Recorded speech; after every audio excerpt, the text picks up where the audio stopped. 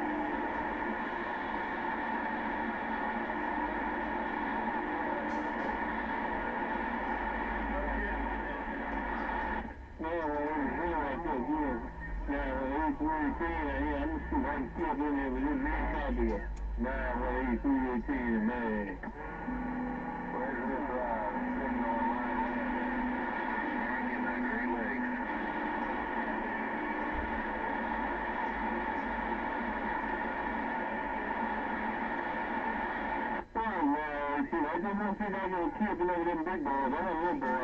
I just want to put my little hand there. I'm going to wait because he's going to knock me out there in a minute. 9:18. 4:10 tomorrow. I'm out to wait. Surprised I'm able to make it up there today.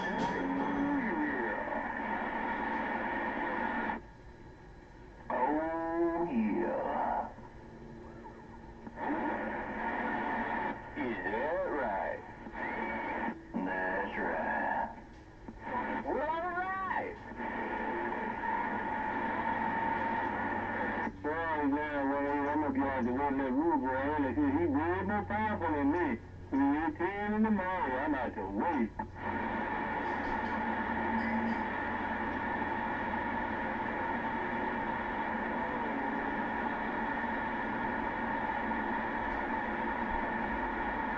I ain't trying to plug no wheels. I just keyed down. I'm going to get my little station out the middle of the road. 3:18 with this 500 watts, and I'm getting back. Then you got out, no doubt. Trail Maker mini grass checking in. How about it on the 1-7 station? Trail Maker on the mini grass. Aloha.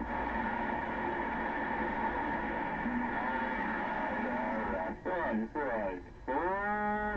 3:18. I'm out the middle of the road. You got 3 big radios out here.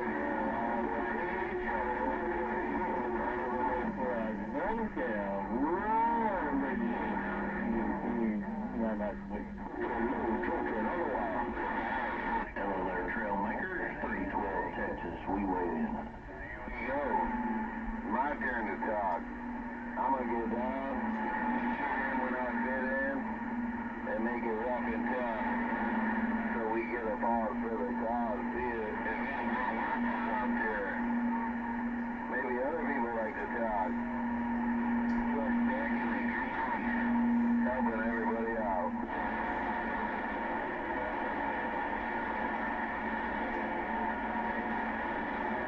Right there, 918, thanks for riding these trails, man. Hey, 918, thanks for riding these trails. I thought I heard somebody else call a Trail Maker. Hey, but 918 had my radio. Oh, you're right. Thanks, bud. You do. I was out here. Demon. Trail Maker, 312 Texas. 312 Northeast Texas. We track. Great Lakes. That John Boy technology sounding good around the mini grass. Hey, that John Boy technology is sounding really good around the mini grass. Trail Maker with the wave right back. Aloha.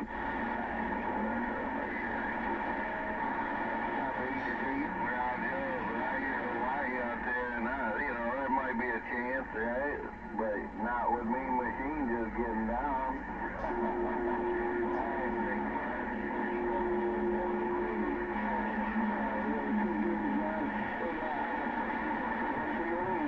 Trail Maker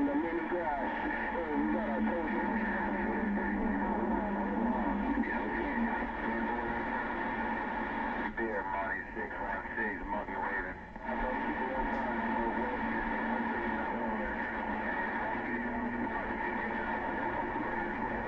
Yeah, Mike 616, monkey waving. Bye, gun smoke, bye, gun smoke. Look, bye-bye, aloha.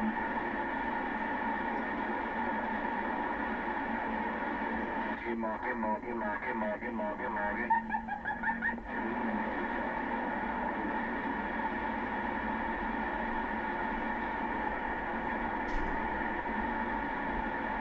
And that's the gun smoke, Roger. That's where you got to run that. Take care, your 616, monkey gone.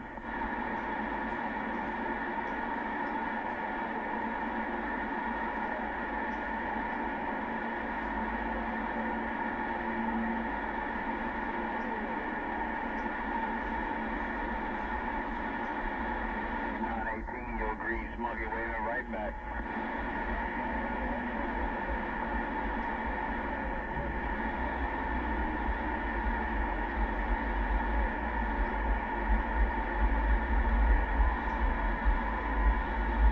Insulator 918, you said you're waving a hand over to 61. I passed your 5, 918, monkey go. By grease monkey, trail make a mini, and grease monkey, trail make a mini, aloha. Trail make a mini, 616, monkey waving. Well, yeah, have a good one, man. Take it easy, take some trail, make a bye-bye. Trail maker, your monkey, look more at you. Take care, 616, monkey,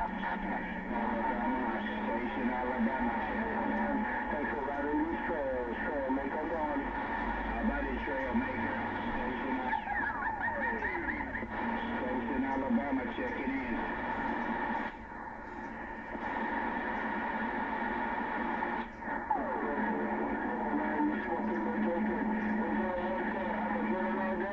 Trail maker, let me guys.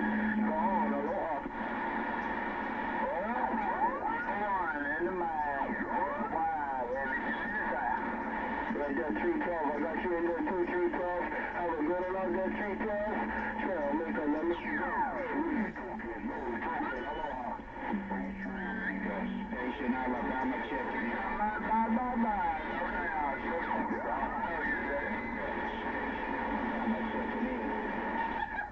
Right there, 312. Hey, right there, 312. Thanks for riding the trails with me. And 312 around Texas. Trail maker on the mini. Bye.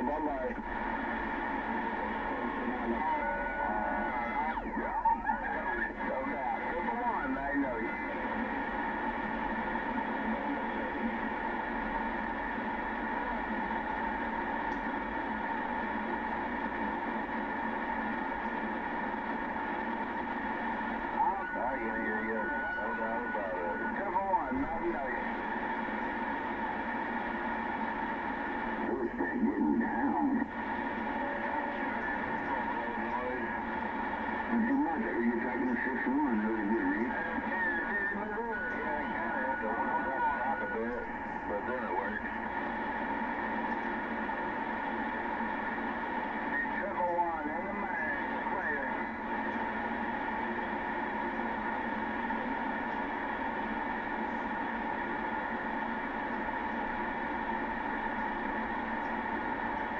I'd be 111. It'd be 3 ones, but he's gonna be on the triple side. 111, back it is.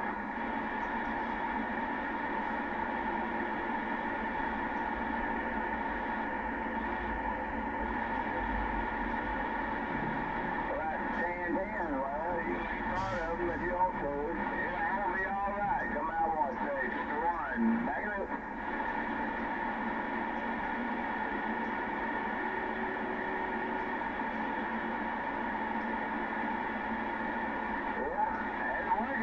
I know that much. 1, Magnolia.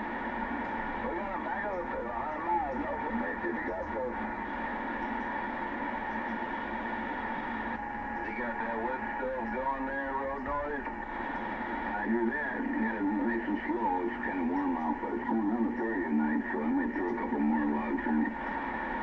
Right, yeah, I wish I still had one. I missed it right up there.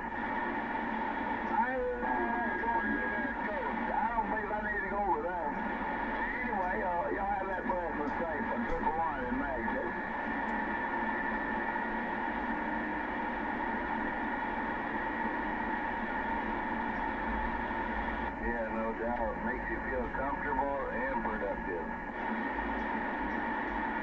Yeah, it's the best kind of heat there is.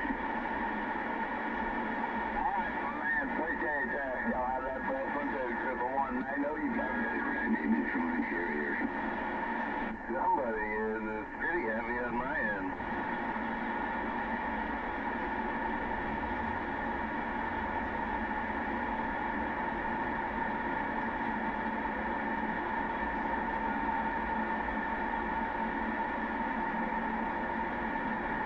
I know who it is, but I'm not sure.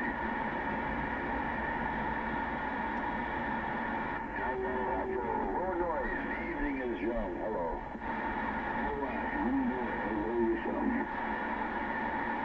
Right back there, sir, and then you got short stack out there, and he's taking all the, all the coming back. So nice job, by the way. Short stack. All right, appreciate it. I'm trying. Well, I can try too, but and then you got good conditions or location, and I was just saying that's pretty cool. I got 2, 3, 500 Z tubes now, so that helps. Oh yeah, I was supposed to ask. I really don't ask about that. Very nice, and glad to hear that. But the 3500, I have not had one yet. The other tubes. You got a really big one there.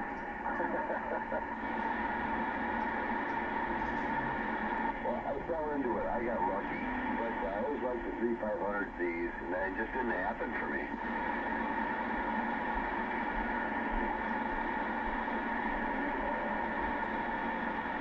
Oh, you're down in Kentucky, aren't you? Food kits were great for that, but then they got to be $1,000 on eBay.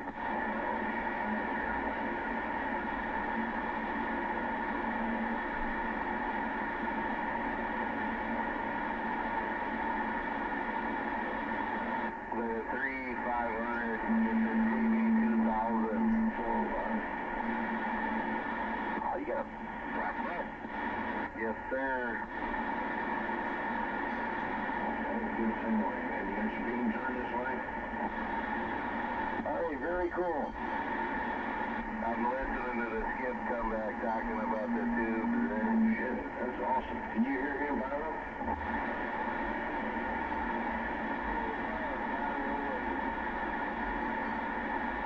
One too, but yeah, you can keep them down. It's sounding good up here, 405.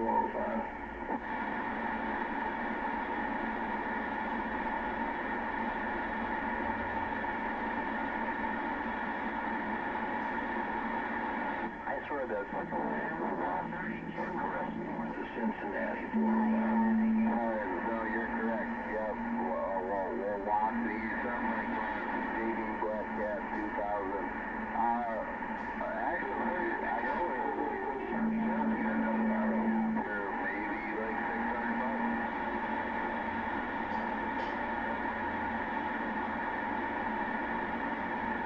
Maybe $600 for it. Yeah, I'll ask him. I'll message him right now and see if he responds and let you guys know if it's for sale and if it needs anything. But I like the heat kits. They look really cool, but I think, and I might be wrong, you ordered them and they came as parts and you put them together, right? Yeah, Joe, back in the day, yes. They don't want to need out in the money. Yeah, right. That's right. Yeah, I get it. I don't know. I'm not that good on the old stuff. I ain't that old.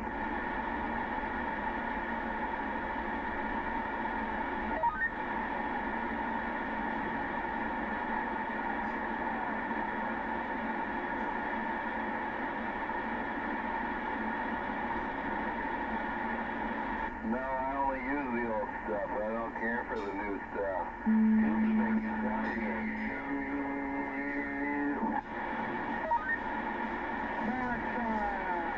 So, hater. Yeah, go ahead, hater. So you got no ears. Yeah, I don't know. I don't know how to use transistors or whatever you call them. MOSFETs. What's up? Round scratching around. to listen ears, didn't he? Well, you were kidding. I was talking about. Hey, real good. Roundabout. Hope you're doing well. Travel safe. He wasn't here. That's true.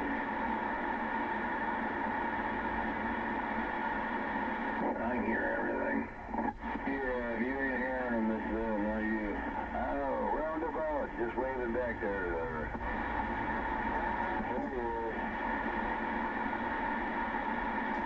He's coming back to me. What do you want? Two little tiny whiskers trying to get out of here. You sound like Beetle Bailey out there in the mobile. About really good. I can hear everything. I ain't heard old Beetle in a long time. I've talked to him last couple weeks. 10 years. Tubes. You know I've said it.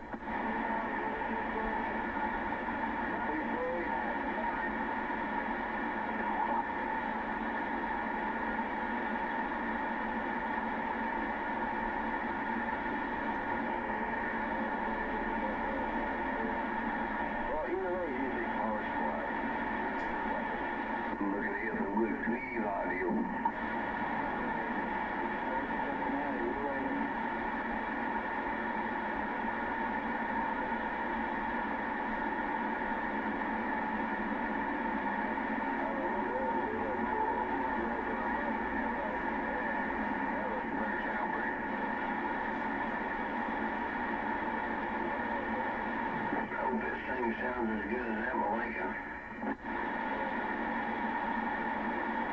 What's that? Copy, 395 Virginia.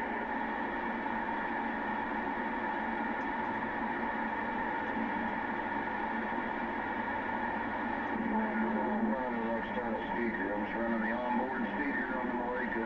Should sound alright. Come on.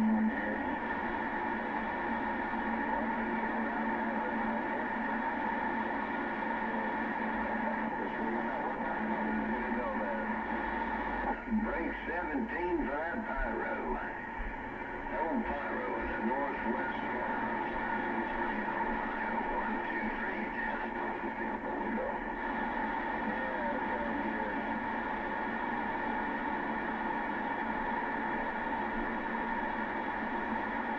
Like I said, I hear everything. I hear everybody.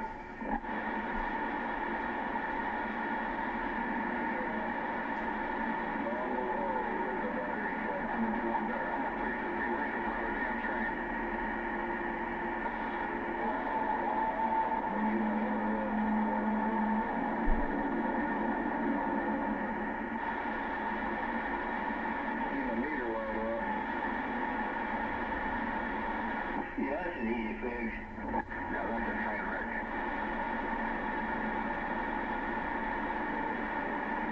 What do you think of that snake? I like it. The video should be fun. Got it.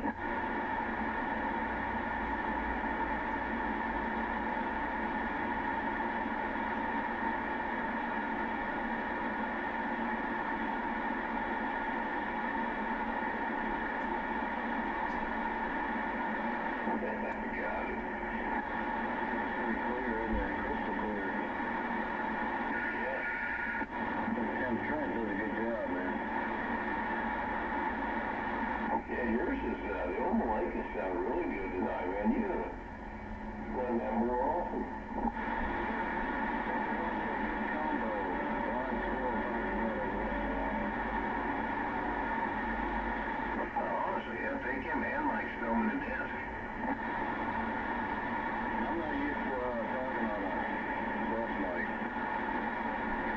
Man, it's night and day difference. It is, yeah. Well, Reb hears that. He'll be like, whoa, you're over here. I was talking to him earlier. He's saying that I had that Bearcat hooked up, and he said that sounded better, but... Yeah, he got some good forward swing, too. That's good. I ain't overdriving it. That's for damn sure.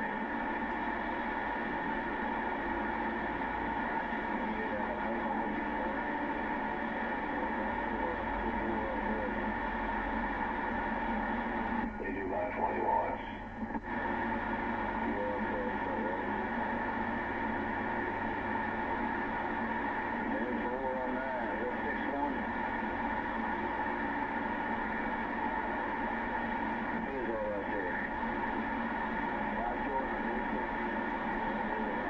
405 in Kentucky sounded good, didn't he?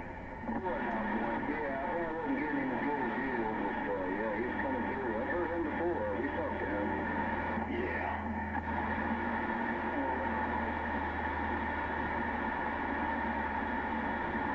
He's pretty good trip. He's close to Lexington. Yeah,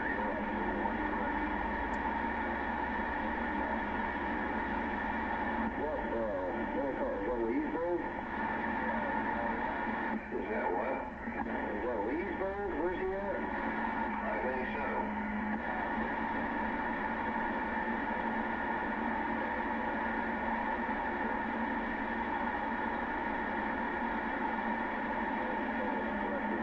Yeah, you're already up to the very good. Yeah, that thing's doing it, man. That thing sounded real good.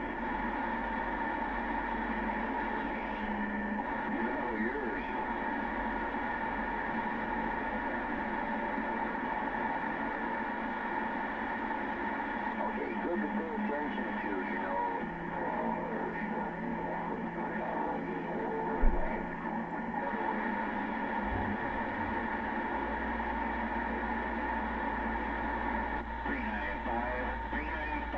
Around this Golden Gate. My truck in Mobile got down.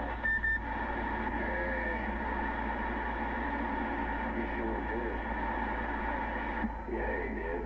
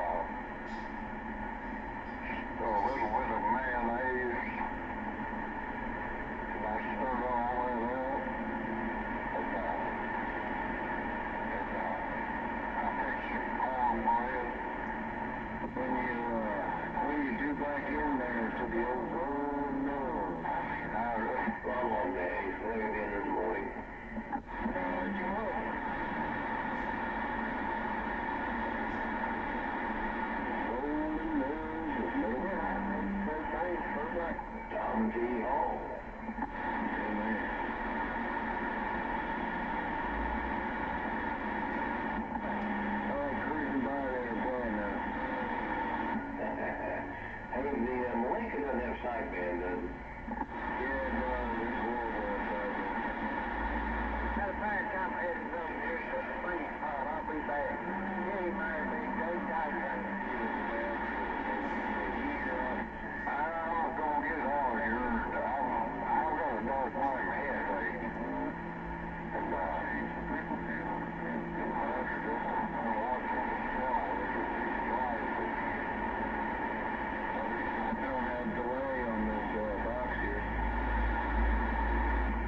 he didn't put a sideband delay on it?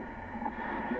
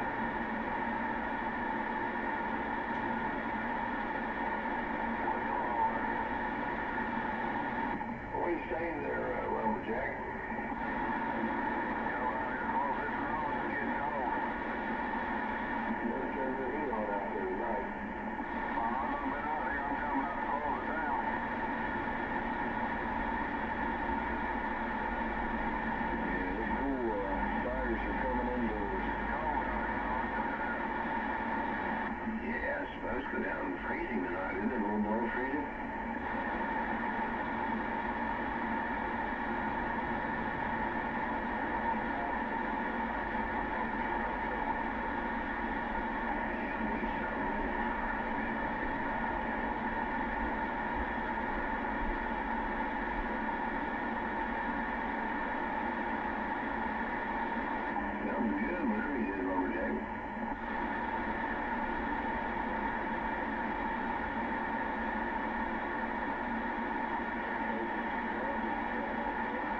Must be my ears. I got ears like a mule over here, lumberjack.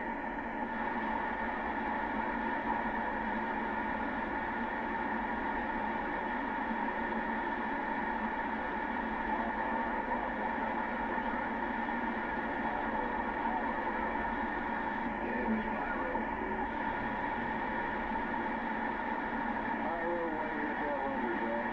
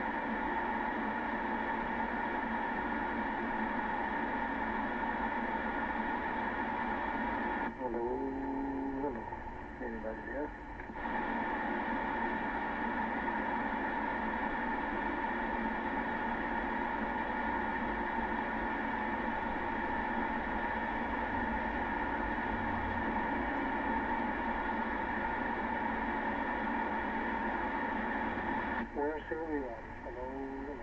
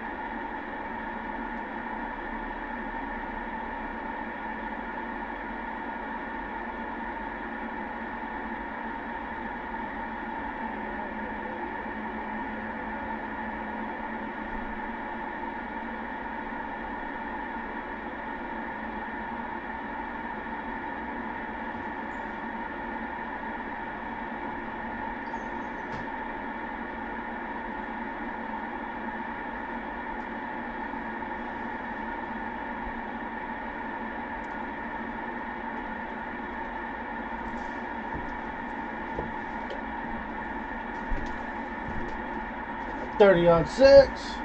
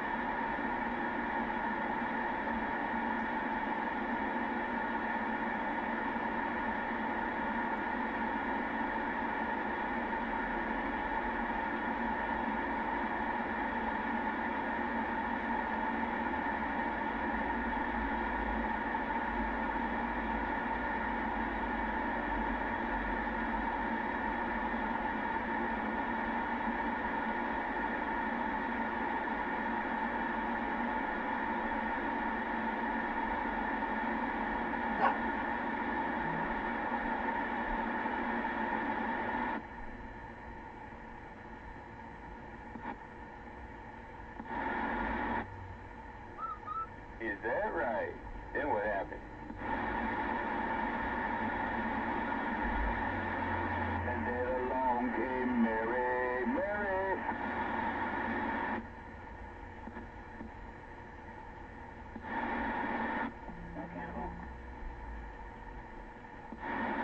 Really careful.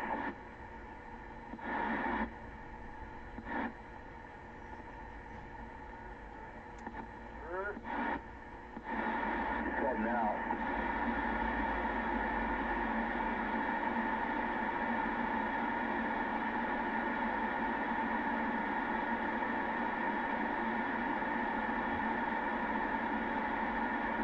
Yeah, I was well aware. I gotta redo that with that microphone. Something. It's giving me issues. What's up? I just go take this off and watch the data a little bit ago, so. Yeah, I'll talk to you when I get back in.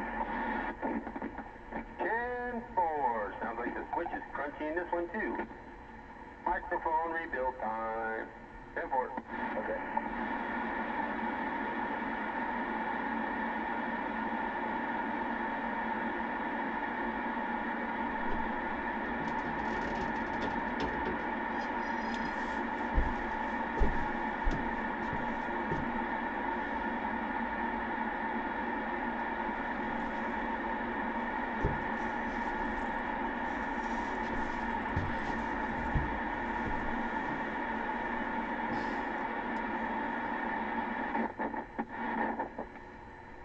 And this one also. Wow. Audio. Audio.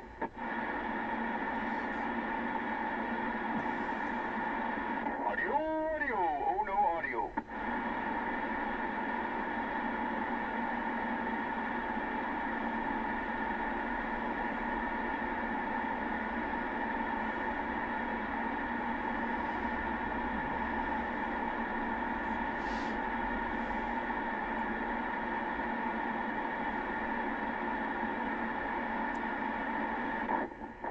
Somebody in the industry needs to get off their ass and start making quality PTT switches.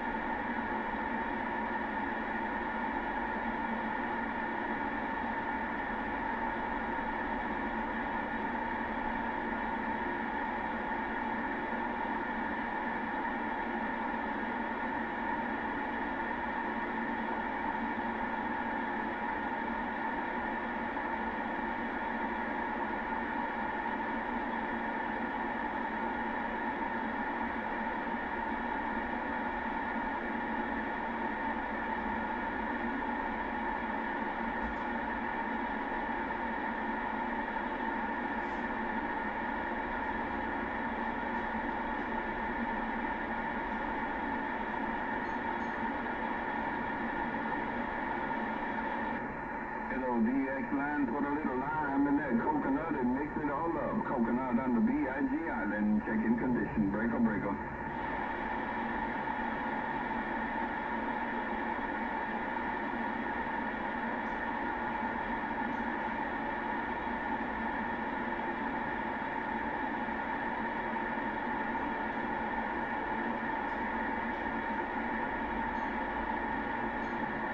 And they want some coconut, and they want some shish kebabs to go with it.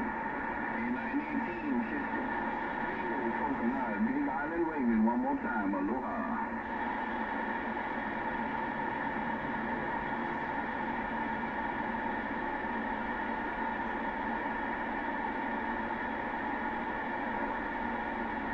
Shaka, shaka, my brother, have a great evening. Stay safe out there, 918 coconut on the BIG Island gun.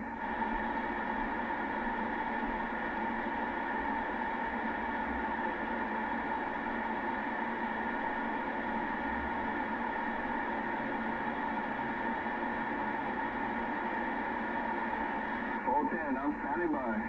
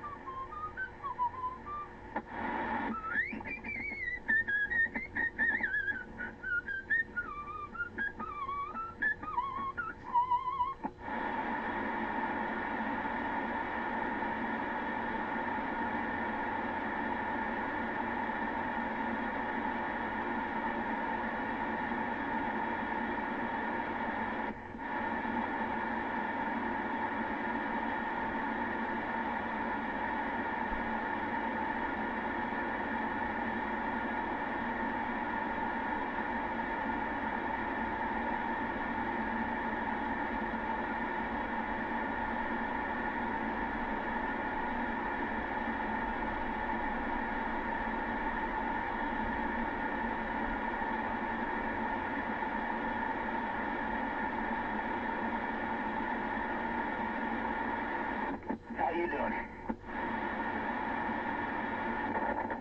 Oh, just fine. How you doing? Not bad, not bad. Dutchman? Nope. Nope. Oh, cannibal. You got it. You knew it. You knew it all along. I did, but then you sounded a little bit like Dutchman for a second. Huh? No, I know. It happened. All right, let's start some levity out here. Oh, no, it's gooey. Gooey, gooey! Gooey. Good evening to all out here. Jawjacker number 1 waiting. I think if it's picked already, it can't be gooey enough. Yeah, Land Crusher? Yes, sir. Good evening, sir. How are you? I'm pulling into the drive-thru. How are you doing? I can't complain. It wouldn't do any good anyway. Nobody would listen. Okay, you're right. But I am at the drive-thru. Give me 1 second. Sure, take your time. Listen to what? Me whine and complain about this fucking gardener that tries to rip me off. I hit him with the bill, dude, with the $2,100 for my first clutch. He's not calling me back. You thought he would? Only time he's going to call you back is if you say, I got a check for you, come pick it up. No, I told him, I said, I got your $400 for your 2 guys that work to clean out the fencing area here, which they did a good job, I will have to say. And I said, oh, by the way, my clutch repair that you said that you would do is $2,100. Give me a call. Bye-bye. It'll be interesting to see what develops, if anything. Doubtful. Oh, he's going to probably end up taking me to maybe small claims court or put a lien against my house or maybe send his fucking Mexican guys over as a, what do they call that, a vandalism kind of thing. Oh, I'm expecting some kind of a retribution on it. I really am. Hey, remember, you said you didn't sign anything in this whole thing, so there's no way he could put a lien on your house. That's correct. You can't lien it. All he put was on my property. He didn't even know my last name. He just put Richard on there. That was it. And my address. They put all this phony shit that how many hours the fucking Taco Bellies went to work, which they didn't. He probably doesn't even have a business license. Oh, he does have a business license on the paper. Oh yeah, he's out of Redwood Shores. On the paper, but here's the kicker. Does he carry workers' comp? I got the funny feeling, man. Well, I've been paying him cash under the table like that. I got a funny feeling, man. These are illegal workers. So I'm going to call immigration. Well, goodbye. La migra. Yeah, like I said before, if it wasn't for bad luck, you'd have no luck at all sometimes. Yeah, I just don't like getting screwed, man. I'm not even getting a good feeling out of it. And didn't even get a kiss out of it, huh? Yeah, not even a reach around. Not the reach around. Oh, God. At least I gotta try to make people laugh and myself laugh. That's the best medicine. I can't worry about this shit, man. I hardly got any sleep last night thinking about this crap. Guy trying to rip me off, trying to, extort money from me like this. He's done this to a couple of neighbors so far.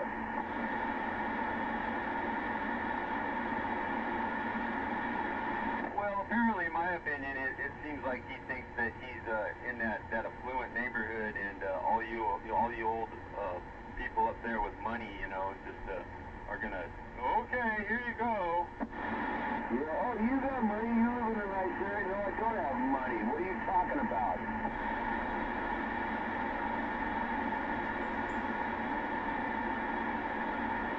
Fucking people, man, I swear to God.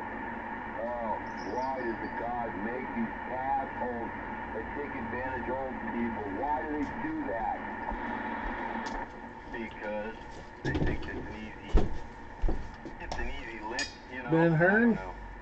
Hey, I was looking at some news earlier, and I guess some 29-year-old guy got arrested in San Francisco yesterday on a bicycle. He was riding in the wrong direction against traffic. He failed to stop for a stop sign. He was making unnecessary lane changes. He was riding hazardously. And when they tried to stop him, and he kept going, and they finally caught up with him, and they got a hold of him, and he had some kind of drugs on him and a stolen handgun. And get this, he's from Belmont. Yeah, our criminals are coming over to your area. Oh, fuck.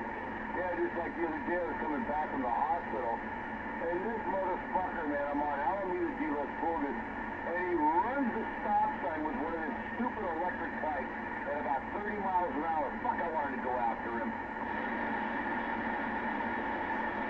Oh, I know. You should see these some bitches out here. You know, I'm going to get on the freeway the other day, and on the 880, and I go down 66th Ave in Oakland, and then everybody's at the light. The only open, you know, front of the line lane was the left-hand turn signal that turns into the Coliseum.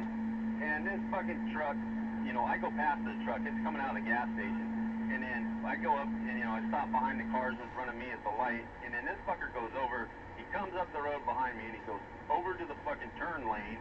And he fucking goes out against the red light and pokes out there and then just goes through the intersection. You know, it's like, fucking cocksucker. Oh yeah, I had something like that happen to me last month coming across an avenue.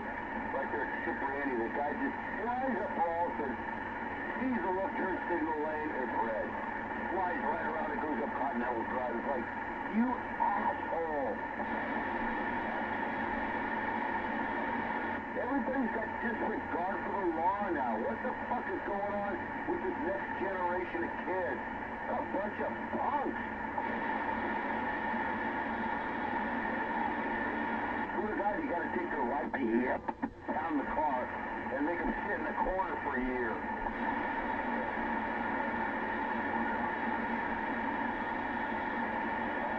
They're a bunch of punks. They're all punks. No upbringing by a good parent. The parents are out smoking dope, drinking, carousing. Or what the fuck are they doing, man? No parental control of the kids. Oh yeah, them laws, they don't apply to me. They don't apply to me. I'm special. I'm a sovereign citizen. Shit like that, yeah. Fuck off. Yeah. Anyways, have a good one, you guys. I'm out. Good night. My duties for a moment. All right there, Land Crusher. Good to hear you, man. You have a fine one. Enjoy the drive-through, and we'll catch you later. Yeah, check.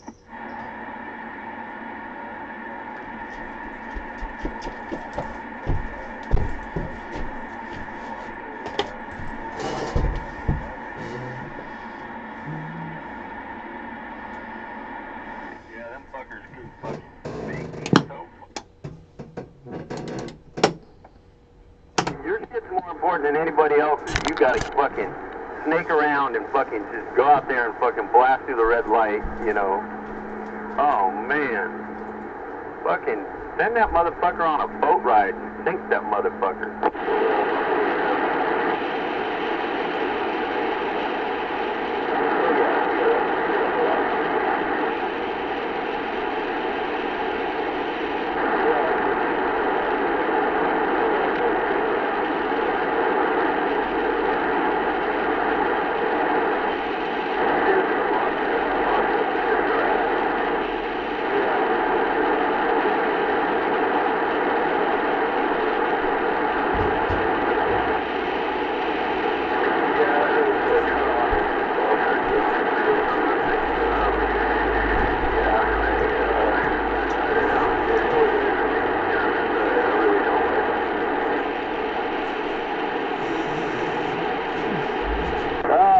I feel better now, and I had to go stop off and go get a beer. Oh, what? You're mobile right now? Oh, no. I'm in the house. No, I just had to go in the kitchen and go get a beer. Oh, okay. So you're mobile by your severed legs and your Volvo toes. No. Just hanging out. Oh, guess what I bought today? Okay. I'll bite. What'd you buy today? Bong! What? I thought you said no more bongs. It's a nice bubbler pipe. It's a short one. It's only maybe about 6-7 inches tall. It's beautiful, man. It gives you a nice coke. And, you know, with the diffuser down at the bottom and stuff. Oh, perfect. The guy gave me $5 off on it. Oh, you're talking about what they call a percolator, I think. Yeah, it's got like a little, but it's inside at the bottom of the down tube. It's got a damn little round, deal. It's got little holes in it, like little slots. Yeah. Looks like a flying saucer. Yeah, kind of in a sort of a, somewhat of a sense. Yeah, I got one of those here. I haven't used it in a while, but I got one here. I've got a smaller one that I can't find around here somewhere, but this thing's like almost twice the size. It's perfect. Absolute perfect fit. Nice and cool. Works great. No scalping anymore. Does the bowl pull on it? You know, slide out or whatever? Yep, bowl pulls out. And it's a nice shaped, perfect size bowl, too. Nice thick glass. Now remember this for future reference. You do not have to pull the bowl. You know, you do not have to let the air, you know, carb it to let the air in. You can just hit it like a pipe and call it good. Just put one toke in there, enough for one toke, and that's it. Then it goes, It goes, dang. Yeah. Huh. Coarse carbonation. I was looking online last night. How am I on this one thing? And I don't know. I mean, it was one after another. Every other one was like, oh, can you drink bong water? How does it taste? I'm like, oh my God. People are like, no, it's horrible. Don't even try it. Don't think about it. Does it get you high was the next fucking most question. Does it get you high? No, it doesn't. No, it's ghastly, and it's got all kinds of pollutants in the water. Why do you think a bong has water in it? To take all the impurities out. Yeah, that's like pulling the fucking the depleted filter out of your return air for your home system, and you know, after it's been in there for like 10 years and you run it all the time, and then taking it out and fucking either soaking it in water and drinking that, or licking the fucking filter. Yeah, it's about the same. Sorry about that. Oh, Yeah. Oh man, the stupid questions these fucking kids, man. Oh, how do you put water in the bong? You know, it's like, and one guy thought, well, the way I see it is like, your bong works just fine. You asked this question. Yeah, the first question you should ask them, are you over 21? No. Well, you're illegal to smoke any dope. Go to bed. Oh, they don't apply to me. No, I'm a sovereign citizen. Oh, these kids nowadays are stupid. Oh, that's fucking beyond stupid. And the damn thing about it, we all know you can't fix stupid, so we're fucked. You can't fix stupid, yeah. No kidding. Anyway, let me load up this beautiful, delicious pipe load here on this wonderful-looking bong bubble pipe. Oh, he's got a newfound spark in the long saga of hot-headedness of the new bong. Christening the new bong. Breaking it in. All right, let me be off the side here and let me do what I'm going to do. One last point, though. Isn't that great? Now you can go into a head shop and say, can I see that bong? And not get in trouble. Yeah, instead of saying, can I see that water pipe? Yeah, you don't have to use that term anymore. You can say, hey, can I see that bong right there? The bong, B-O-N-G, bong. I love it. Can I see that meth pipe? Hey, can I see that collection of crack pipes over there? Oh, that's a glass pipe? Oh. Oh, glass bong? Oh. Okay, I could use meth in it? Oh, okay. Well, they usually say it's supposed to be an oil pipe. Yeah, an oil burner. see that petroleum pipe there? Can I see that illegal piece of paraphernalia made for doing the hardest of street drugs? Yes, please. Thank you.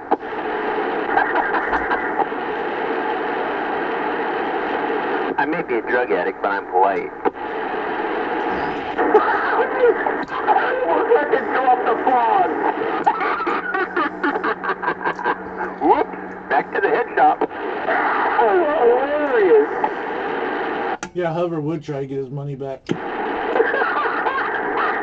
You go over there and start bitching him up and down. I dropped it one time and it fucking shattered everywhere. What the fuck are you guys selling me? You shut up, let me try to load this up. I can't do it, I'm laughing.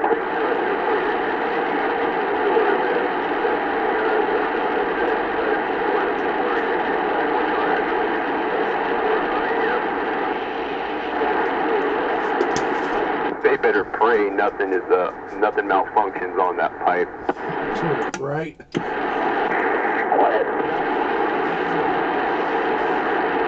Because if it does, they'll have to suffer the wrath of hovercraft. The wrath of hovercraft. The hover wrath.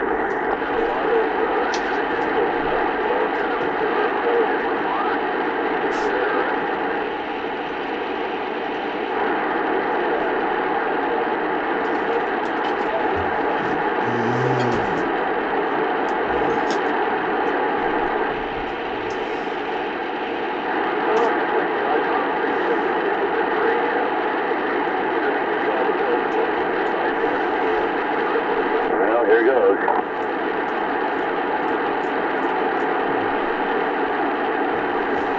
Ten and 2, 10 and 2, 10 and 2. What the hell did you say, Popcorn? He said, here it goes, so I started saying 10 and 2, 10 and 2. I don't even think he knows what you're talking about.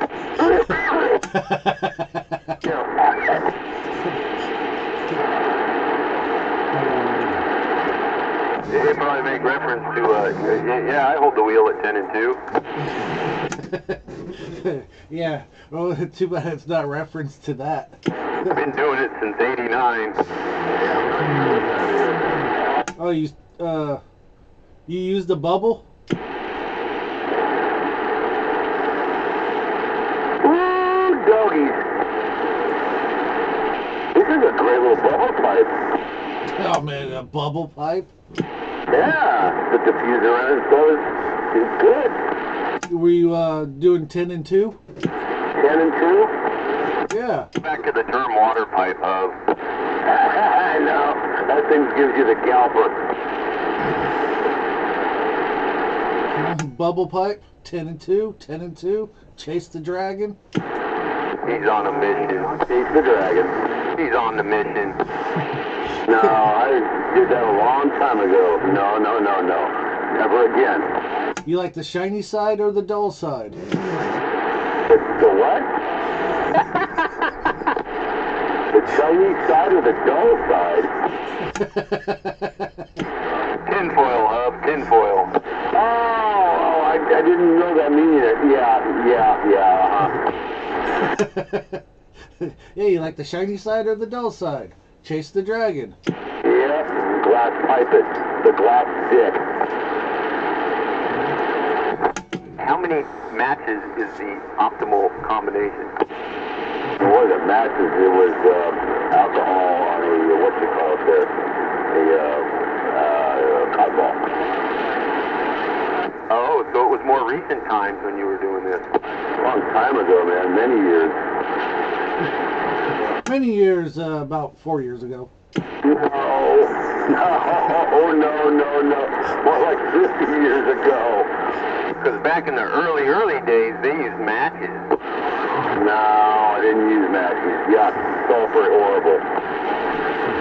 And a 6mm deep socket. That was for the weed. That's only in Europe, not when they're on the metric system. I thought it was 5/8. They don't knock it, it works, man. If you can do these and scream in there, hell yeah. my neighbor's dad, he would always complain that his one socket was always burnt. At least he got it back. Yeah, he would put it back, but he wouldn't clean the fucker. Oh, it was him who was burning it. No, it was his son. He put the thing on with so much resin in it. Oh, okay, his son. Well, that's what I was saying. At least he got the socket back, whether or not it was burnt and not cleaned, because generally, you know, it's like that the 10 millimeter socket that nobody has in their kit, but they have a spot for it. Yeah. Yeah, we were like, yeah, you might not want to touch it with your hands, because he was an old man. And we were like, yeah, it's you might want to go wash it with gloves on first before you touch it. Sticky. No, not sticky. He was smoking crack. Oh, yuck. And if they'll smoke crack, they'll smoke just about anything. You don't know. You can been smoking sherm through there or something, and yeah, you touch it, and next thing you know, you're fucking on fucking Mr. Toad's Wild Ride. The other night on True Cop Videos, real cop cam video, where the guy Like back in 1989. out of the suspect's car and touched the bag. Exactly. The cop couldn't take his hands off the steering wheel. He was fucked up. Yeah, it happens, man. It happens. They get very cautious about that shit. Now fentanyl, you know, and all this other crap. Oh, God. Man, it must be tough being a kid these days. It must be tough being a cop nowadays with all the weird shit going on. Give cops the credit, man. They put their lives out every Night day Striker! for it. What's happening, man? Yeah, that's why with all the bullshit I hear that goes on around here and the cops never come, yeah, they're putting their life on the line. They're hanging out eating donuts somewhere, building up the cholesterol stats. Huh. Yeah, they're putting the life on the line the other way. You know, guys, what my dad used to tell me? He says, anytime you put that uniform on, you got a fucking hair cross on you as a target. And he was right to say, you know, I wouldn't want to be a cop in this day.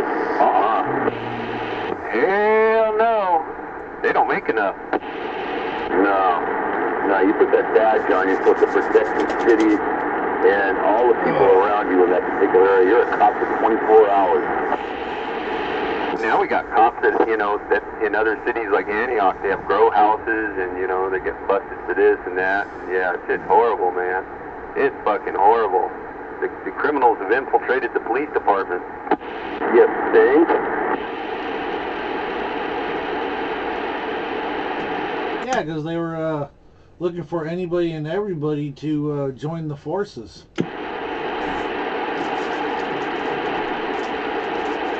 Yeah, well, when they start taking three-strike felons and signing them up, you know there's a problem. Yep. It's all because of profit. Everybody's got to make a profit on somebody. Nobody can be real and honest anymore. It's a society that's all criminals. Steal from you, steal from him, steal from this person, steal from that person. You ever hear in the Bible, thou shalt not steal? Everybody's got a price, it seems, these days. Nobody has any set of morals anymore. I've never heard that one before, Hover. What was that, Popcorn? I never heard that one before. You never heard of that one in the Bible? Yeah. One of the 10 Commandments, my friend. Thou shalt not steal. Pulling your leg, man. I know, thou shalt not covet thy neighbor. Thou shalt not covet thy neighbor's wife. All that kind of stuff. But, you know, God, I mean, it's supposed to be Jesus' I'm gonna word. tell him that, Night They Striker. need to make a revision to that one, though. You know, thou shalt not steal unless someone has stolen from you and thou hast to steal it back. Let's call an eye for an eye and a tooth for a tooth. Unless it's aliens and steal from them. Yeah, I can go with that theory. I think they got an extraterrestrial clause in there somewhere. Aliens got more rights than our stuff. Yeah, because they're superior beings. But what type of aliens?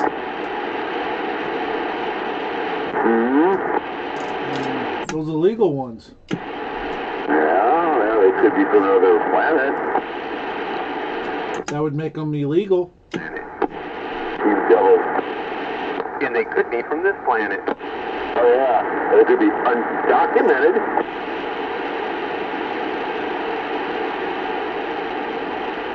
They could be part of MS-13. Ooh.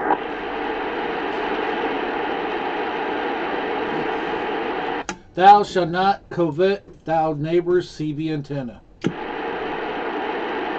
Or antenna on vehicle with everything else in it. Right? Right. Respect the man's radio. Keep your fingers off the goodies. Go ahead. Steal my car. Take my wife. Just don't touch my radio. If my car has a radio in it, don't touch my car either. Don't touch my dog. Dude, where's my car? That's a TV show. No, that was a movie. A movie, yeah, excuse me, movie. And then... 30-06. Man, one choke got me buzzed. Good pipe.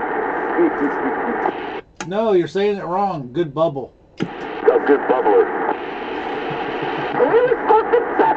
10 and 2. 10 and 2.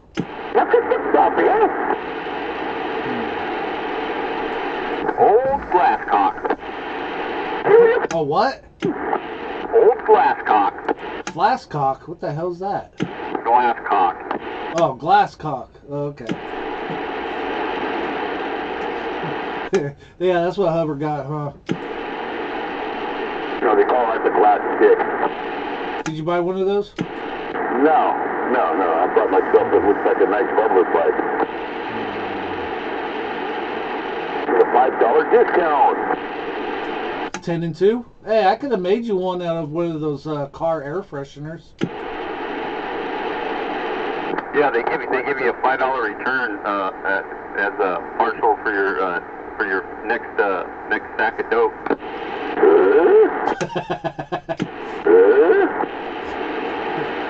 And it comes with the cap.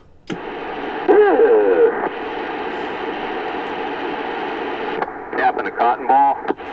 Right? And a string. Alcohol. Yeah, don't pull the string. Pull my finger. Don't put a tampon up your ass. Oh man, okay, tampon Timmy. I'm glad my name ain't Timmy. You know those air fresheners? I don't even see those anymore. Yeah, that was like, that's like the worst fucking air freshener in the world. Or the roses, the little roses at 7-Eleven, like on the counter, little paper, little fucking rose inside of a little glass tube. Yeah, that was a real novel idea. Yeah, but I keep looking for those glass tube air fresheners. Yeah, I do not see them anywhere. I think a lot of states outlawed them. I know, talking to somebody years back, this is a while back, that they were living up in Oregon or Washington, and they said you can find those things for nothing up there. They didn't allow them. Too many people making bubbles out of them. Yeah. Yeah, that was the sole purpose they were being sold. I mean, you know, it's like, no, you look in a car, pull over random cars. Did anybody ever have one using it as an air freshener? No. They might have poured the shit out on the fucking floor mat in their car, but hey. Yeah, that's why it was like so pungent of a smell of air freshener in the car. Yeah, I forget what were the scents they had. They had like pine and something like that. I don't know. Anyway, that shit smelled nasty.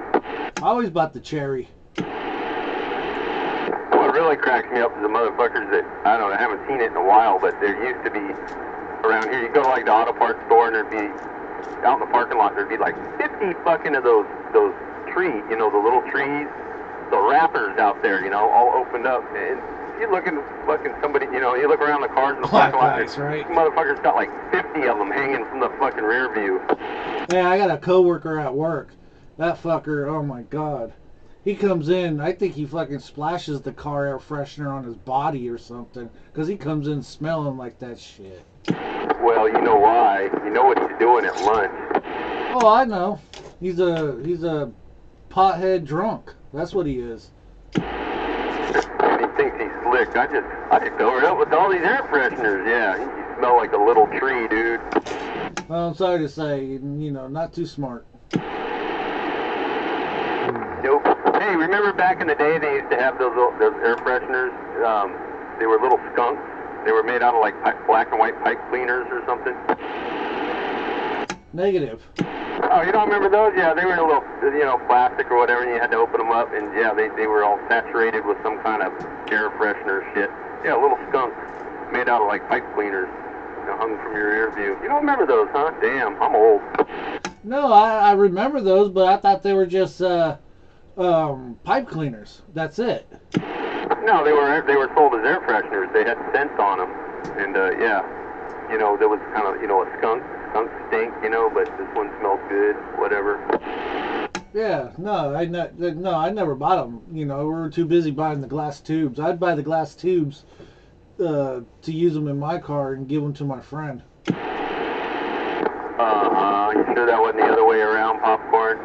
Hell no, never touched it, never will, and never had it in my body. Good for you, man. That's the devil. No crackhead body over here. Nope. No Dove Rocks, no 8-ball, no meth head, no crankhead, no battery acid looking shit. Nope, nope, nope. Well, I bet you drank some Old English a time or two. Yeah, some 64s. God, that shit tastes like fucking soap suds. Some Old English and some then when they came out with those HG 800s. How about Rainier Ale? We used to call that Green Death. Oh yeah, Rainier Ale and Mickey's, the original Big Mouth.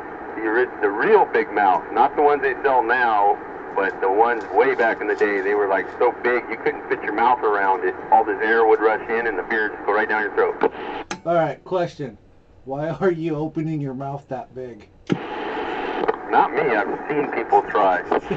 Uh-huh. Because they actually use the bottles later on down the road for decorative stuff on a table. Yeah, uh-huh. See, I got that image in my head now. Or you get a large cork with 2 holes in the top and you can make a hot water pipe with it. Then it's a decorative green bottle. Boy, you one track mind. You're a true pothead, Hub. A true pothead. Yes, I am.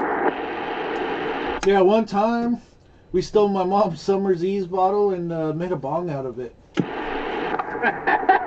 Did it stay fresh? It stayed cleaned. Good God.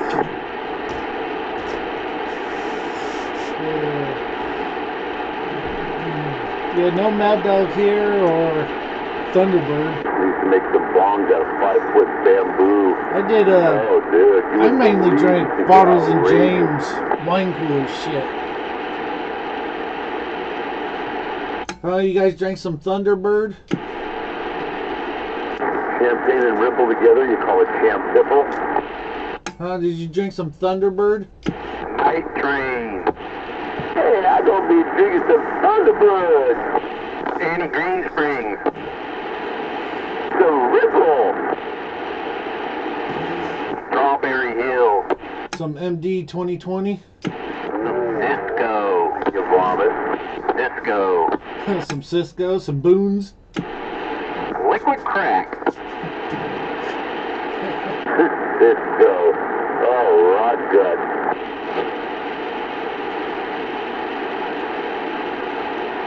Kids nowadays, the Courvoisier. Oh, let me get the good stuff here out of Mom and Dad's liquor cabinet.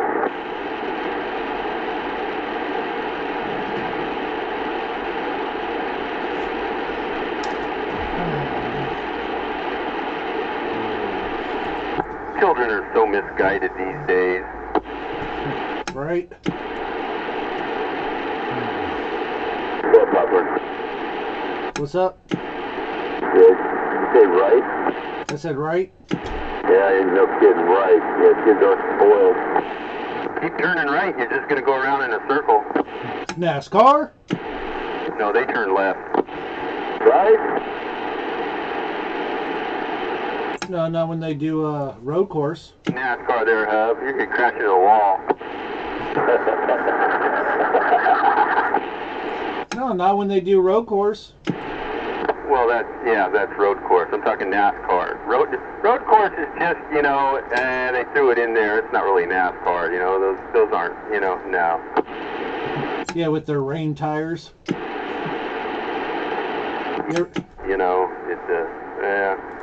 It's good for the sport, I guess, but yeah, that's not really NASCAR. NASCAR, we all know where it started. All them booze runners, those souped up cars they had, just running around in circles all day. Yeah, that's pretty much it, man. The moonshiners. Moonshiners, goddamn. Those are the old hillbillies, man. They used to drive and pitch the cops when they were making their booze deliveries.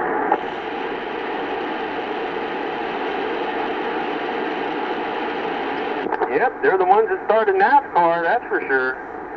Yeah, it used to be the Good Old Boy Network, but now, they've been infiltrated. What's his name? Bubba? Yeah, that piece of shit, that racist motherfucker. He thinks, he's put on a couple shows, but he thinks he's a top-notch driver. He keeps trying, but he keeps losing. What's that other fool that busted for staging that shit? That actor dude? From that series or whatever. I forget what his name is. Yeah, he got caught. He fucking got caught. Tried to say it was, that dirty motherfucker. Good thing he got caught, because he deserved it. Yep, Kamala's like, oh yeah, we believe him, we got his back, we're with him. Yeah, it ends up being a fucking lie. Jesse something. 727, Jesse hey! Something like that. Yeah, Jesse Smollett. There you go, that's the one, Smollett. Yeah, what's a last name like Smollett? Come on, what do you expect? Right? Yeah, Jesse Smollett. Yeah, you fucking... Oh, dude, I could cuss that motherfucker out. He was all trying to play the victim. Oh, yeah, Yeah, you staged that shit. You brought that shit on. He could have caused a lot of issues, on a big scale with that, had he gotten away with it. That's some bullshit. Yep, and I'm sure there are some victims out there that are victims because of the damage that it did at the beginning. Yeah, exactly. I mean, you go making those accusations on a national scale, and man, it's like, what the fuck do you expect to happen? Yeah, glad they fucking figured his ass out real quick and fucking made him pay for it, because that's some bullshit. I know one thing, though, I don't hear his name in the media anymore.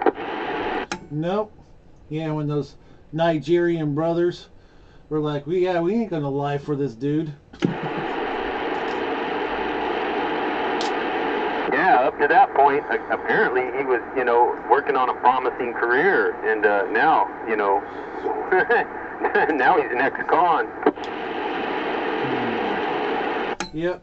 Yeah, he needs to. I don't even know if I don't even think he sat in jail. He needs to sit his ass in jail.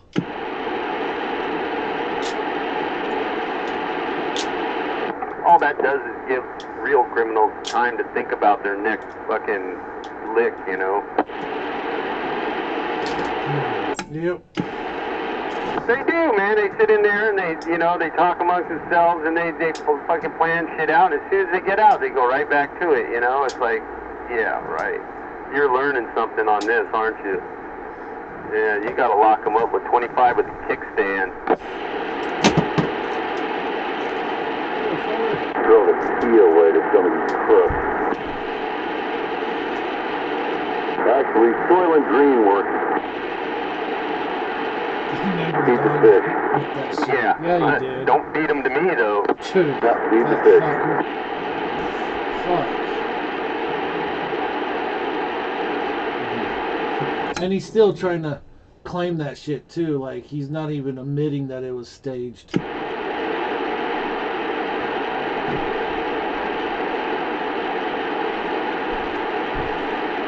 Human beings are so fucked up. Yeah, well, when they stack the evidence up against you, you can deny it all you want. You know, once that decision comes down, you're done. You know, fucking, hey, you know, you ain't lying to nobody at that point but yourself. Yeah, but the younger generation didn't realize that, though. They don't realize shit, man, because like I said, you can't fix stupid. I guess the gene pool has receded that much that, you know, it got real shallow all the way around. Because that seems to be all that's coming out now these days. These young fuckers are just stupid, stupid, stupid. Yeah, the kids are up to 3, 4 o'clock in the morning, roaming the streets, opening up car door handles, ripping people off. Where's mom and dad?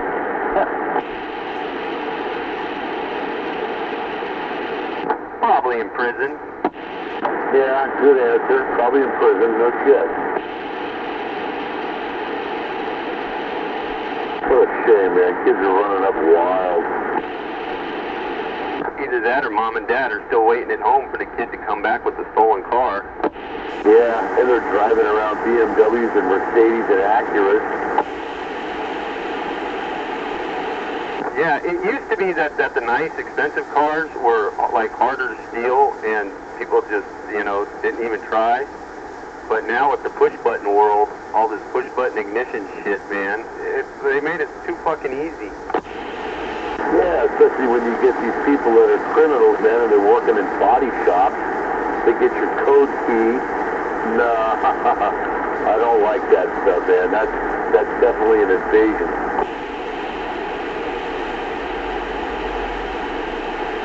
They come back and they rip your car off.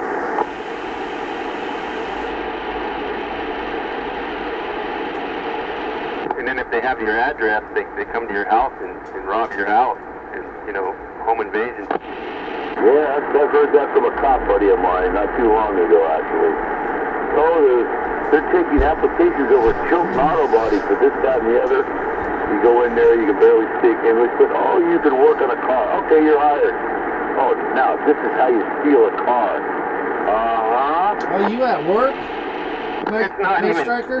you can work on a car. 21? It's more like, you know how to mix Bondo? You know what sandpaper is? Okay, you got it. Yeah, then they get their code key and everything. They get all the information about your car. Come back and unlock it during the middle of the night. Sorry, man. All too often, man. All these fucking body shops. I'll start scanning these people who work for them. Yeah, if we could get some body shops that had some law-abiding owners. Yeah, law-abiding owners where? Well, you need a law-abiding owner for a body shop? Yeah, because, you know, in a half of them, you got these fucking dirtbags, you know, owning and running the place, and then they're just hiring more dirtbags to work for them. And, yeah, they're just doing dirtbag shit. Super Pete. No, not Super Pete. He's an honest businessman. Oh, no, I thought you were looking for one. No, I didn't know. No? 10-16.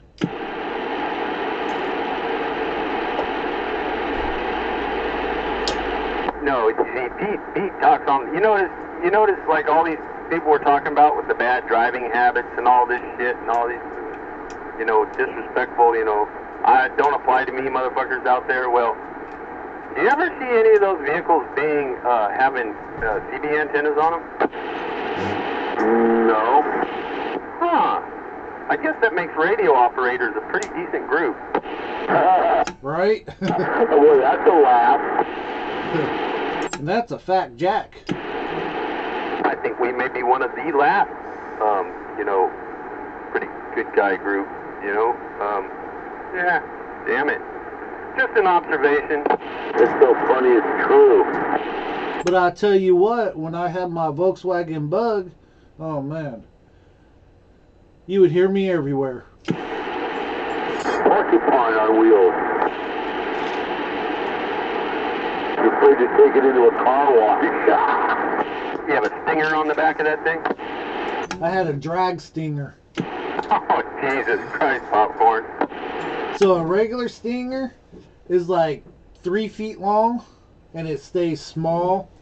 The drag stinger is like 1.5 feet long and it goes real wide. It opens up real big like a megaphone, and it's like 100 times louder than a regular stinger. Sounds like one of those things at the soccer matches. What was that, the Bazoola or something? You know, I'm gonna look one up real quick. What, a stinger or a Bazoola? A Badoogala. Bazoola? Yeah, those, you know what I'm talking about. Those, you blow to them at the fucking soccer match and it makes all that obnoxious noise. Oh, that. Those fucking, they're like great big tubes with the front lousy end.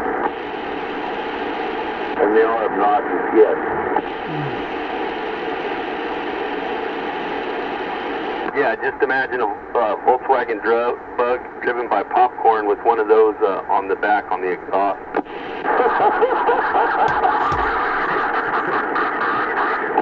Hey, remember it was a 4-speed too, so you know first gear went real long.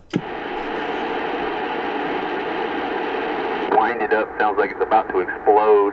I tried to take a drink of water, man. I almost fucking sprayed it. Bong water?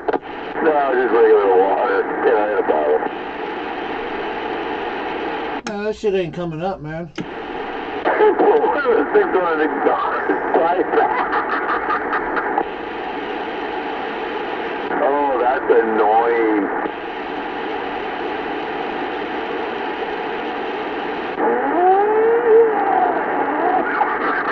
120 decibels going down the road.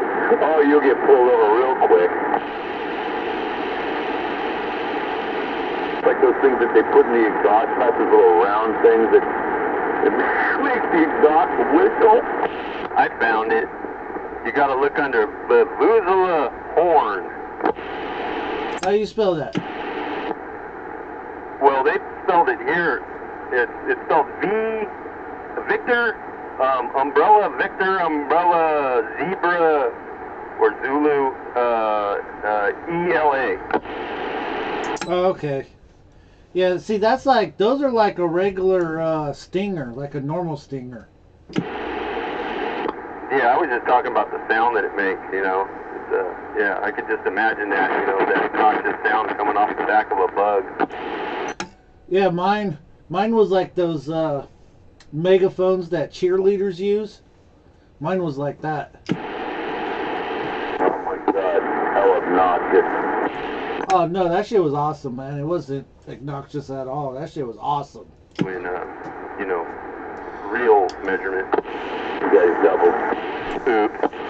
Oh, I just said that shit was awesome. I don't give a shit what you guys say. You guys could go eat dirt. That shit was awesome. Hey, I've eaten dirt before. What's wrong with that? Well, then go lick the toilet. I quit that a while back along with smoking rubber bands. Yeah, I had to give up the smoking the rubber bands and licking the public toilet seats. You know, it was creating problems.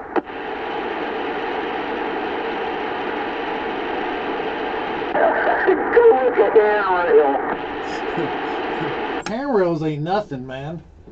Man, you gotta go lick the bottom side of the toilet seat lid. That, or, you know, go lick every random doorknob you come across. That and light switch. Yeah, you're bound to get something that way.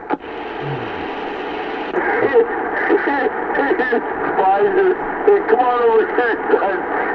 We want to test you out on one of our new drugs, see if it works.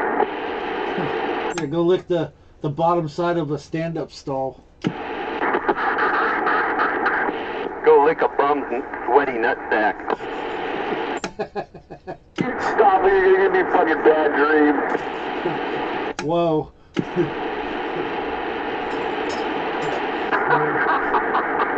I know, that's bad enough to gag a maggot, huh? Knock a buzzard off a shit wagon.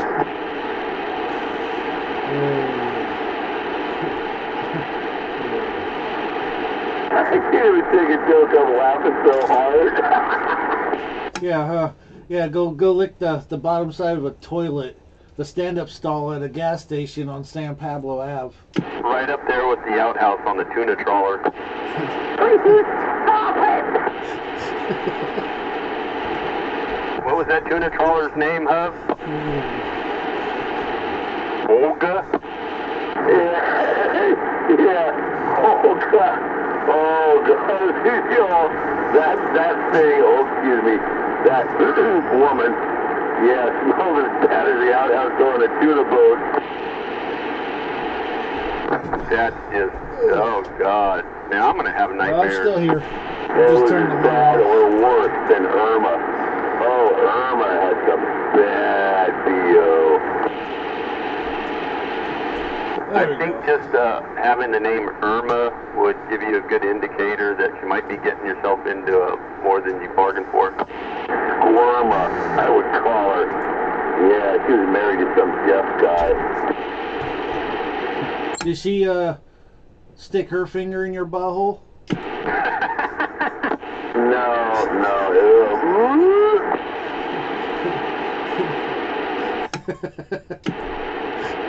Oh, I'm a little skunky right now. My tail's up. Oh, more than up. Right?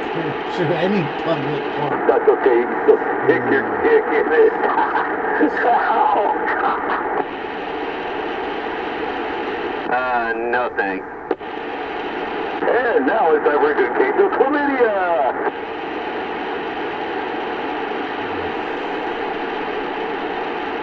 And with a side order, genital wart.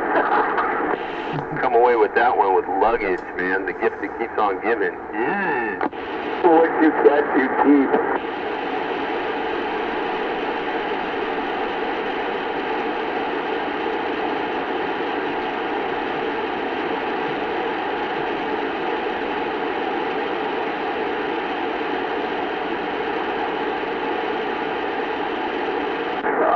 This is a good bubbler fight.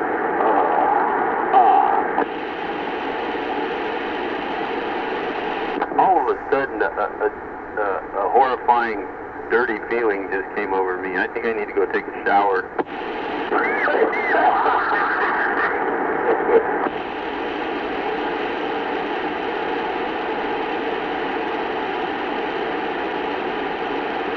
Hey, let's talk about dirty, gross women tonight.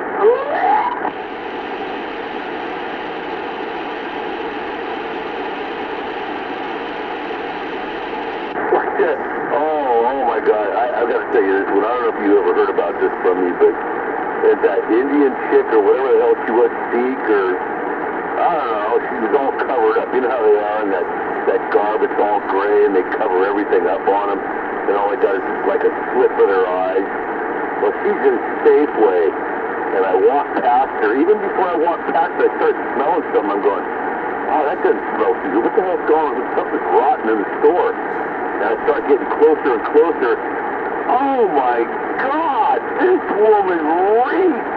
I mean, it's like me cutting the cheese by having broccoli the night before and washing it down with cauliflower juice and BO underwear that hasn't been fucking washed in a year. I mean, dirty, stinky feet, everything all rolled into one. And I walked past there and went, oh my God, oh Jesus. Get my groceries and everything and get up to the chick there, and she's like one stall away, and she's in line. And I tell the check stand guy, I go, oh dude, I go, that just meant the most, stinkiest, most foul-smelling woman in my life. And she's all dressed up in this garb, not being able to be recognized it all. Oh shit, she's like a fucking all away. And I looked at her, I go, you stink! I'm his store, I couldn't let it go, man. I had to let loose. Oh, you fucking stink! I was watching some episode of some show about, you know, checkpoints at an airline, you know, at the airport or something, and Well, I bet. and anyway, this I saw some bet lady like that was 727. coming up to, you know, go through the baggage thing, whatever, to get on the plane, and they smelled her, and they pulled her aside, you know, TSA or whatever, and they pulled her aside, and they politely told her that she needed to get out a change of clothes and go into the restroom and change before she got on the flight. Yeah, they smell that bad. I mean, this was a long garb of all, like, army gray fatigues all stretched down to her feet. And everything covered up on her. I swear to God, dude, I couldn't believe it. And she reeked out the store. You could see even on the faces of other customers that were in there, like, oh God, what the fuck is going on here? It stunk. Yeah, like going into an Indian restaurant, you know. Nothing but curry permeates the air. You leave there smelling like curry. Oh yeah. Yeah, when Ricky was living over here for about a week, and some I kicked her ass out of here. Total Indian bitch going over to that Namaste Plaza. Hello, how are you today? Welcome to Namaste. Namaste, go home and wash your ass. Oh, yeah. Man, if your food is that bad that you have to smother everything in something as strong as curry, ooh, you better explore your options. Honest to God, that is one of the most foulest smelling odors I have ever smelled in my life that permeates your nostrils for hours, if not days, until you do something like maybe throw a whole fucking can of Lysol. Well, I think in a lot of cases it wouldn't be so bad if it wasn't so strong and used in such quantity like it is. You know, just a little bit probably goes a long, long way. And, you know, the presence of it might be okay, but when it's saturated in that shit, oh, God, everything. You go to the Indian, Hindu smorgasbord, you know, all you can eat or something, and everything you go down the line to go through all this stuff, it's all got curry on it. Yeah, I know. No, a little bit of curry fine. I love curry chicken. When it's done just right, it's just not very much curry at all. It has a nice flavor.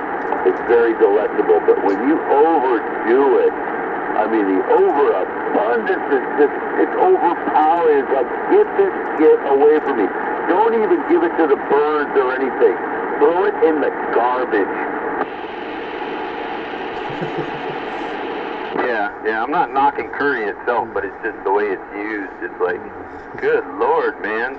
I mean, it comes out of their pores. It's like, that's all you smell is fucking curry. It's horrible. I agree. I'm 100% on that. I remember I had that Indian chick here, so I had to deal with that when she was here. It stunk my kitchen up badly. I mean, real badly. Boy, I'm starting to see a pattern here. Hub's got a thing for the stinky ones. No, not anymore. Why do you think I became a bachelor? It's like, go away. I don't need this. And take your dirty, rotten smell with you. Yeah, but if I could find myself a good gal, man, that's clean, that would be nice. That was clean and could suck a golf ball through 20 feet of garden hose. Yeah, Norwegian, Swedish, Danish, something like that. I love the European women. They're beautiful. Oh, Somalia.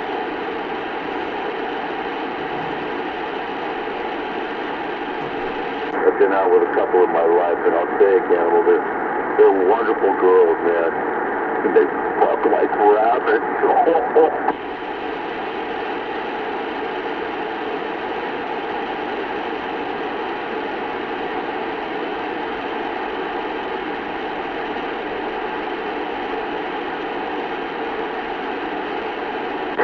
His frequency gets quiet.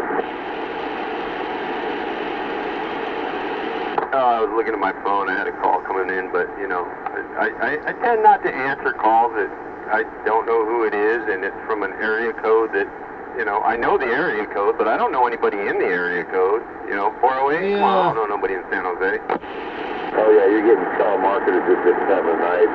Hi sir, how are you this evening? Can they spare a couple minutes of your time here to save some money? Oh, if it's one of those calling and I know it, that the number is coming from something like that, I'll answer the phone like, "Wee-wee restaurant, can I take your order, please?" Is this Chinese chicken? Like a South Park? Confuse the hell out of them. You're thinking with telemarketers, confuse them all so they don't know what you're saying, and they hang up on it. Wing restaurant, can I take your order, please? You want order tiger barb and Szechuan sauce? Deep fried prawn with hot mustard? You forget my order. I fire you. Oh, he want cream of some young guy. Some young guy, what?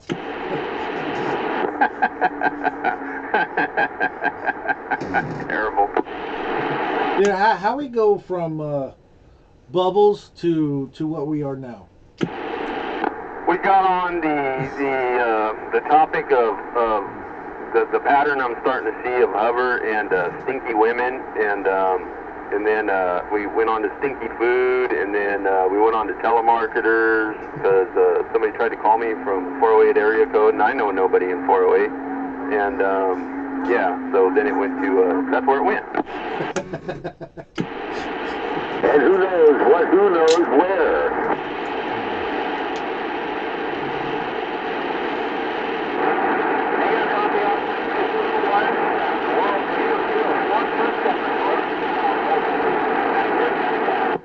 Don't forget the toilet licking. Yeah, don't forget the bottom side of the stand-up stall.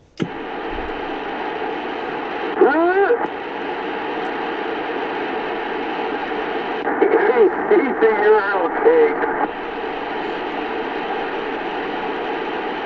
Sleep with it next to you.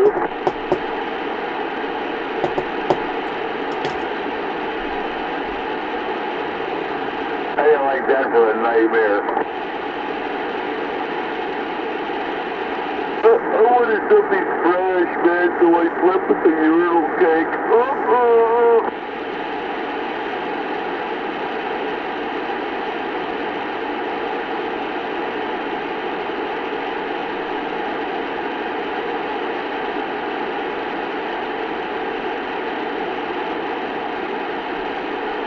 It's quiet.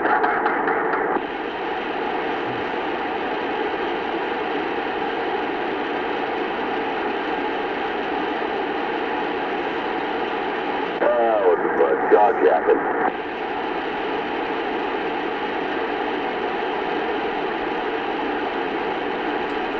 Hey, Cannibal.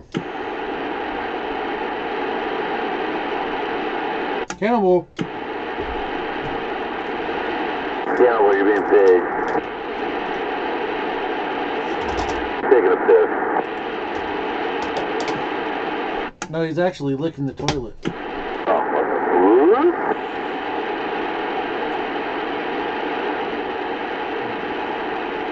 got some wang to it.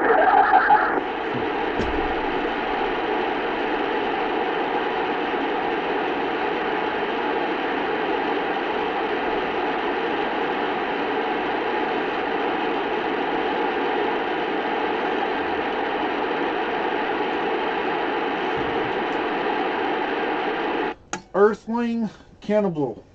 Earthling Cannibal. Sorry, I just got back. I had to take a trip upstairs, and I went and got a, what is it? Italian ice. Pineapple. Ooh. You know you were looking at the bottom of the toilet lid. Man, why are you giving me up like that? Put me on blast. No, but on a serious note, serious question.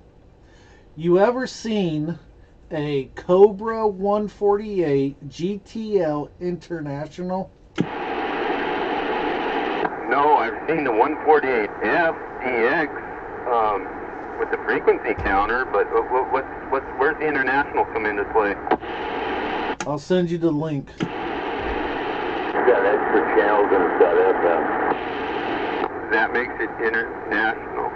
FM, well, that would make it. Whenever they would have made that, that would make it an export radio, and I thought the 200 was the only export they made. I'm confused.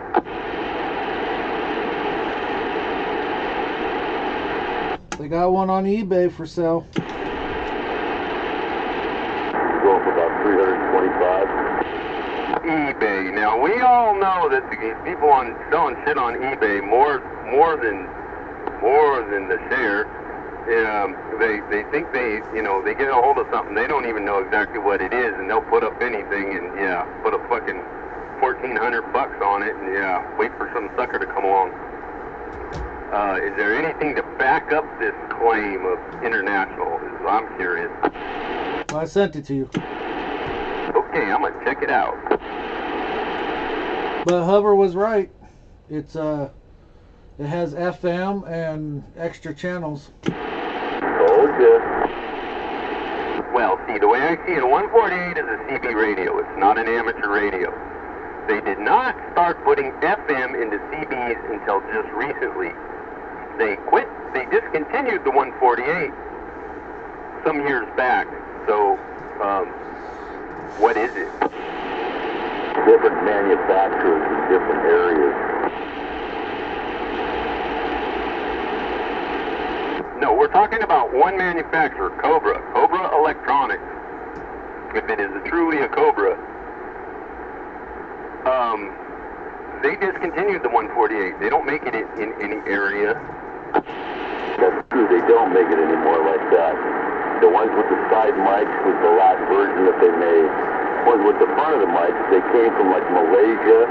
Those were the good ones. Wait, no, the side mics are the good ones. The mic, they did make 148s for a period of time. The last ones they made had the front mic hookup, and they were made in China like the ones are now. Yeah, you're correct. The side mics were the better ones. Because, your side mic could be an early one, a Taiwan, or it could be, after that, the Philippines, which everybody thinks that is better than any others. I don't see it, and then, like the one I'm looking at right now that I have over here is made in Malaysia. I think it's 1994, something like that, and it's a side mic. But after that, it was China and front mic and garbage. You got one of the good ones. Those are the ones that are sought after, and you can peek them up. Well, the ones guys really want to get a hold of are the Philippines one, the second run. This is like the third run of the side mic. But it works just great, and it's made in Malaysia. Yeah, good star joints in Malaysia. Taiwan, not so good. Yeah, that's the only one that I don't have, is the Malaysia one. Nothing wrong with Taiwan either. They're damn good too. My Cobra 2000's a Taiwan for 1985. As long as it survives all this time, it's a good radio. All right, I got to quit keying up because I got a cold-ass Italian ice in one hand, and I need my phone in the other hand so I can see what the hell you guys are talking about. All right, go do what you got to do.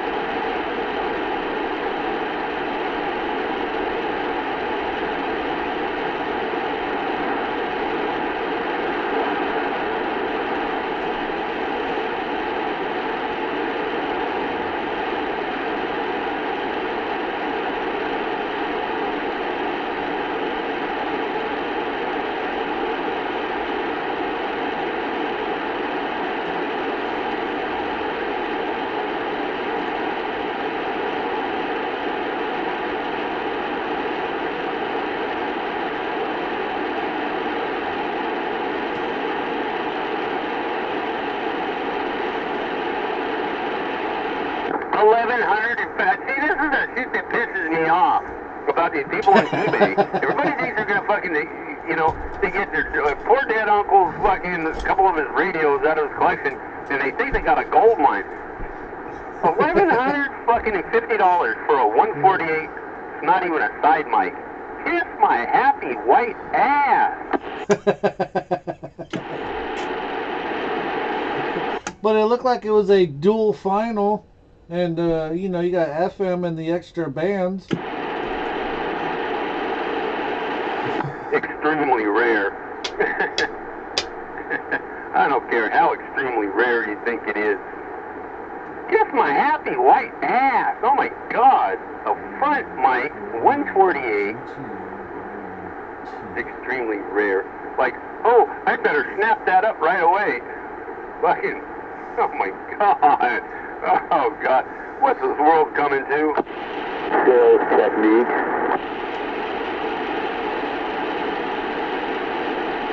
That's all it is. There's one born every day, like they say. Well, I think in order to be called a sales technique, it would have to prove itself that it works. And apparently, this thing's still for sale, so ain't nobody bought it. So much for technique. Yeah, his wording is off a little bit. You could say classic, that's all.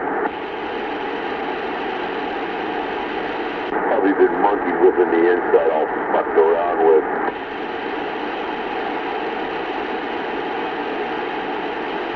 That reminds me. What did I see the other day? Oh, it was and I used to have one of these. It was a 1970s something or early 80s Midland. It was like a white base station, small base station. All it had was squelch and volume on it, and you know, had a round meter in it and shit. And I see there's two different versions of it. One's a 23 channel and one's a 40 channel, right? And no sideband.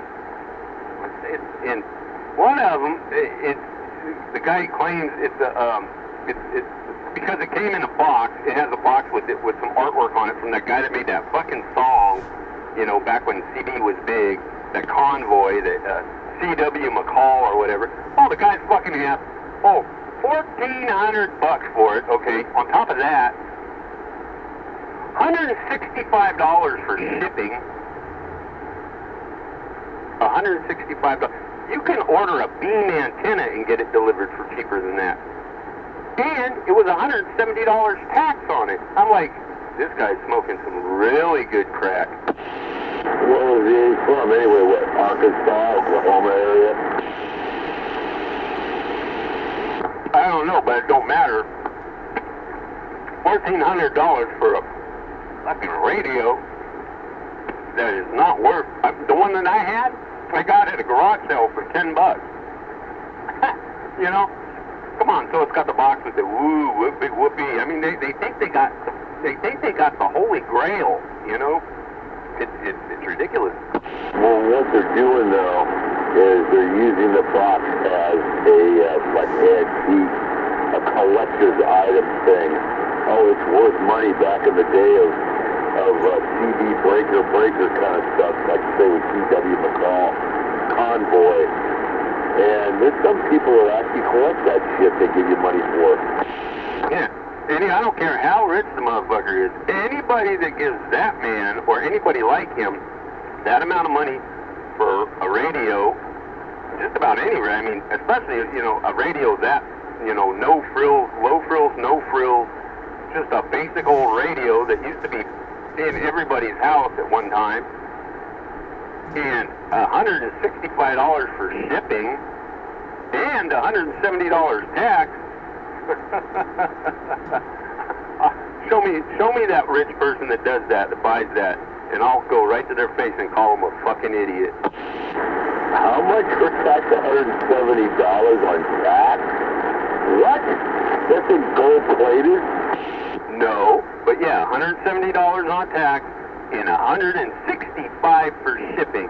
That's like sometimes you look at those eBay things and you see, and you go, wow, that's actually a pretty good price for a certain whatever it is. And then you look at the shipping they're asking. It's like $565 shipping, you know, and the thing doesn't even weigh a pound. What the fuck? go, well, like I said, there's one born every day. You know, you want to spend that kind of money, you got to be a real, real rich person, you got to want that item. That's stupid. Foolish. Can't fix stupid. But see, it's the dumb asshole that spends that money on something like that that just enforces and strengthens what these fuckers are doing. Which is just and I guarantee you, these people, a lot of these people out here selling, more than half of them, don't even know how to use a radio. Have never used one. Don't even know how to, don't even have the means to hook it up, to test it, to see if it really actually works correctly. Even if it did, they wouldn't know it, you know? And they're out here trying to sell this shit for like thousands of dollars. I mean, anybody can, I know from a long time, anybody can ask anything, they, you know, any number for anything. It's whether or not they get it, that's a whole different story. But I mean, come on, man, you know? They think they found this, you know, this elite group of people that'll buy anything they throw out there, you know? Oh, these guys that talk on the radio. Oh, yeah, they'll buy all these old radios, you know? It's like, and they pay for them, too. They pay good money. More than we deserve, you know? This is what we need to be selling. Find these things and sell them, you know? It's fucking ridiculous, man. It makes me ill. I want to throw up now. You know, my dad used to tell me, he says, son, you got the gimmies. Gimme this, gimme that. Oh, yeah, I got the gimmies. I was a little kid. I wanted everything. That's what these collectors do. They sell it at a high price. People buy the shit because they're stupid. I mean, I'm not trying to knock the average guy for trying to make a buck or two on something, but just, it's like this is a perfect example. You know, I'm surprised it says $18 shipping. Now that's reasonable for the shipping, okay? As long as it's packaged well and it arrives in just like it left, you know. But you know, what these guys are asking for some of this stuff, it's like, man, you know, and you know, you try to like, you make a correspondence with the person because you might be interested in something, but you're not going to pay that, and you're like, well, I'll give you, you know, right now, I'll give you this for it. Well, you know, oh no, I'll pass. You know, I'll wait for some sucker to come along. Okay, whatever, dude. You know, you're talking about a 40-year, you know, 40 or better year-old piece of equipment, electronic equipment. It's gonna need work. I don't care if it's been sitting in a box on a shelf, never been used. That's even worse because it's got no juice going through it for a long period of time. That's, you know, that's when shit, capacitors and shit dry up on you. So it's like, it's going to have to go to a tech's bench.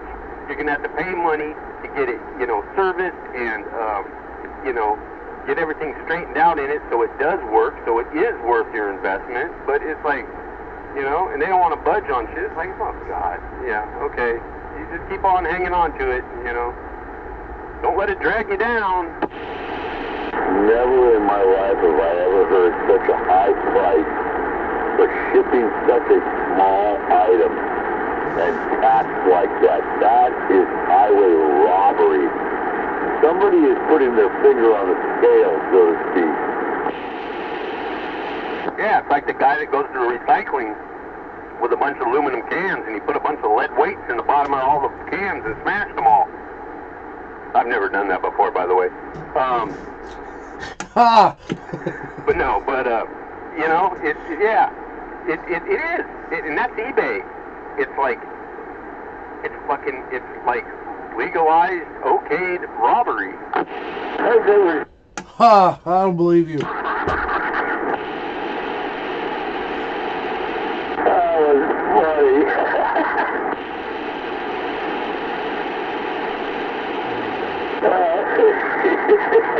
I'm gonna hold my tongue on that one. Hey, brass works pretty good too. Yeah, but brass, you know, brass is worth money too, so, you know. So you lose out that way. No, I don't know. I don't recycle. Not at that time. Oh. Aluminum cans was worth way more. It down a little bit more. Or you could do the rocks. Oh, okay, I'm starting to see through this one. Here is, oh yeah, oh, the wording. Yeah, this guy ain't from fucking this country, is he? Oh God, where'd it go? Damn it, I don't want the app. Fuck eBay. Oh, you cocksuckers. So, yeah, here is Jim. Here is Jim. The first 3 words of this guy's write-up here is just like, the description is already just saying, Extremely rare Cobra 148 International, I take it, INTL. Radio was not sold in the U.S. Oh, it wasn't? Well, that's a bummer. Gee, it could be anything then. Was sold mostly in Brazil. Oh, okay, that's starting to explain it. Brazil, huh? This is probably a fucking knockoff. This is one-of-a-kind Cobra. Okay, so this guy's claiming that this Cobra that he's sitting on is the only one in existence. It's like it's a custom job, like Cobra made this special for somebody in Brazil, okay? And I got a hold of it. Now you can own it for a small price. Yeah, wow, makes me fucking ill, man. What a kind, including AM, FM, and sideband. Radio has 10 bands. 10 bands. It's got AM, FM, and sideband, right? And it's got 10 bands with around 400 channels. 400 channels, really? Okay. And you're claiming it's just a 148, which is a CB. This would not be a. That would not make it a 148. That would make it an amateur radio. Bands are selected by pushing down channel selector and holding it down. There are some videos on, okay. So either this thing was customized by somebody, or, you know, but Cobra did not make one radio and sell it to somebody in Brazil. No, I'm sorry. No, one of a kind. Yeah. Nah. Red flag. No, I told you it was something's probably down under somewhere around there. Is that what it is? It's made in Brazil? Does it give you a Brazilian whack too? No, it didn't say it was made in Brazil. It said it was sold in Brazil. Mostly. Mostly. Doesn't state anywhere else, but it says mostly Brazil. So, you know, I'm not falling for it. There are some videos on YouTube of this radio. How could that be? Unless it's the same exact radio and he put the videos on. This is your opportunity. Oh, there it is. The open door. Here's your opportunity. You better jump on it there, radio enthusiast. You better get it before the other guy does. Uh-huh. Yeah. I'm right on it, buddy. I'm right on it. This standard 3-pin power connector and noise canceling Ranger SR 198. Okay, it's a rare, yeah, it's a super rare one-of-a-kind radio that you can own for $1,150 plus $18 shipping, and he doesn't even have a Cobra mic with it. You know, you're getting a noise canceling Ranger, which I have one of those, and yeah, you better have some audio in that fucker because those things are not the loudest mics at all. Oh, God. This makes me ill. Noise canceling radio, microphone. Please check my other items. Well, I'll get right on that. That's a rip-off. The guy wants too much for it. The shipping and the tax would kill you. What a rip-off. Tell him to keep it. Well, it was made in China, Hubbard. There's one on there called, what is it? Silverhawks or something? Oh, that guy, everything he puts up there, he thinks is like the Holy Grail.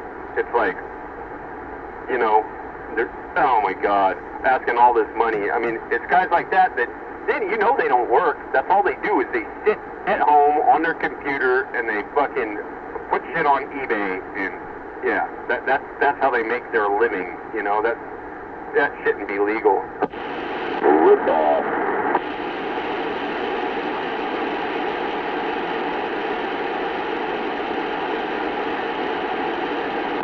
And here's another kicker. He'll only, if for that price, the money he's asking for that radio, he'll only ship it in the U.S. The rip-off. Yeah, that's what I think eBay is. eBay's a rip-off, because, you know, you don't know what you're getting. You don't know what you're getting, and all these guys use that clause in eBay that, you know, oh, they'll put it at parts or not working. Okay, so that avoids you from, you know, you get it and you're not happy with it or whatever, and, you know, you're like fucking stuff like Chuck. Because, you know, and they go, oh, do the part swapper. So, you know, if you buy it and I send it to you and then you take, it's a linear or something, you take the pills out of it and then send it back, now I'm out, no, yeah. So I protect myself by putting it at parts not working, you know. Oh my God. They're more, you know, I don't know what they are, but they're crooks. The whole thing's a fucking, I avoid eBay at all costs. Yeah, they have, Brazil has weird laws over there too. You can't get your money back. They laugh at you. Yeah, because our worthless ass money is worth more than their worthless ass money. Yeah, I would never buy anything abroad like that. Hell no. Hey, you do aware that if you go out and you buy abroad, that's considered prostitution, right? Yeah, isn't that illegal? Son of a cop. Uh-huh.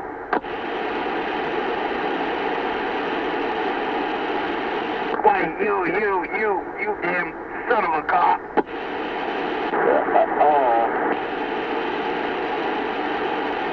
You know I'm just funning you, Hub. To protect and to serve.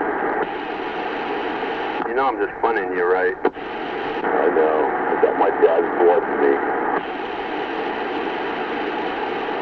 I've always been one to protect and to help people. Oh, yeah?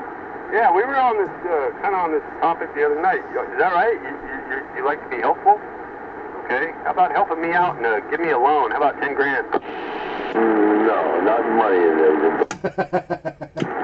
Not that helpful, motherfucker. Yeah, buy me a new truck. Yeah, Popcorn needs a new truck, too, yeah. I need to borrow 10 grand. I'll pay you back, and Popcorn needs a truck, man. You know, he's a victim. Yeah. Come on, Hub. We know you got the resources, man. Come on, help a brother out. Hey, I don't want a brand new one. I want a 06 Chevy Duramax, just like what I had, you know, a used one. So, you know, we're not asking a lot of money. Yeah, it could even have a bunch of miles on it, because his old one had a bunch of miles on it, you know. It doesn't have to have a radio in it, because he's already got that. See? You're already winning, Hub. The check is in the mail. Yeah, I only need like $25,000. Oh, is that all? Yeah, and with the 10 that you're going to loan me, that's only 35 grand, man. What's that? That's a drop in the bucket. It's a drink of water. That's nothing. Come on, man. You can't take it to your grave. No, go have a big drink of tequila and vodka, and then let's talk about it. Pretty funny. Then take a drink from your bubble water. Wait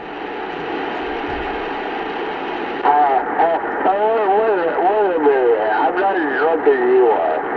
I'll tell you what. You go in your private reserve, your vodka and your tequila, you make a nice strong drink, and after we talk about it and you say yes, and you loan me the 10 grand, then I'll even out of my own pocket on that, I'll buy you a brand new bottle of each and to replace your booze. And then, see, you win-win. That's why you like it. It's a win-win, Hub. You can't lose. Yeah. Hey, Hubber. Hey, if you you like helping people, right? Hey, Night Striker needs a ditch dug. A douchebag? A ditch dug. He needs your help. Oh, no thanks. I can live without that. Oh, I don't smoke.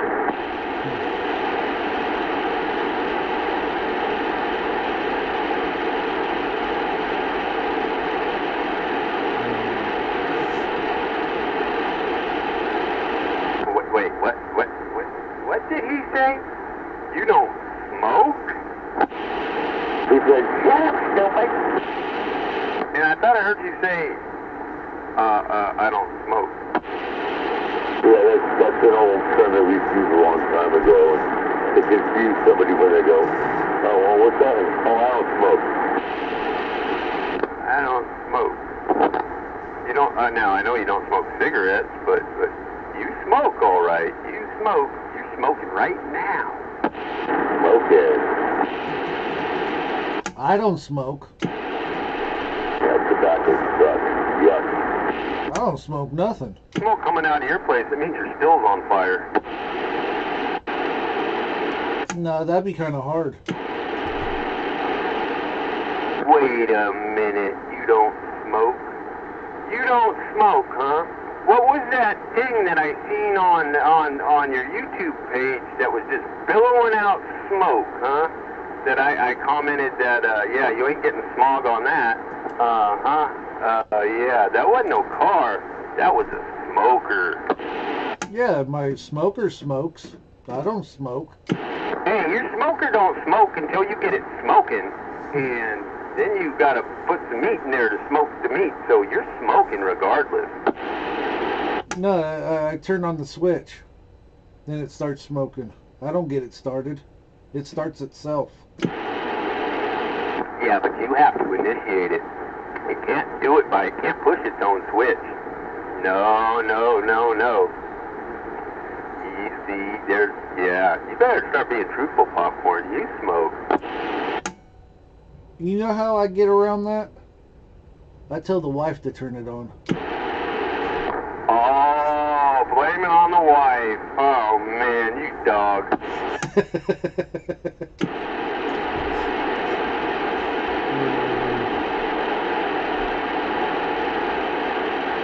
Some example you're setting for the kids, man. Yeah. Closet smoker. Not I. As his wife's standing on his right, he's got his finger under his nose pointing that way. Not me! I think we had that conversation before. Of the last time I smoked. Yeah, I think we did. I think I was so smoked out I don't really remember all the details, but yeah, I do vaguely remember, yeah, I think, yeah, pretty sure. 1998. 89? No, 98? I thought it was 89. Okay, see, maybe, we'll talk about it later. 98, no 89. We'll talk about it after the movie comes out.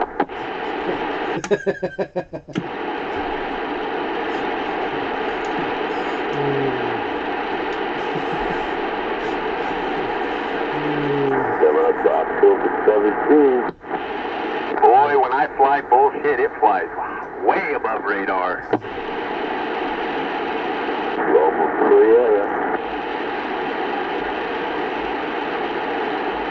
Amongst other things that went on here in the Bay Area.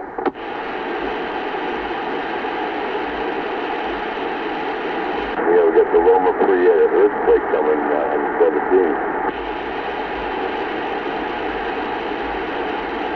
Hey, that's in like a couple hours. Yeah, 5:04 p.m. is when it hit. I'll never forget that day. Yeah, but like the 17th, or is it 17th today, or is it in like a couple hours? Few hours. Yeah, see, yeah, a couple hours. Ooh, boy. How long has it been? 5:04 p.m. No, I didn't say what time was it at. How did you mix up what time was it at with how long has it been? Oh, October 17th, 1989. No, that's when it happened. We have to count from 89 up to 2024. A lot of years. So you got 24, then you got 34, 35, 35 years? Uh-oh, we might be in trouble. It's about time that San Andreas and Hayward can flip. You think the lover would go with both at the same time? If they do, we're fucked. Yeah, this is spring dam's gonna break open. Flood El Camino. Completely everything in its path. Well, I'm sure glad that's on the other side of the bay. Well, I'm up high enough. Yeah, but what do you think is going to happen if you're up high and everybody else is down low? You're going to have a whole lot of company trying to get up to your spot. Yeah, people haven't drowned. Twist.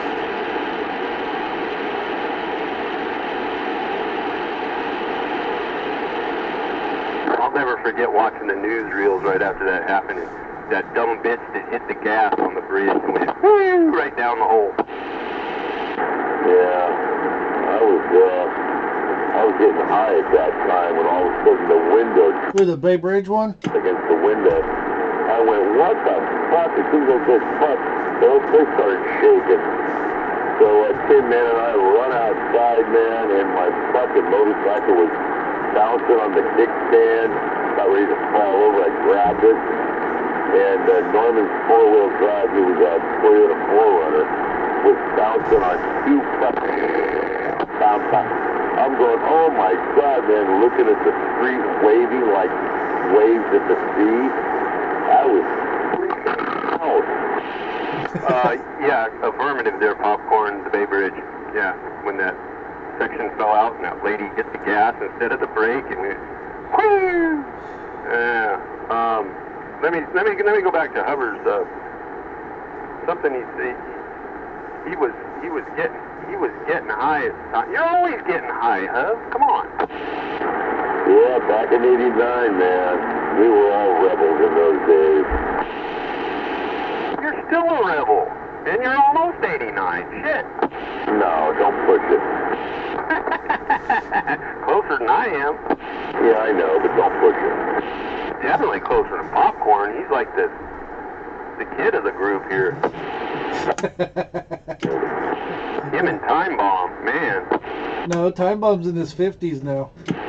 Oh, well, he just got in, so he's basically still where you're at, you know. He's close enough. He's closer there than he is to any of the rest of us. But, yeah, you goddamn kids, man. Goddamn kids. Don't be jealous. Hey, I was a kid once. And you'll be old soon. And you'll be older. And you'll be older after that. And I'll be dead. Then I can talk to Hover again.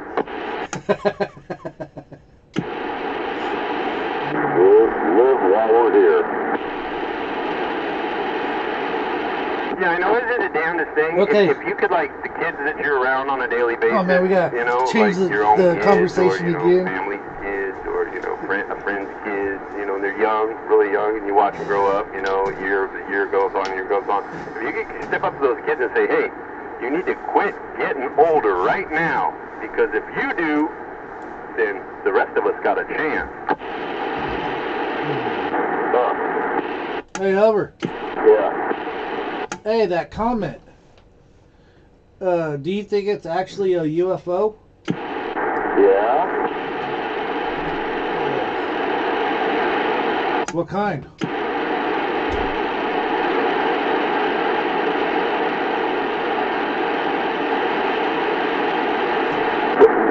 Hold on, Popcorn. I had some background now. What was that? What kind of UFO? Who's A what? UFO? UFO. A fool? The comet UFO. We're talking on the same page. You know the comet that's in the air right now. Oh, my UFO sighting? No, the comet that's in the sky right now. Do you think that's a UFO? You know what? I said that the other night to my neighbor. I don't know. That's a comet, though. I don't know what the fuck that is. Maybe it's a UFO that's just trying to get away from Earth. I don't know. I saw the trail of it. It's really, really bright in the center of it, and it leaves a green trail. Isn't that a comet? Well, airplanes that fly over, they leave trails. Yeah, but that thing is how many millions of miles away? Well, it's they both leave trails, and one's an airplane. So what do you think it is? I don't know. I can't see it. Well, I saw it through my neighbor's, what do you call it, an iPhone? Blue as a bell. You have to look at the comment like right when the sun goes down and due west, and that's like the only time you can really look at it. Yeah, from where I observed it, it's north-northwest. Yeah, Bolt was trying to look at it and do a live streams with it the other day, and it wasn't picking up on the camera. Yeah, I can't get it on my camera. I got one of these Nokia pieces of shit. You know, but those iPhones, those $1,000 iPhones, they get it. Because they've got some kind of a filtering device. I bet I could get it on my phone. It's alien technology. Night vision. 50 times zoom. Well, that too. But yeah, it leaves a hell of a trail, man. It's a big trail here. Well, I got 50 times zoom times 50. Well, whoopie doopie. So you got 50 times zoomed and 50 times digital zoom? No, it's got 50 times zoom, and it zooms 50 times. Zoom, zoom, zoom. What kind of phone you got? I don't know. Because I'm about to call bullshit. I don't think bullshit makes a phone. You can call them all you want. I don't think they'll answer.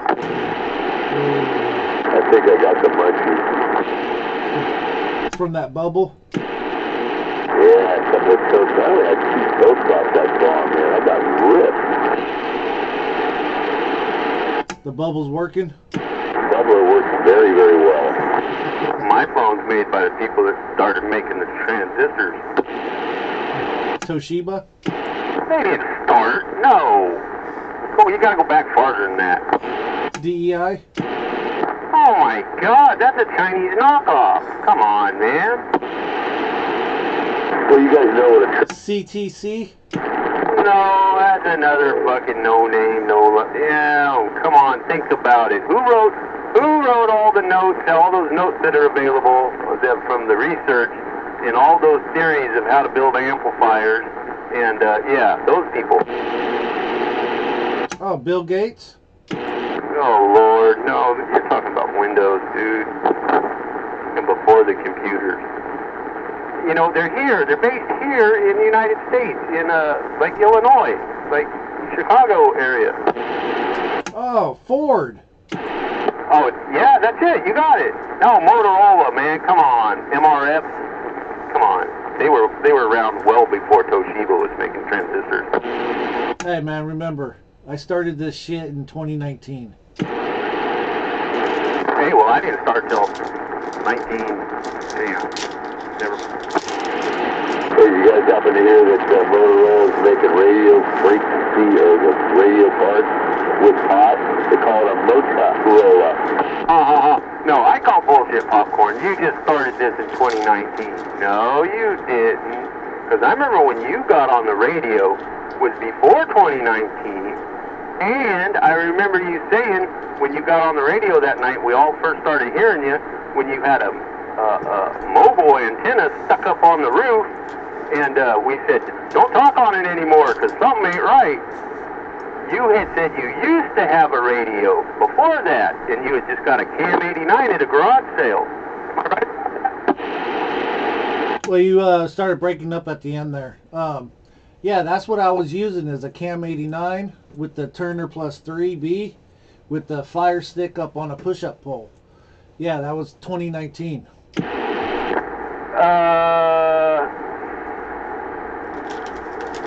I think it was a little earlier than that, but if it was 2019, it had to be early in 2019, like right in the beginning of 2019, because I went to the hospital and had heart surgery in October of 2019.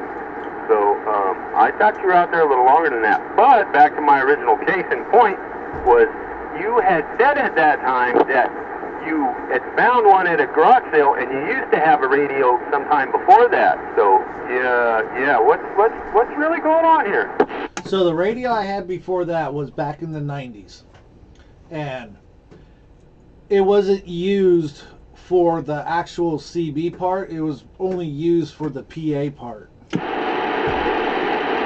Yeah, but you still own the radio. I don't care if you had an antenna or not. I didn't talk to nobody.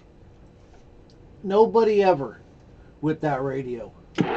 No, you just talked and they heard you because you were on a PA. You obviously didn't have an antenna at the time, but you still owned the radio, so you got into this. Yeah, I know it's scratching. It's the switch. I got to clean it out. You technically got in 1990, whatever. Oh my God! You want to be precise to the mundo? Okay, yeah, I was on the radio in 1996, 97. No handle, no nothing, no RF going out, but out a PA speaker. Okay. Settled.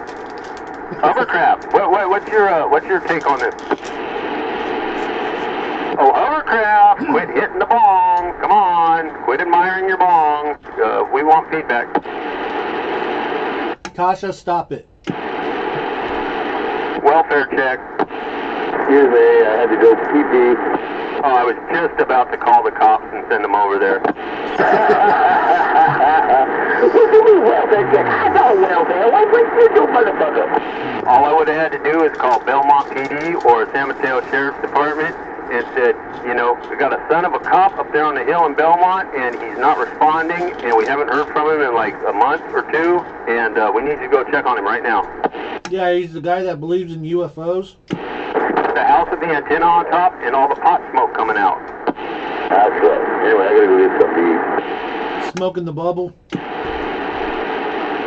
Hey, just check in every, 15, 20 minutes so we know you're okay. All right, then. Gotta go eat something. Otherwise, I'll do it. I'll send the cops over there.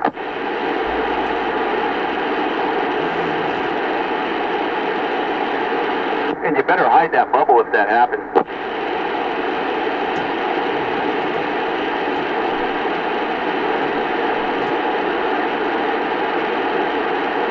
Man, the radio sure can be entertaining, I'll tell you what.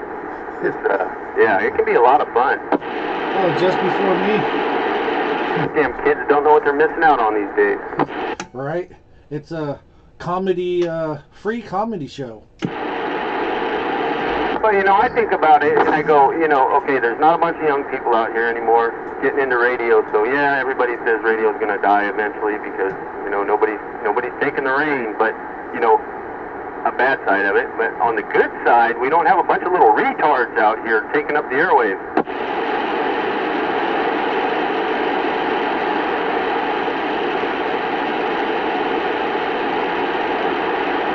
Making vulgar comments and thinking they're funny. But, yeah, that's my job. And I'm entertained. See? I told you it's entertaining.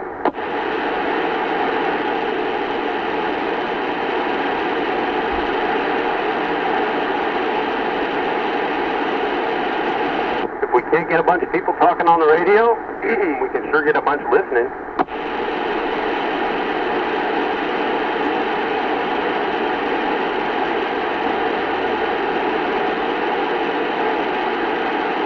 I know there's a mud duck out there somewhere jumping up and down out in the middle of nowhere going, "Can you hear me? Can you hear me? Can I get a radio check?" Who was that just got on? That was Uncle Dave. Uncle Dave waving a hand. Animals waving a hand at that Uncle Dave. And I gotta tell you, it's much more entertaining than the Bruin game I was just watching, even though they won. Well, there you go. Our Nielsen ratings are going up.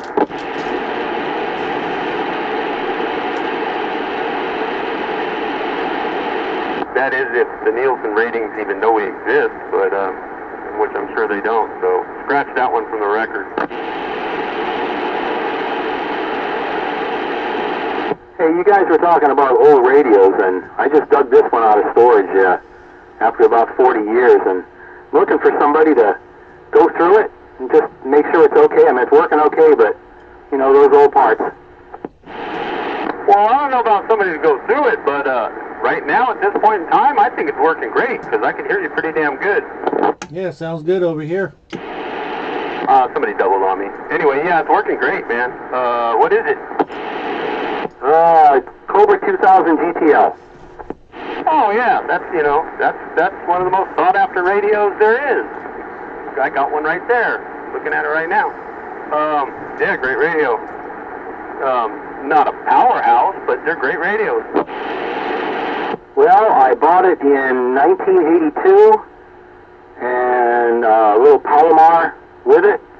I had them both tuned together. It's the dead key got down to about 1.8, almost 2 watts, so it can drive the Palomar. And I just took it out of storage, and it looks like the day they bought it, but, you know, I hear horror stories about running old stuff without, you know, small parts frying inside after sleeping for so long. Yeah, well, it's possible, but, you know, hope for the best, and, you know, it's good you pulled it out and you got some juice running through it now, you know, at least the capacitors have a chance to, I'm 49. stay, you know, Tracker. what's 49. the word I'm looking for? Viable. I got one more year yeah, before I hit 50. you know, I mean, I was having some talks with some people not too long back about, you know, capacitor, you know, getting a radio recap. You know, is it necessary? Is it not necessary? Do you benefit anything from it? You know, capacitors, a lot of times, they'll hold up. They do have, you know, they basically have a shelf life. I mean, it could be a never-used capacitor sitting on a shelf for 40 years, and it could very well be bad if you tried to use it. But, yeah, you just got to wait and see, or, you know, make the decision to pull the trigger if you find somebody that's capable and wants to do it, and, you know, you come to an agreement on it, and that you trust, and, yeah, then, you know, maybe you want to pull the trigger and have them, you know, the cap kits, they don't cost much. You know, the guy's time to sit there and do all the tedious work, and if he does good work and does it right, then that's another story. But, yeah, man, hang on to it. Man, 1982 and you've had it this long, and it's, man, that's great. Yeah, well, that's what I figured. I'd just keep on running it. It seems like after the first few hours it started running better. Yeah, I guess we'll just keep doing what we're doing. It's a little bit of a change being off the air for 40 plus years, but, you know, we're back. Well, yeah, I see it kind of like what you just said. You had it on for a while and it seemed to start, you know, working better, which is tells me that, yeah, it needed some electrical current flowing through it to get everything, you know, working like it should. I guess you could kind of look at it as like if you were to take a human and put them in storage, if you could do that, you know, drain all the blood out of them and let them sit for a while and then take them out and decide to use them and put some blood back in them, fill them back up, and yeah, the joints would start to loosen up, and you know, if that was possible, we know it's not. So don't assume that I'm that stoned, but just kind of an analogy. Excuse me. No, I get it. Yeah, she's running good. All the channels work. It's got a bunch of extra ones in it, and they're all fine. I had to buy an antenna tuner, which I never had before 40 years ago when I had my antenna specialist super scanner, but it's hooking up pretty good. Hey, talk to Popcorn. He's your man. He's got a brand new one in the box. Oh, not in a box, but it's pretty new. Okay, well, you know what I'm trying to say. You've got a super scanner. Plus, he's got a parts one, too, you know. He's the man you want to talk to. I tried to get him out of it, but he won't sell it to me. Oh, man, you got an old-school 3-element super scanner? Wow. I'd dig deep into my pockets for that. I sure miss that. That thing would talk that setup 40 years ago, talk to anybody that I could hear. Doesn't matter where. Yeah, I can't let it go. There's some meaning behind it. Everybody's got their price. $5 million. I don't think his pockets are that deep, but I don't know. And 200,000 for shipping. There you go. Do you take Monopoly money? Monopoly money. I could get lots of that. How about counterfeit?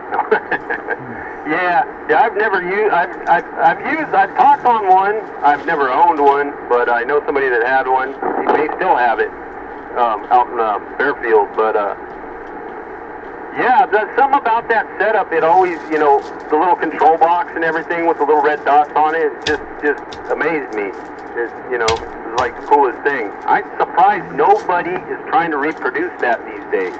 That just blows me away. They'll make anything, and nobody, not even in China, nobody's trying to produce that antenna. Yeah, I want to get it upgraded so I can run my setup through it. Why, you can always tone your watts down a little bit, you know, bring it within spec, and be happy with it. Popcorn, you still get out plenty. Yeah, I would have to get a RM Italy then. Then you could, you know what you could do to make yourself feel better, to get those feel-good watts? You could just go inside your meter and, you know, recalibrate, take it out of calibration and make it read higher than it's actually doing, you know. Then you look and you go, wow, I'm doing 1,000 watts, man, with a KL, you know, whatever, like those little teeny tiny ones in the box that were on the raffle table. Yep. Now there was one little thread on Facebook here about 3 weeks ago where a guy upgraded all the relays in the box, and I think he was able to do 1,500 through it with that setup. Well, what are you waiting for? If that's the case, get on it, man. Get those three bad dudes up there in that mountain. Get them up in the air, man. They look cool too. They just like, it's like, wow, look at that antenna. That's cool. It blows me away that nobody's trying to manufacture that fucking antenna to make money off of it these days. It just blows me away. Yep. Yeah, it's I think it's a real neat antenna. Yeah, that's obvious because you got a hold of one and you won't let it go and you're not even using it. You haven't even ever set it up once, huh? No, I'm just cuddling with it. That's a crime. That's a crime. They got a word for that. It's called hoarding. They even have a show about it. Hey, I even got a gizmachi, a 4-element gizmachi, that one day I'll get put up. Yeah, one day when you pull the trigger and get a damn tower back there and set up, you know, that's the first step. You got to get that tower in the air and stable, and then you can put it up there. Then we're all in trouble.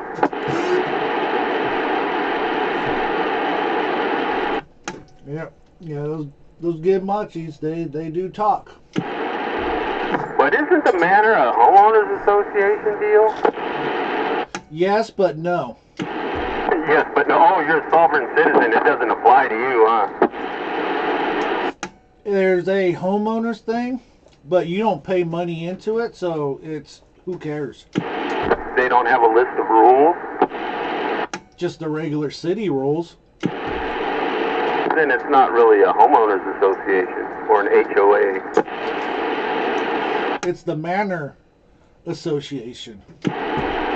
Oh, it's just a bunch of you neighbors that just decided to go ahead and start your own deal. Well, that's cool.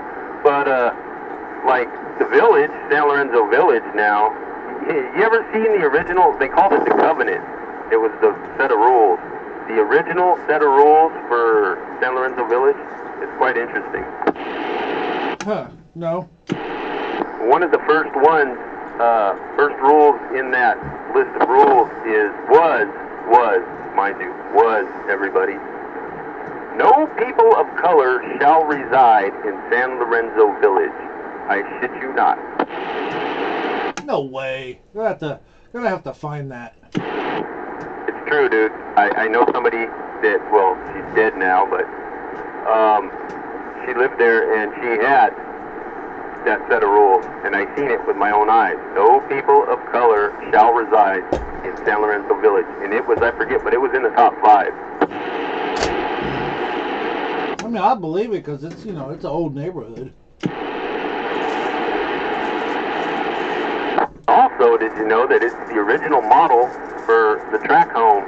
That's where they got the idea, and they built San Lorenzo Village when they built it, and it was the model for the track home.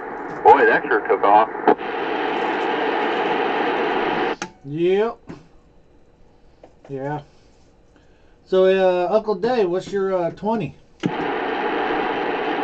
I'm over here at Floresta. Oh, okay. 10-4 on that. Hey, you got neighbors, San Leandro.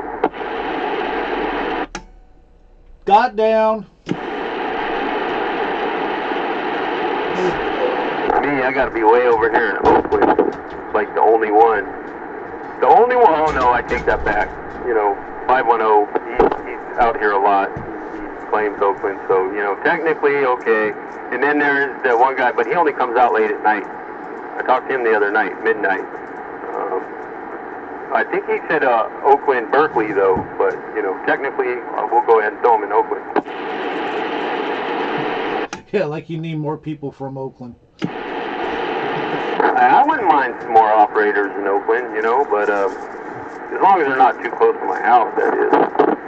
And as long as they don't know where I live. Oh, shit, I better go pull my antenna down, huh? No, but you know what I'm going to do next time I do pull my antenna down? Since I got so many of them, I got a whole case that a friend of mine gave me a whole case of T5. I'm going to strap a T5 to the top of my antenna, put it back up in the air, and kick on the power. Then I'll have a beacon. Then I can talk all the shit in the world and anybody can find me. Then people are going to be confused. They're going to think your house is the temple of the Mormons. And then hovercraft will probably get calls that there's a spacecraft over here around the Mills College area of Oakland. Yeah, I'm gonna do it. Do it, do it, do it. Yeah, I'm gonna do it first thing tomorrow. Too dark out there right now. You know, I might get hurt. I can't have that. I'll get my scaffold out there and set it up and just come along and bring that sucker down, that first stage, and then I'll start loosening the clamps and bring the rest of the stages down, and yeah, then I'll probably even put one of my 5/8s back up. Yeah, strap it to that. Strap it to that and watch it glow. I'm gonna have to get a long mic cord. You don't think that's gonna mess with the SWR? I'm gonna find out. I'm not gonna let the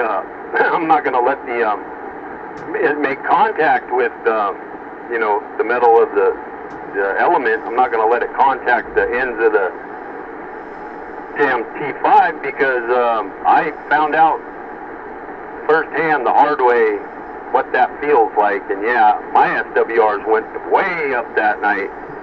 You know, me personally, my SWRs, my body, because yeah, that shit hurt. Oh my God, did it hurt? What are you doing touching the ends? I didn't know no better.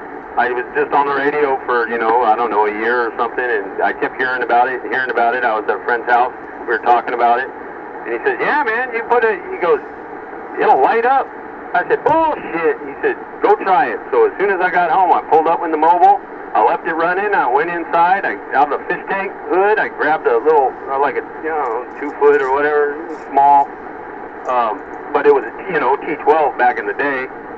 And took that sucker outside, and I held it up next to my antenna, mag mount on the roof, It wasn't even a Wilson or anything. It was from Clyde's Corner, some cheap antenna. It worked good though. Took some watts. And I turned on that TX75. I keyed that some bitch up. It lit up like it was plugged into the wall. I couldn't fucking believe it. And I was holding the bottom of the light tube, and I wasn't paying attention, and I didn't know any better, and I bumped the antenna with my finger. At the same time, I was keyed up, and oh my God, I never felt anything like that in my life. Heat, complete heat inside my body, instantly, from the top of my head down to my toes. It was, my impression, it was like being put in a microwave, I would imagine. Huh. Yeah, because when I did it, I just held the glass of that T5 next to it. Isn't that something when you key up that mic, man, and that thing just comes to life, and it's like I was baffled. It's like, how the hell is that doing that? I mean, like it was plugged into the wall. It doesn't just glow a little bit. It was lit up, man. I was like, man. You know what you should strap to it is a black light. Well, at this present time, I don't happen to have any black lights, so, until that time comes that I get one, I just have to go with one of these 6500K full spectrum Catcos right here. Yeah, that'll do the job. It'll be lit up, man. I won't even have to have a light out in the backyard. I just have to key up the mic, and I can see anything I want. Yeah, but you're gonna have to talk. Why? I didn't have to talk when I did it before. I don't know. When I did it, I had to talk. Because I keyed it, nothing happened. Then as soon as I started talking, wham! It just lit up. Huh. That's funny, because I had, what was I running at the time? I believe it was a Cobra 25 XL? Something like that.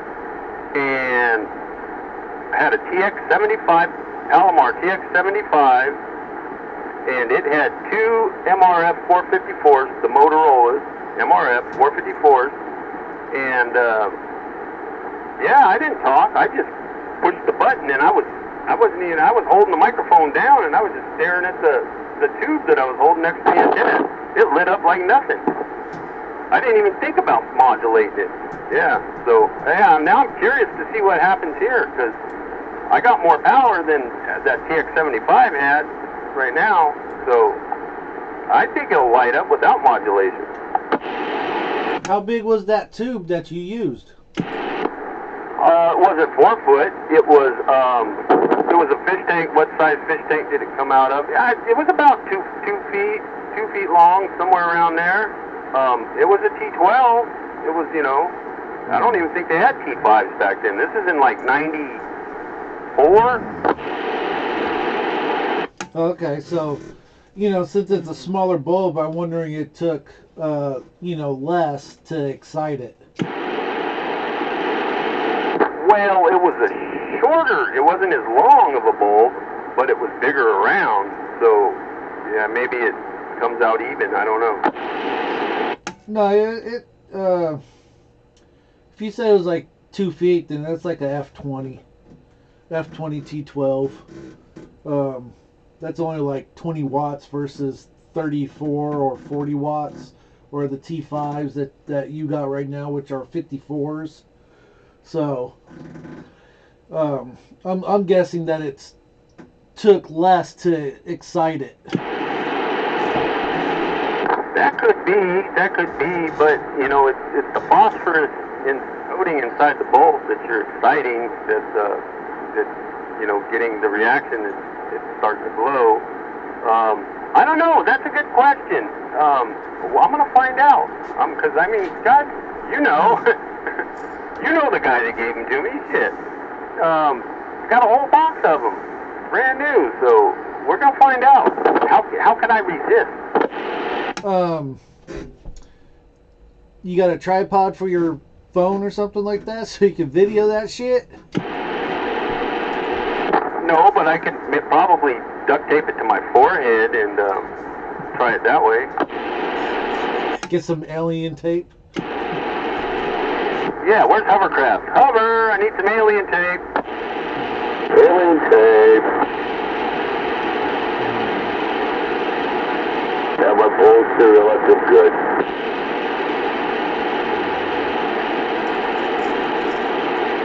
I'm glad to see you checked in within the time limit, because I was getting ready to call the cops. No, I had so much. Because, you know, we got to look out for you, man. You live up there all by yourself, just you and the dog, you know, and way up on that hill, or that space mountain there in good old Belmont. Yeah, I don't know how your neighbors are, how watchful they are of you, but somebody's got to look out for you. Well, thank you.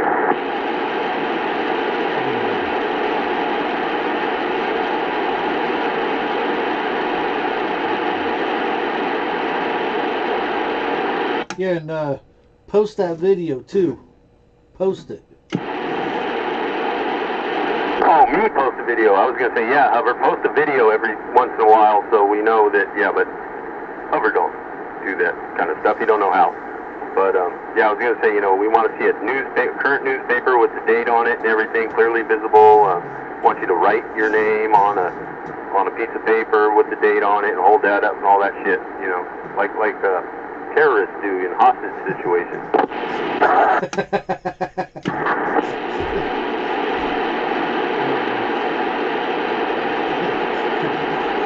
Oh man. Don't get me wrong. I'm not calling you a terrorist. You know, I'm not trying to apply that. I just said like an example. Okay, let's be straight on that.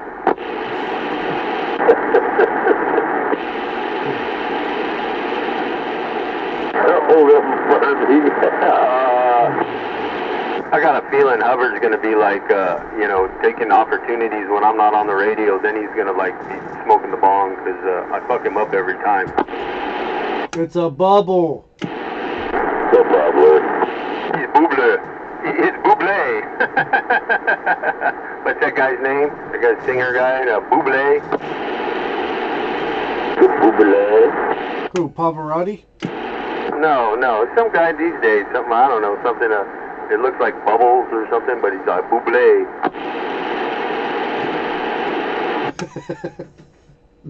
I have no idea. Yeah, look it up. He exists. I'm not making it up. Some Buble guy. Yeah, he's some guy sings something. I don't know. Looks like his name is Bubbles or something, but it's Buble. It's like, no, it's not dumbass. I'm French. It's Dumas.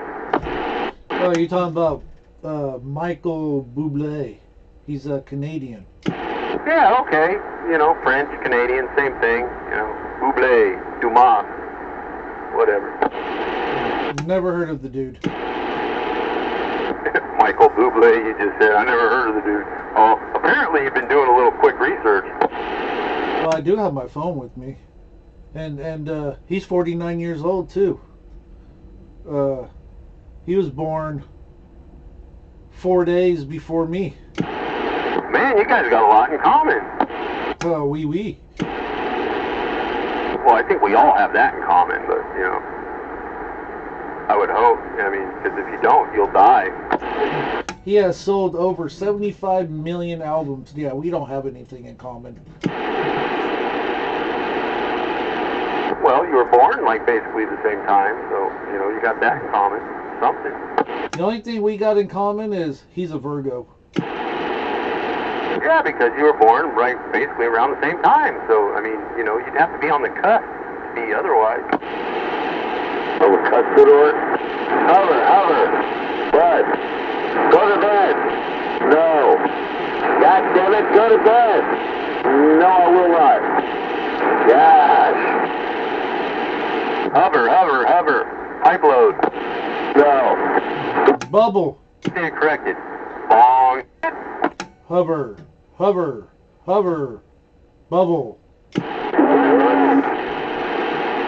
Hey, that Michael Bublé dude is worth $80 million. The bubbler.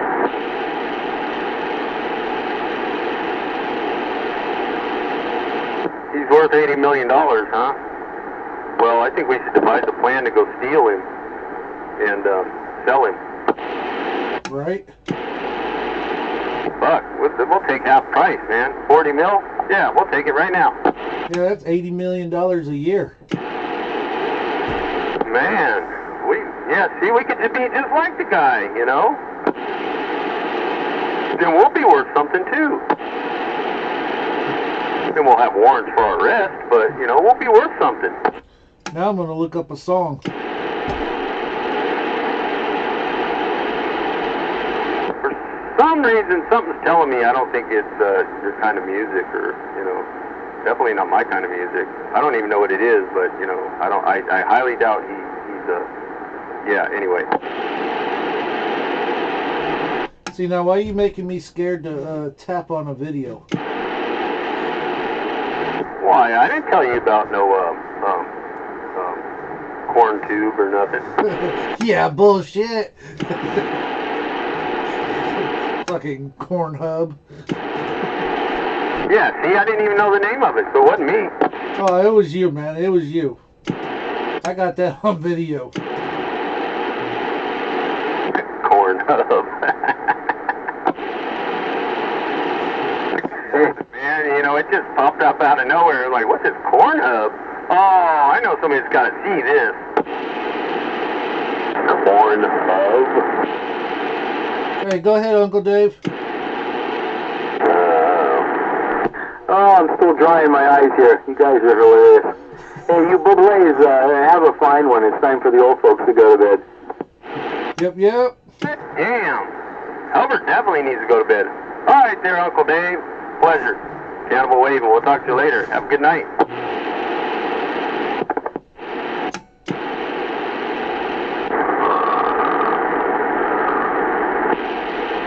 Boy, I talk him right to bed every time. Look, see, he even put Hubbard to sleep. He didn't even go to bed. Oh, no, that's right. His radio's in his room. Shit. No, that was the bubble. The shiny side or the dull side? Uh-oh, I think he's OD'd on bubble.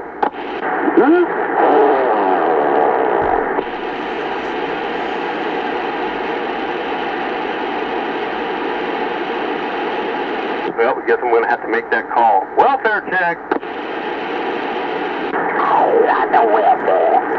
Well, since it's like non-emergency, don't you call like the crisis team or something like that? I don't know. You just call up, you know, whatever number you can find for the closest department over there, and you just tell them, hey, you know, there's this guy up on Space Mountain. Not sure what the address is, but you just look for the antenna. The only one with an antenna up there, yeah. And, yeah, you need to go kick that guy's door in and go make sure he's okay. Because he's a son of a cop.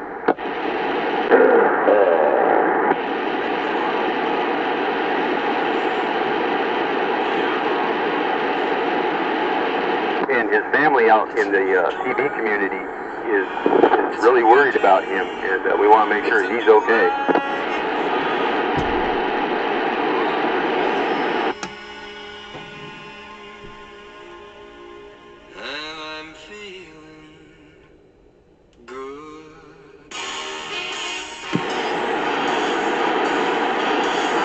That's your boy. Not my boy. You're the one that knows of the dude. What dude? You're Michael Bubbly. Oh, that guy? I don't know him. I just, you know, I pay attention. I hear things, man. They go in one ear and the other ear's plugged up with wax, so it can't go out the other side.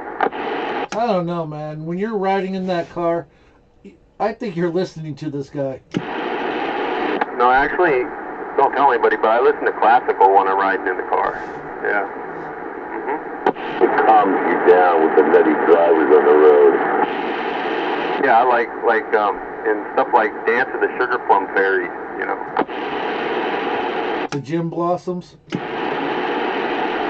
Jizz Bosoms. What? The Jizz Bosoms? I mean, I've been responsible on occasion, but, you know, I don't know about them. The Jizz Bosoms. Come on. Don't tell me that, Hover. Come on, man. You know you've done it. There's the gin blossom. It's called the gin blossom. Gin blossom. I can't even say without laughing. I hit this chick right in the eye one night. Oh, man. All of a sudden, she's like, ah, sir. Like, what the fuck? Whoop.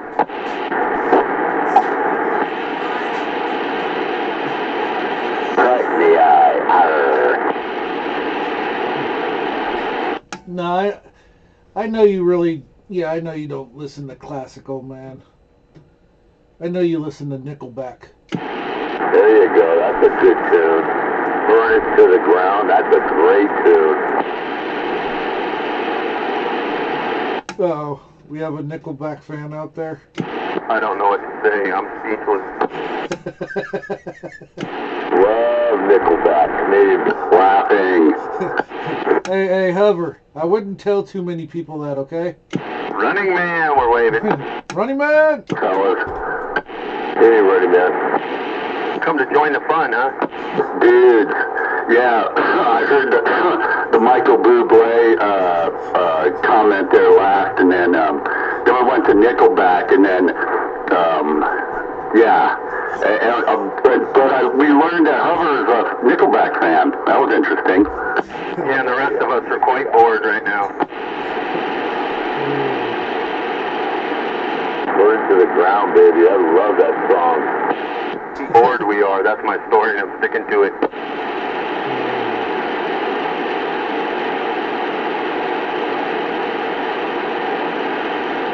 So what's happening, Running Man? Hey, not too much, man.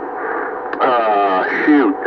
I have actually, to tell you the absolute truth, I've been binge watching this stupid Netflix series, and I finally finished it, and it was absolutely the worst ending, so unfulfilling that I wasted so much time.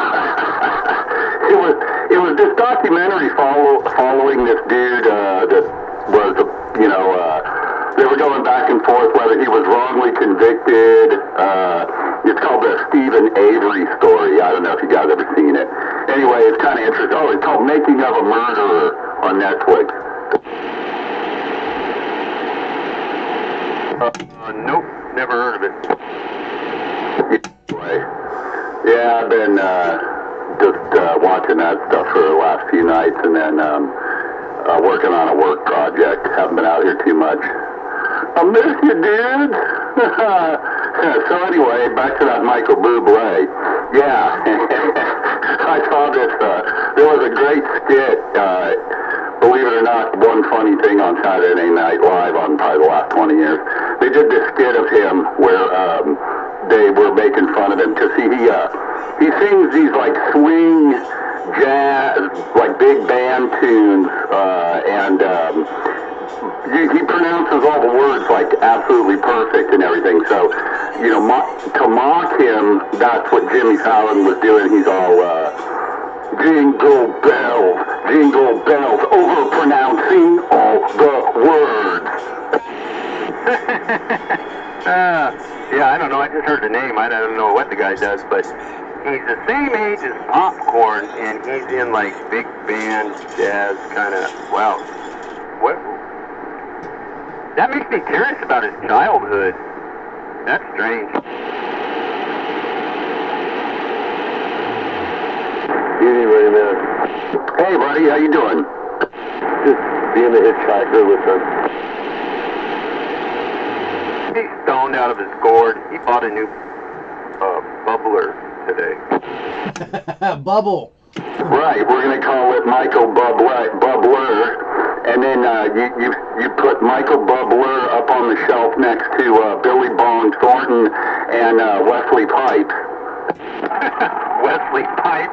He was a porn star, wasn't he? That's funny. Wasn't Wesley Pipes a porn star? That's a good porn name, though, right? Right, Cannibal? No, I'm serious. Dead serious. You look it up. I think somebody used that stage name as a porn star, Wesley Pipes. I swear to God. Yes, sir. C. How would you know that? C. How would you know that? How would I know that? How would I know that? Because I watch porn, of course. Don't you? Jesus Christ, man, what's this world coming to? Yeah, I watch Cornhub. I laughed my head off on that one. Because I watch porn, but really one. Not corn porn. Porn. Regular porn. People porn. You know? The porn that's worth watching. Good Lord. What am I going to do with you guys? I know, we've come through the era of when it was on paper, in magazine form, then half seeable cable TV images, all the way to pay for on the internet, now to free on the internet. Oh, how we have come so far.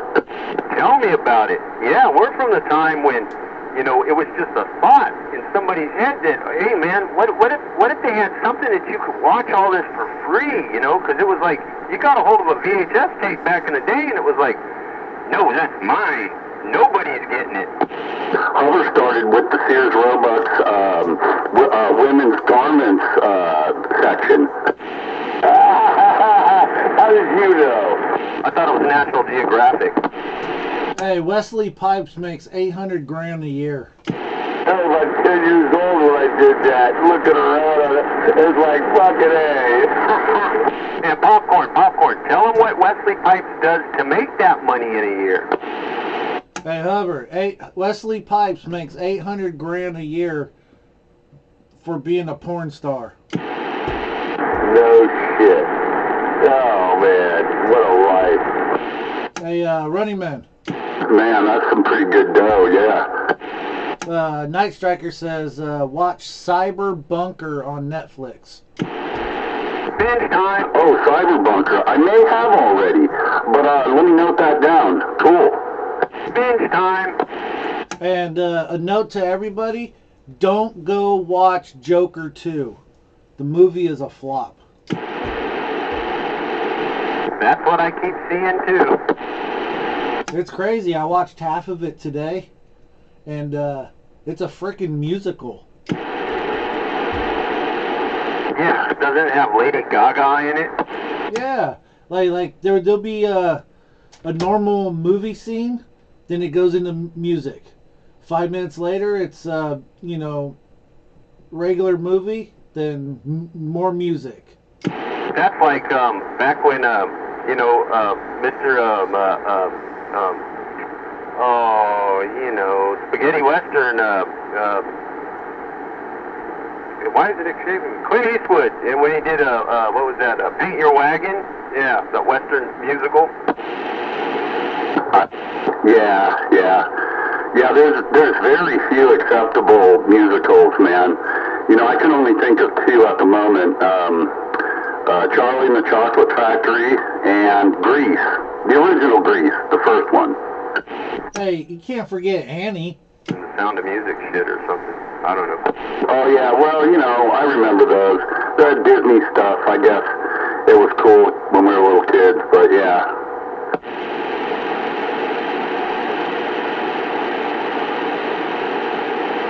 Or no, wait, come on, we gotta go back, we gotta remember, put your thinking cap on. Come on, what's the one? Well, actually, two I think would qualify, and we should all know exactly which two those are that were, I mean, we're talking cult status favorites that were musicals. Rocky Horror Picture Show. Bingo, there's one. Good job, Hub. What's the other one?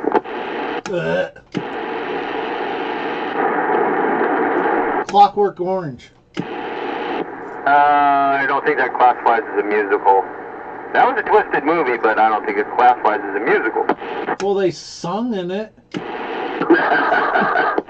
Yeah, and I could sit here and sing the Star Spangled Banner, and, I'm not a musical, but anyway.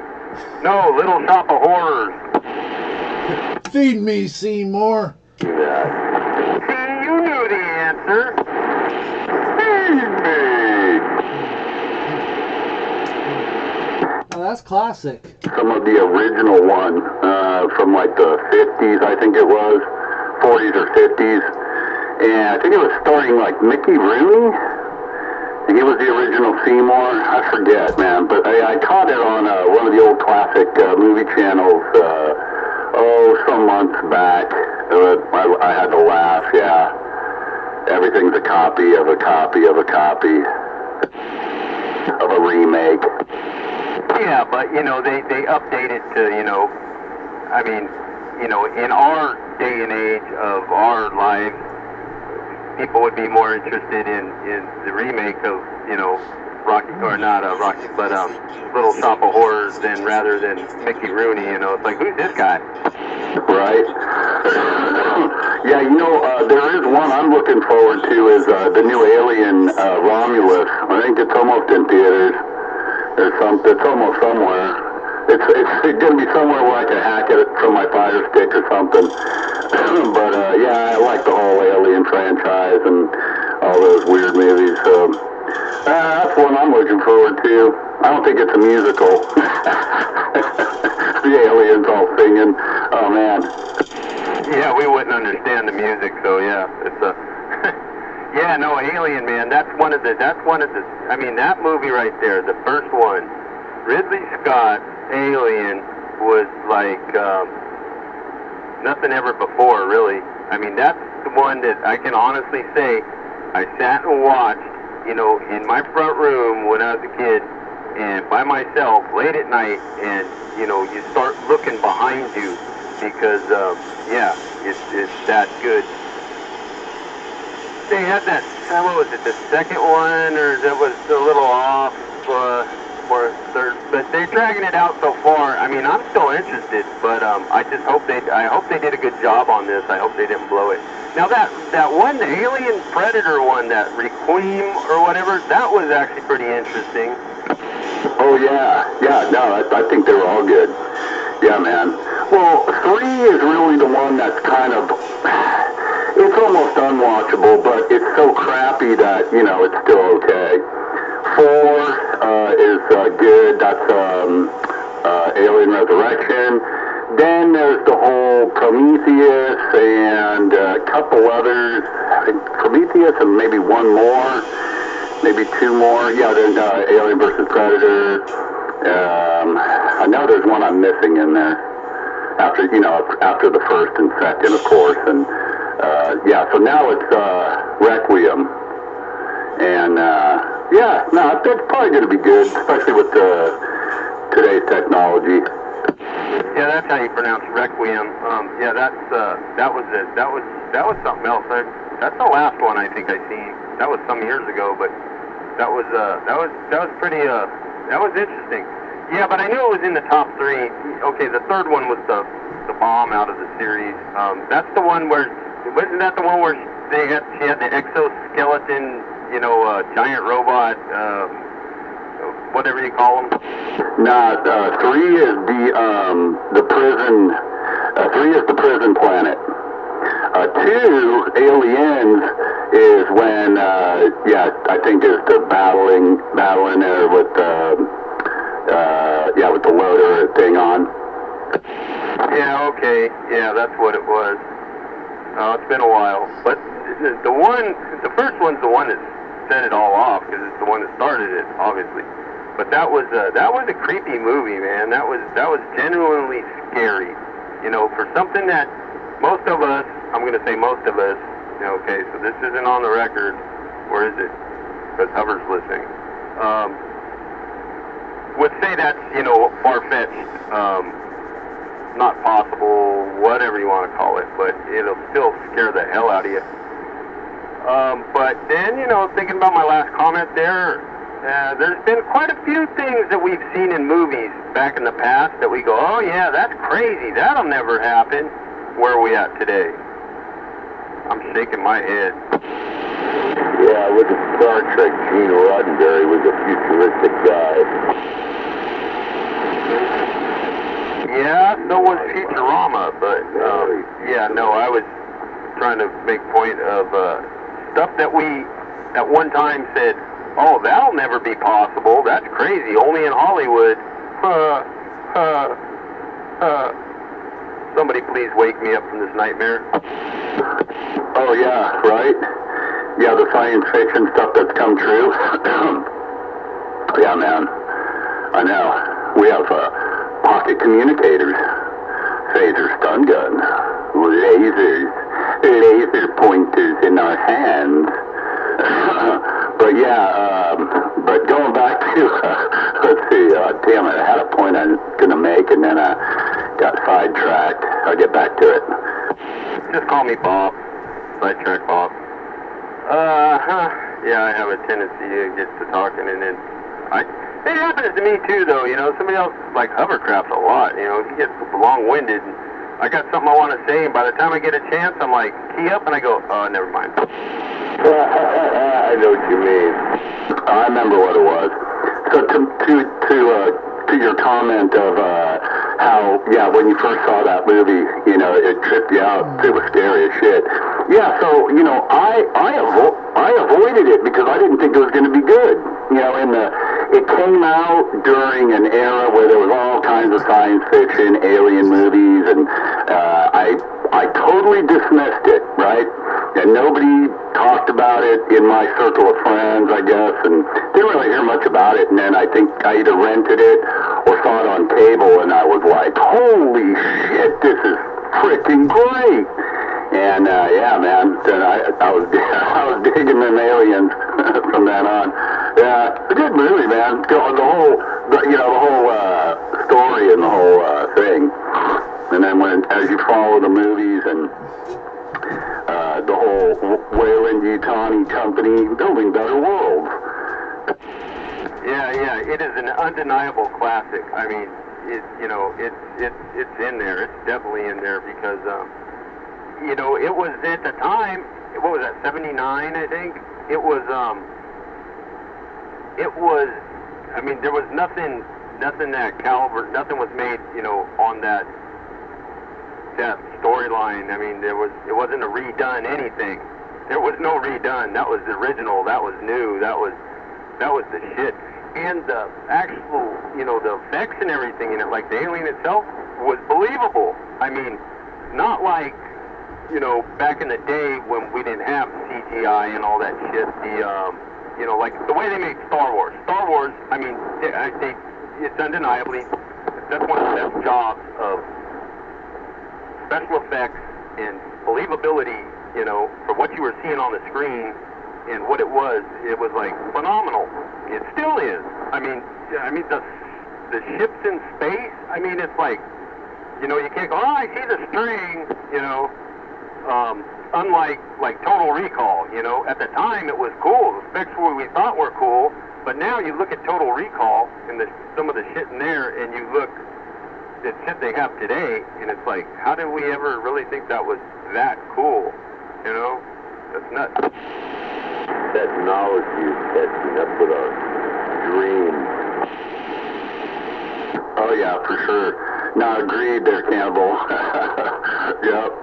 Yeah, because I still catch some of those old cheesy ones, and I'm like, man, whoa, yeah. Oh yeah, the movie The Running Man. Oh, it's just cheesy. That's cheesy. I'd say level C. It's not even A or B. That's cheese. That's a cheesy C movie. It's good shit though. Yeah, but yeah, I mean it's crappy special effects. It's shitty costumes, bad lights. It's awesome. Yeah, but you had star power, man. Come on, you had star power. You had one of the biggest names in Hollywood at the time, you know. I mean, he was in all the good shit. Arnold Schwarzenegger. And then you had the game show host of all game shows playing a game show host. You know, what more could you want? Right? Dude, that's hella funny. Yeah. A game show host playing a game show host. Here's a game show host. Fucking Richard Dawson. Yeah. Yeah, it was fucking hilarious. Yeah, because, he was the Butcher of Bakersfield, Ben Richards. Yeah. Exactly, yeah. That was a good movie. That was, you know, that was very entertaining. It was very entertaining. And it didn't have, like, way out. You know, the special effects in it weren't meant to be like, you know, like alien type stuff, like shit that we've never even really seen before, you know, and how they depict it in Aliens, you know, but, you know, because I said like Total Recall, because, you know, like when what's his name hits the planet, hits Mars without any, he wasn't in the dome and he didn't have any gear on, and you see his head start to transform in his face, and at one point he looked like Tommy Lasorda with his eyes bulging out, and then, you know, and then he was done for. But yeah, I mean, looking back on it now, it's like, wow, that shit was cheesy. Right. The chick with 3 boobs, and the person when like the suit becomes sectional and kind of like encases the alien in it or whatever. Yeah. Come far, man. You mean Quato, the parasitic twin? What was that? Quato. He was like a parasitic twin. The guy, you know, they go to see the all-knowledgeable mutant, and they see the guy, and he's got the coat on, regular-looking guy, and he opens the coat, and there's this, like, parasitic twin is, like, in his, you know, midsection. Quato, the all-knowledgeable, smart-as-hell mutant. Yeah. That what it was? His coat opened up. Yeah, I just remember it was like he sliced apart. Yeah, Quato. See, I'm not looking at my phone right now. I don't even know where I put it. But I retain useless information. I retain good information, but I'm going way back. These things are like just burned into my brain. I haven't seen that movie for I don't know how many years. Haven't talked about it for I don't know how many years.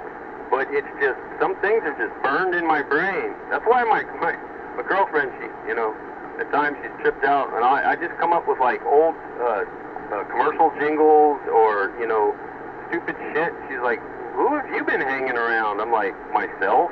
You know, I can't help it. The shit's just in my head and it just comes out. I've been down playing with my time machine, honey. Like I said, I got, you know, it goes in one ear, and unfortunately, the other ear is plugged up with wax, and it doesn't go out the other side, so it's got to sit in my brain for eternity.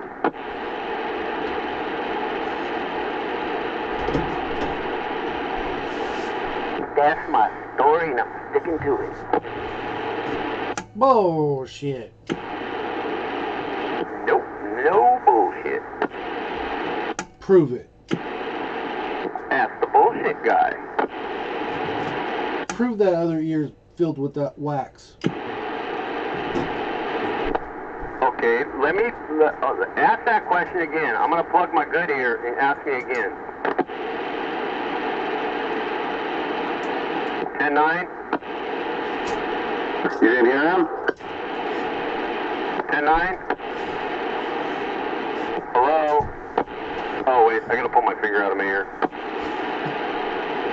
Funny thing is, I didn't even key up. See, I didn't know that. I couldn't hear shit. Take your phone and take a picture. I told you, I don't know where my phone's at.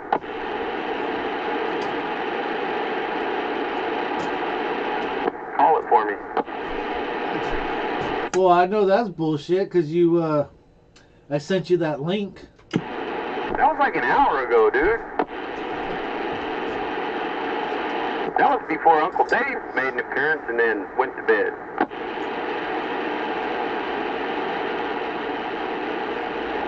Oh, here it is. Hold on. Oh, nope, that's my old phone. Sorry. Yeah, I always come out here with on my phone too. Yeah, and then I got, nope, that's not it either. There's what, 1, 2, 3, maybe 4 sitting up in the cabinet. Man, those things are so cheap, you know? I mean, it's like, and I don't care. I find you never catch me spending that much money on a phone. I mean, it's like, man, you know, I think I got my first smartphone back in 2000, maybe 16 or something. And I mean, everywhere I looked, I got old fucking smartphones. It's like, man, we're a bunch of suckers. I buy used ones. I break into cars and steal ladies' purses to get mine. I mean, sorry, no, I'm wrong. Well, you do live in Oakland. Yeah. So it's in your blood. He's from the streets. I'm hard, man. No, don't take that wrong. I'm not Wesley Pipes, man. I'm not Wesley Pipes. Whoa. I'm not gonna talk slower. I buy my phones on Amazon. Yeah, me too, usually. Yeah, I got mine from some, I bought an unlocked one from Samsung, somehow through Amazon, I'm pretty sure. Or I've gone to Samsung before on their site and bought them straight from there unlocked as well. Yep, that's where I got my Note 20 from. Yeah, but I don't care what it is and when you got it. You know, if you're still around in 6 months, that you're going to be needing another phone. Because what you got ain't going to be working for shit no more. I've actually had it 4 years now. Well, then you're way overdue, so it's going to happen any day. Be prepared, Popcorn. Be prepared. That's gonna blow! You might as well go start browsing right now to pick out your next one, because, yeah. Well, and guess what? I'll go to Amazon and buy another used phone. No, that's fine, and that's what we've come to expect now. But, no, I'm just telling you that 4 years, I mean, wow. You might want to write the company and, like Chevy with the 300,000 miles at one time, Yeah, because, it's not a matter of if, it's a matter of when. No, it gets to the point to where if you're like my old HTC was a CDM phone, so it was only on CDM towers, and they were eliminating those towers. I forget what the new ones are. I'm sure Running Man knows. That's the only reason why I had to get a new phone. But other than that, I only get used ones. Never buy a brand new one. Yeah, it's GSM and CDMA are the two different types. Like CDMA has like 3 of the carriers, and then GSM has like 4 of the carriers. I'm pretty sure I'm saying the right acronyms. But yeah, you're right, and that's how the phone companies get you, because they'll give you a locked phone that will only work on 1, 2, maybe 3 networks, and not on the other 4. So that's where I buy a completely unlocked CDMA, GSM, complete compatible phones, and then I can pick whatever, and I can roam on whatever when I'm in Europe, which is important for me. But hey, you know what? I usually get about 5 years, I'd say sometimes 6, before I just simply want a new one, or like maybe the microphone starts taking a shit, or something goes really wrong with it. But I usually get about 5, 6 years out of my Galaxies. I'm on an S20 now, and I've already had it for, I think, 3 years as well, S20 Plus. Hey, these days they've come up with a new ace in the hole. You've heard of battery obsolescence, right? Well, yeah, so that's what I hated about the whole changeover. Right around the Galaxy 5, I could put a gigantic milliamp battery upgrade on my phone, and you could also put memory cards in them. A lot of them, I can still do that with mine. I can either put a second SIM in it, or I can use part of it for a mini SD. So you can expand your memory. But yeah, the battery is the pisser. That's the other part there, Cannibal, yeah. So if you can get 4, 5, 6 years and the battery doesn't take a dump, that's important, because yeah, you can't open the case and get to them anymore. It's funny too, I have a drawer in my desk that holds, the the history of batteries and electronics all the way back to a Sirius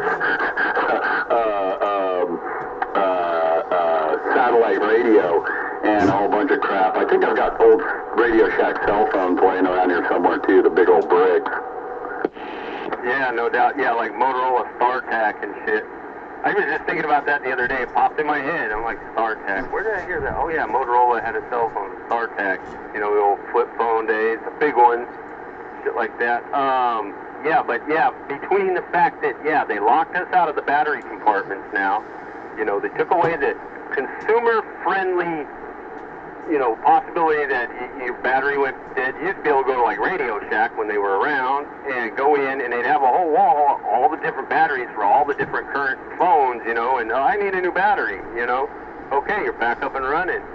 Plus the battery obsolescence where they've made it to where, you know, and I've seen it, you know, they work great. You got battery, when you get the phone new, even if it's new, whatever, you get it new and you got lots of run time, great, you don't have to charge it that much, and after you've had it a little while, it's like you're plugging it in more frequently, and it's holding the charge less and less length of time, and yeah, they plan it just like everything else now, man. Nobody makes anything to last forever because they've come to the conclusion you can't have, especially a big company, you know, manufacturer, and expect to last and be successful throughout the years these days by making a product that's too good because, you know, everybody buys one, been buying them for years, and then all of a sudden they're so saturated with them out in the real world that nobody's buying them anymore. The sales slow, they're losing money, you know, it's all disposable. Everything, you know, they're making it purposely to last a few years, then you gotta buy a new one. Look, you don't even see appliance repair people. The Maytag man, he was out of work a long time ago, even though supposedly he didn't have to do much because they made such a great product, but he's really out of work. He don't even get the commercials no more. But, you know, I mean, you see it everywhere. Everything. TVs, refrigerators, everything is just junk these days. I mean, even these new radios we're talking on, they're doing the same shit, you know? They don't want them to last. They want to sell them for a lot of money, but they know that they'll put you back in the market to buy a new one, and whether or not you buy the same brand, they're taking that gamble, you know? Odds are a lot of people will go back to the same brand, so they're getting your money again. That's what it is, disposable fucking world. As the electronic trash piles just heap up, and everybody, you know, everybody and their brother wants to reclaim the gold out of them, the chemicals, yeah, we're doomed. Sorry to say it, guys, we're doomed. Yeah, you know, see, that's what I really liked about and why I stuck with Android and Galaxy, and I disliked about Apple, because Apple did the whole control thing, locked cases from the get-go. They charged you, depending on how many gigs of memory you wanted. They charged you how long amp hour battery you wanted, and you could get the basic or the upgrades. And that's, you know, one of the first reasons why I stayed with Android Galaxy. But then slowly but surely, the Galaxies did the same thing. First it was just the battery, then it was the memory.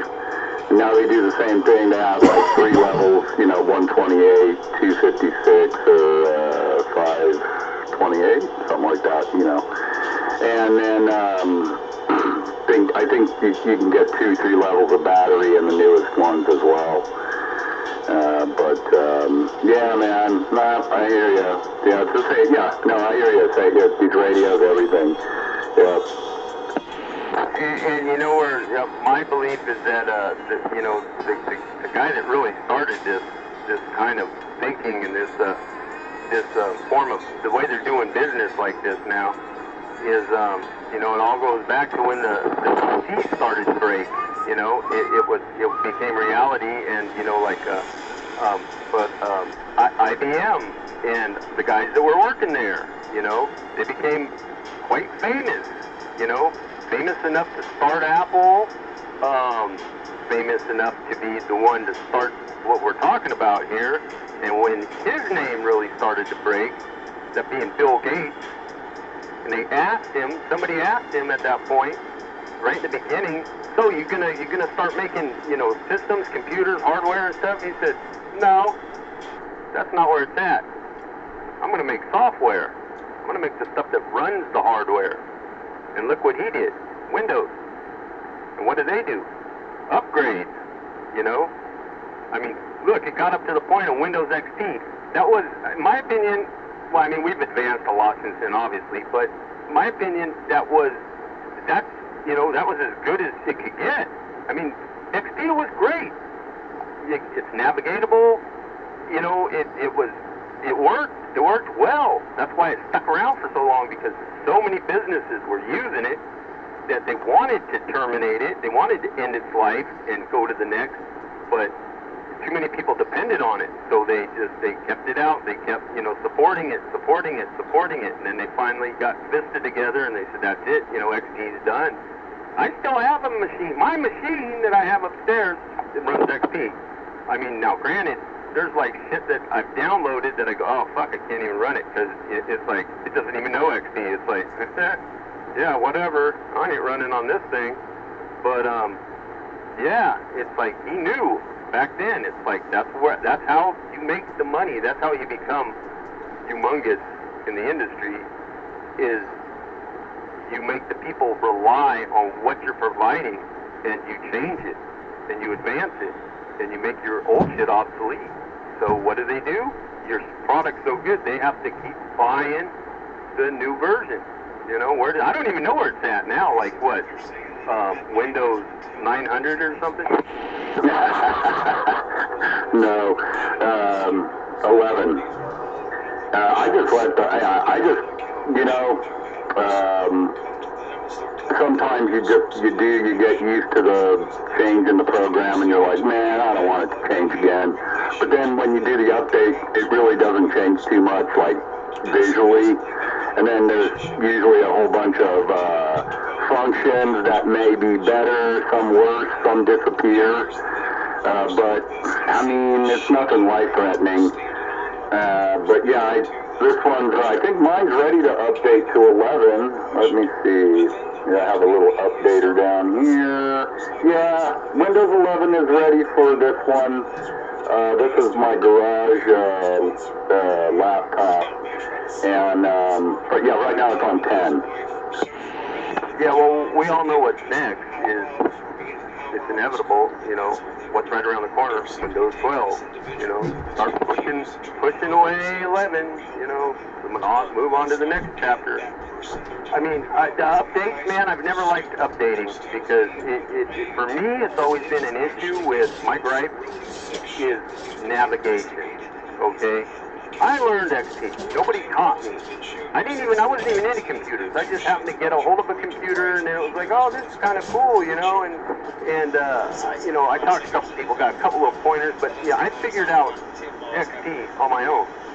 And I was pretty proud of that fact, you know. I took something and I learned it on my own with no outside help, okay, and was pretty damn good at it, because I was on it all the time, right? That was a bad thing, you know. It's like spend too much time on the computer, not enough time doing shit you're supposed to be doing. But anyway, it's then you do an update, and if they change anything with the navigation, oh, it pisses me off, because I don't want to reteach myself to learn how it's working now. And that, when Vista came out and I first fooled with the Vista machine, I was horrified, because I was like, okay, we need to go in, and I knew what I needed to do. I need to go to the control panel. I could not, for the life of me, find the control panel. For hours I searched for the control panel. For hours. Finally, I happened to be in the start menu, and I glanced down, and I see the other column. And at the bottom it says control panel. What? Son of a bitch! I've been going round and round and round in circles with this fucking thing, looking for control panel. Couldn't find it. It was in front of my face the whole time. All because they added another column to the, I guess it was to the right, if I remember right. And there it was. I was so used to looking at what I was used to looking at XP, that I was looking in these places, and I was, you know, my brain was searching for what I'm used to seeing, and that's not what I was seeing. You get what I'm saying? It was, man, oh man, it pissed me off so bad. Oh, dude, trust me. All the little nuances that exist on a modern screen and on modern software, yeah, there's a lot going on. You know, you can click on the little arrow chevrons and open up all kinds of little sub-items and icons at the bottom. Yeah, you go all the way to the bottom left, click on the windows, that brings up the current menu and on-off controls and, you know, lock screen and, you know, all that shit. Yeah, it is. There's a lot going on, man. I hear you, though, about getting used to one thing and then they pull the rug right out from under you. You old relic. Hey, I bet you your computer is beige. At one time, one of them I had was beige. No, my current computer is not beige. It's actually it's I believe it's it's a okay. What is it? Is it MS? No, it's what is the name of it? The board. I forget what the board is. But the case I'm gathering is a case that was, you know, an aftermarket case that was bought, and you know, somebody probably went to Fry, and because I got this, where did I get that machine? I think I found it out in front of somebody's house, not in a pile, but there was like a couple computers put out by the trash cans or something. And yeah, granted, it didn't have a hard drive in it, but I had some hard drives and threw one in there. And actually, for the time, it was a pretty good machine. You know, it took more RAM. It actually has 4 slots, so it is you can run 64 on it, which I do have. I have a couple of hard drives for it. I have one with 32 bits and one with Windows XP, mind you, 64. But yeah, I know it's got an AMD, but the color is it's gray, and it's got like blue lights in it and shit. Oh man, I had this image of the ancient old beige colored one. No, yeah, it's funny. No, I hear you, man. Yeah, but yeah, you know, but I just find the bigger the monitor, also the experience is a lot easier. Yeah, but yeah, man, good deal. Yeah, but I just haven't clicked that Windows 11 yet, probably for the same reason you don't. I will eventually, especially when it starts telling me that it won't support 10 anymore. Well, I'll never click that Windows 11 because, you know, I think this thing's only capable of hardware, and it isn't capable of running any of that. It's barely capable, I think, of running Vista. And maybe then one after that, what was that, 7 or something? Maybe, possibly, but probably won't run it well.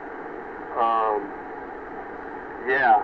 Now, I did have here not too long ago, and they've been here since the dawn of time, but my middle brother, Mark, he came through, and he's always been the one that, from early on, he was all about computers. You know, we got an IBM tower back, that was beige. The old IBM towers, you know, but that wasn't, the burst was, I had downstairs an Atari 800 XL, okay, if you remember that, and an Amiga, Commodore Amiga, what was it, the Amiga 500, and, yeah, I was like, you know, these are still here, Mark, right? And he's like, what, you know, and I was like, I sent them away with them, you know, I'm like, yeah, take them. Yeah, we're talking old shit. Oh, excuse me, and a Commodore 64. Holy smokes. The Atari probably got some good collector value. Yeah, I thought about that. I mean, Pop bought it, you know, with, like I said, my brother Mark, he was the one that spurred it here at the house. He was all into, you know, he was at that age at the right age at the right time, and he was all, you know, about computers. You know, I remember him when we all lived here, and he had like that IBM tower, and he did the first internet. Okay, the original internet, the Ethernet, whatever you want to call it. Well, it was called bulletin board. And that was the shit back then. It was like people could put a message up from a computer wherever, and you could go into that bulletin board and you could read those messages. And it was like, wow. With the old modems, you had to take the receiver and put it on the modem, and you know the shit. Yeah, so my radio buddy was the first one that showed me that phone cutter. Yeah, he got on his parents, and he was, you know, talking shit and making trouble on people's bulletin boards and getting banned from them, and showing me how they worked and everything. Yeah, that was before the actual internet, man. Then I remember this other kid, me and him were working on a linear together, and he showed me, he's like, yeah, check it out, man, my parents got me an internet connection. And he, you know, dials up on AOL, and we start looking at websites and stuff, and then I was like, whoa. Then it was probably still another, God, I would say, so that was, you know, late 80s, early 90s. It was the mid, God, 92, 93, I think, before I even actually got my hands on one and started trying to use it, and finally, you know, got learning them. Yeah, I hear you. Yeah, man, it's crazy. The shit that had us gobsmacked back in the day, you know, when we were younger, you know, kids today go, what, are you serious? What, you guys are joking, right? You know, like, no. Yeah, it's crazy, man. But yeah, that just pissed me off so bad. I spent, you know, wasted countless hours learning how to use XP and use it well, you know, to know ins and outs, backdoors, all kinds of shit. And then, you know, they go and, you know, with the updates and everything else, it's like, you know, navigation was my big thing. It's like, I got, you know, they want me to relearn this. You've got to be fucking kidding me. And people are paying to do this? You know, paying for it? Oh, you're fucking nuts. Yeah. Well, you know, you don't have to pay for any of the updates once you know, when you buy the package. You do have to, like, say if you want to use the Microsoft Office suite, which is like, you know, Word, Excel,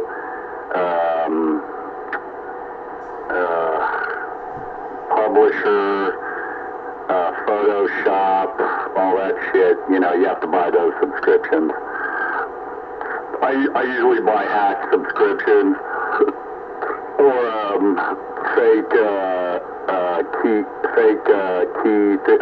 passkey things, and then a lot of times I get away with using them forever, or a long time, or as long as the computer that I have. Yeah, and nowadays it's all over the internet. All that, you know, everything.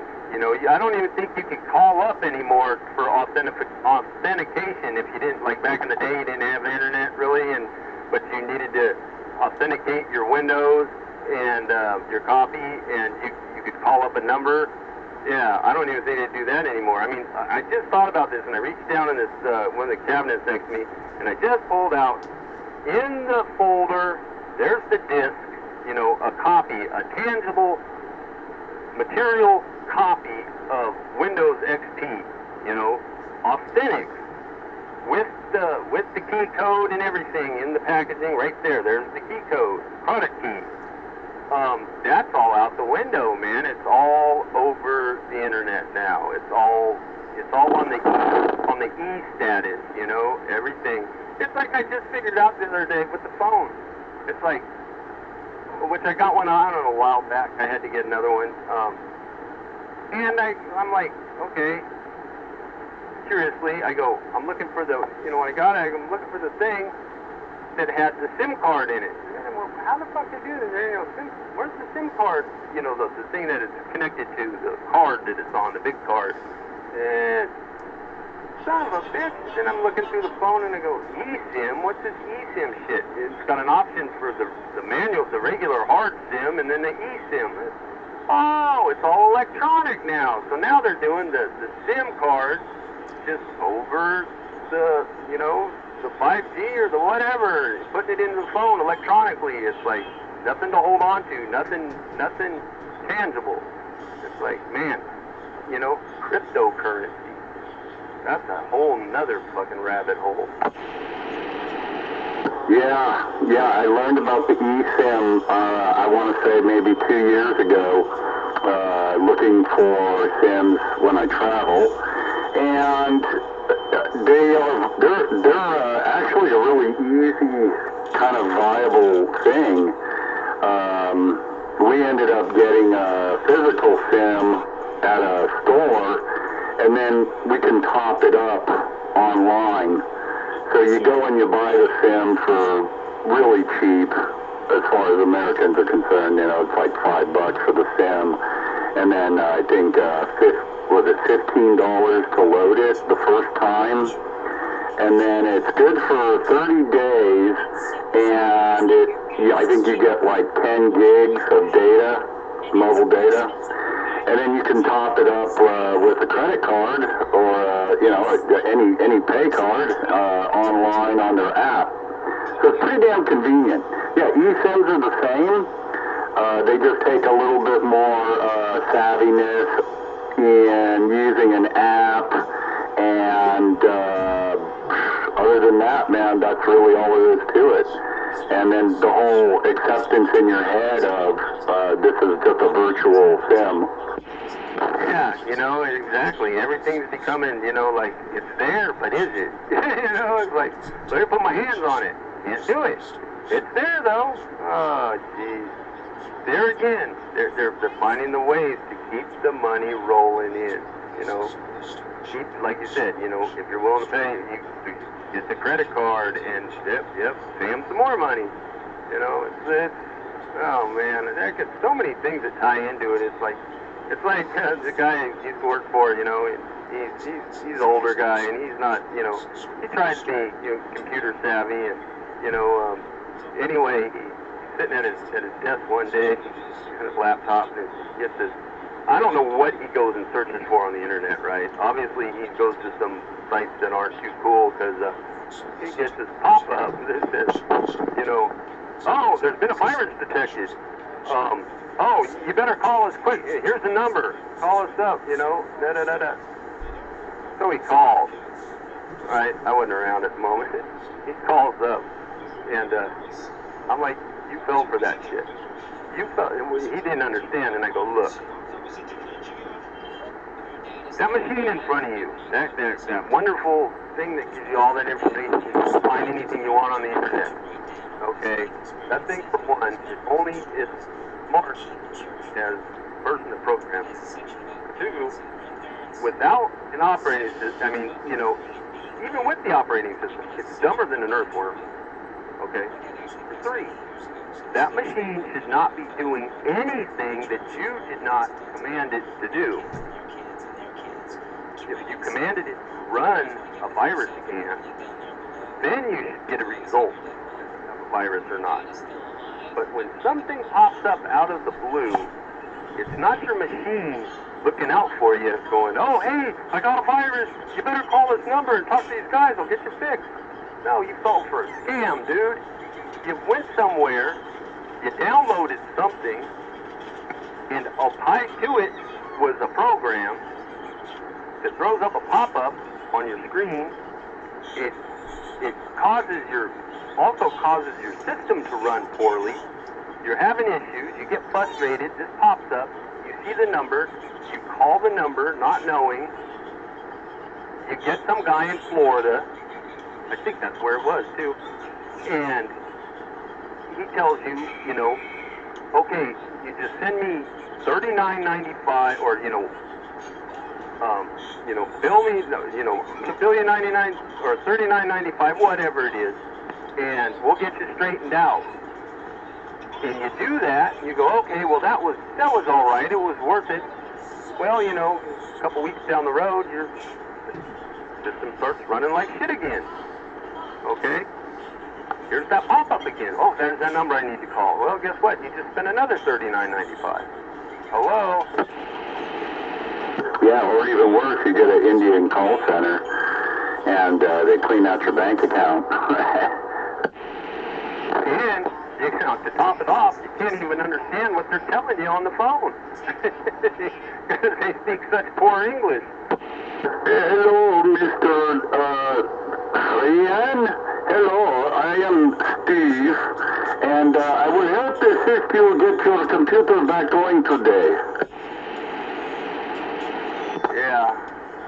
No, thank you, Steve, or whatever. I'll just sit here and focus on all the negative things in life, you know, because of you fuckers. Oh man, yeah, it's something to behold. I don't know, but you know what? Day by day, it gets a little scarier. Each day it gets a little scarier. It's like, man, you know, and they just wonder when it's just gonna hit the apex, you know, the topping point where you just can't deal with that anymore. It's like, oh God, that's probably around the end of life. You know, I'll be honest with you. As I plan for my retirement and a move internationally and all that overseas, I am striving to simplify everything as much as I can. And just because of that statement you just made, you know, because it doesn't get any easier. There's a couple other steps of complication, of money transfers and stuff like that, but it's all doable. It's also something that once I'm in the routine, and I'm good and sane and young in my 60s, then hopefully I'll keep my head about me until I croak and keep it all together. Man, you don't even know. I was just talking just yesterday, those words came out of my mouth. It doesn't get any easier. The older you get, it does not get any easier. You know, when we're younger, you know, when we're stepping into adulthood and we go out on our own and, yeah, you know, you get your first apartment or whatever and, oh, yeah, man, this is great. You do whatever the hell you want, depending on how you were raised. I mean, my parents were pretty, you know, watchful of their children, and, you know, it's like, I couldn't just, like, I had friends in school that they did whatever the fuck they wanted. You know, their parents partied, you know, they fucking sell weed out of the house, you know, and the parents didn't care, or, you know, they go out and go anywhere they wanted, whatever time, you know, that kind of shit. Well, that wasn't me. So, you know, there was rules here, you know, and I had to abide by those rules. And I should, you know, and I did. So, you know, I guess that made me who I am today. But it's like, you know, here we go. Oh, I went into the fog there. That's alright. Well, hey, listen, man. Yeah, like usual, you're chasing me off to bed, man. That's it. I gotta go. No, I am gonna let you go, though, brother. I'm going 10-7. Gonna go bump my head. Cannibal, always a pleasure, man. Great combo. Popcorn, Hover, if you guys are still snoozing against your microphones. Good night, everybody. Peace out. I just remembered, you know, as soon as you keyed up, I remembered what it was. It was that life doesn't get any easier. And we think, you know, it's like, oh, yeah, you know, I want to work and I'm going to start putting some money away. And man, it's going to be easy street, you know. But no, that's not the case. That's not the case. And you can't tell a kid nothing. But it's like, it don't get any easier. Anyway, with that, always a pleasure, my friend. Have yourself a good night. Be safe. And we'll talk at you when we talk at you. 73s. 73s. Right back to you, man. Right on. All right, Cannibal, have a great evening. Yes, we will put it on you later. On another dime, another time. And with that, I bid you all farewell.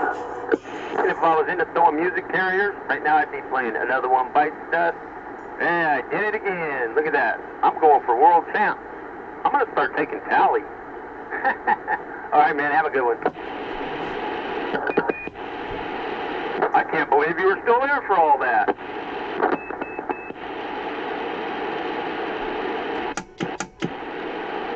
see who else I knocked out the box. Okay, roll call. Popcorn, where you at? Checking in. Oh, you're hanging tough. Hovercraft, where's that hovercraft? Hover. All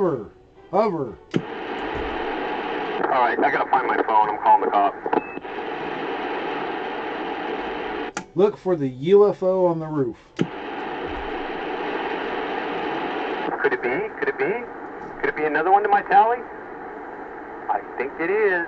I think I just talked him right off the radio. No, I'm about ready to go take a hike up the news land, guys. Damn! I was about to hit the last number on the police department. Son of a bitch. Now I gotta hang it up. Just say nighty-night, everybody, and a good conversation. Oh, so I did get another one. All right. Okay, 73s. Always a pleasure. We'll catch you probably tomorrow. You too, buddy. Everybody, good night now, and God bless. Peace. Peace, man. All right. Yeah, I see how he's doing it. He's, right up close to 12 o'clock, so he's actually going to sleep on the night that he should be going to sleep and not the morning that he shouldn't. Smart man there, Oh boy, I'm thirsty, and I ought to be, because, yeah, there we go again. Bucket mouth, jaw jacker. Hey, well, shouldn't you not be calling the police and call like AARP or something like that? I don't know if AARP has like a local office that, and somebody 24/7 on the ball that'll go out there and check on him. Yeah, it's not trying to get him in trouble. I just want to make sure he's okay. We don't hear from him for 20 minutes, and you never know. Or maybe have Meals on Wheels check on him. And it really worries me. He got another buble. And he said he swore off those things, man, but now he's all mesmerized by a new one. And then, you get a new toy, you want to use it, right? You want to play with it. So, of course, how do you do that with a buble? You have to pack it up and smoke. So, yeah. We can't have him smoking himself into a coma. Oh, the bubble? Yeah, into a bubble. Yeah, into a bubble coma. Yeah. All right. So that's 2. No, that's 3 to my credit tonight so far. Today. Yeah. See if I can get you to hang it up before midnight here. Oh, I probably will. I got work in the morning. Yeah, so do I. Fortunately, mine's just right next door, and I can go over there whenever I want. And I can take a break. I can take a break all day long. Ain't got to do much, but yeah, it's right next door. So, yep, I don't have to do the commute tomorrow. Yee-hoo! Oh, that's nice. That's good. Yeah, I gotta do that stupid commute. Oh man, you know what? Lately though, I have been doing some, work during those hours, and have to get into some commute, and then I've been taking some trips down to Fremont, and man, I did 4 in a row one day, or one last week, whatever. 4 days in a row, and I kept telling myself as I'm driving back, and it's starting to get dark, I'm like, I'm not doing this again. And then I'm like in the conundrum, I'm like, I'm up there by Niles, right? So I go, do I go down Mallory to 880? I go, look at the time, and I go, oh no, I'm going to be sitting in it. No, I'm not playing that 880 game. What's my option? We'll take Mission back through Hayward. Oh, fuck, that's going to be, like a mini version of 880 at parts. And it's like, man, I'm not doing this again. Then the next day, I do it again. Son of a bitch, how do I keep getting back here? It's like Groundhog Day. So, Hesperian is better than Mission Boulevard.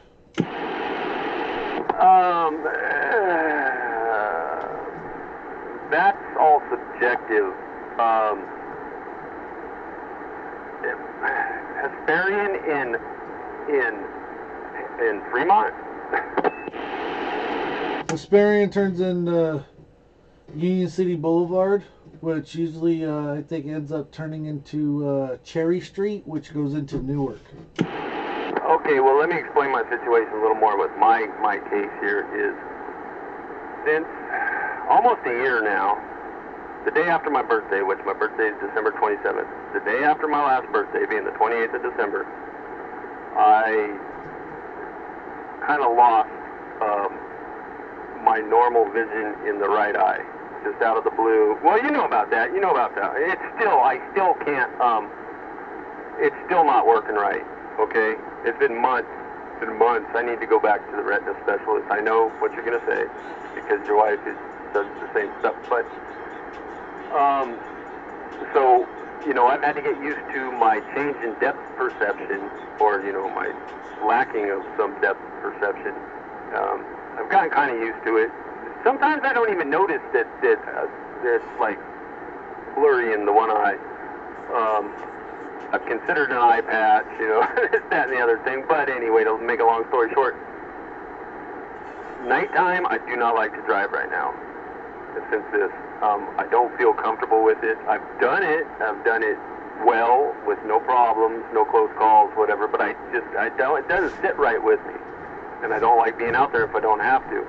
That, and even before dark, that certain time of day when the sun's going down and it just wants to come and blind you on a corner, with the one good eyeball. Right now, it's like I get that flat, and I lose the lane, especially at intersections. I'm out of lane, into the intersection, traveling, and then I want to continue the lane that I'm in, obviously, for obvious reasons, and I lose sight of it because of this, and it's like, okay, I look at the car in front of me, the tail lights in front of me, and just try to stay in line with that, and hopefully he's in the right lane, and he's not changing lanes without using a signal or something. So you see where I'm at with that? So I don't like to, familiar routes are okay when it's getting dark, certain familiar routes. Like, I also have the option of a good one that travels pretty good is the Sao Padre from there, off of Maori, and then take that, and then you can take that so far, and you got to jump kind of back on 880, and then you're still sitting in some traffic. So it's like I'm weighing my options, and I'm going, well, I'm here, so I'm just going to go Mission, It's going to take me a little while to get there, but I'm going to take Mission. So I do know some other routes, but it all depends on the time of day, and, because I don't like, I want it to be, if I'm driving at those times of day that I don't think I should be, I want it to be very familiar to me. I want to be, know the exact, how to get there, where to turn, this, that, and the other thing, and, hopefully that the oncoming traffic won't be too close to where too many headlights are, because goddamn headlights got bright these days, man. It ought to be illegal. Yep, yeah, the headlights, yeah. And I don't know, since they're so bright, they need to angle them down even more. Yeah. But no, I hear you about your eye and everything. But the only reason why I say Hesperian, because there's no schools. Mission Boulevard has schools, and that causes backups. Even into Fremont, there's schools all on Mission Boulevard. True, but maybe somebody that's in normal, within a range of the normal commute hours, where you would, that would be causing, unacceptable, whatever.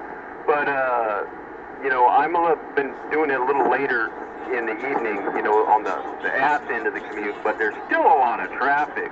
But I don't think the schools are, at the times that I've gone through lately in those areas have affected that traffic, because the schools everybody should be gone out of the schools already. I'm talking 6, 7, 8 o'clock at night. Oh yeah, for sure by then. But what'd they say that's exactly wrong with your eye? How do you pronounce it? What's the word? Visceral, something to do with the fluid that's in your eye. Hemorrhage in the retina. Not a detachment? No, not detachment. Well, at least when I was there last, it wasn't at detachment.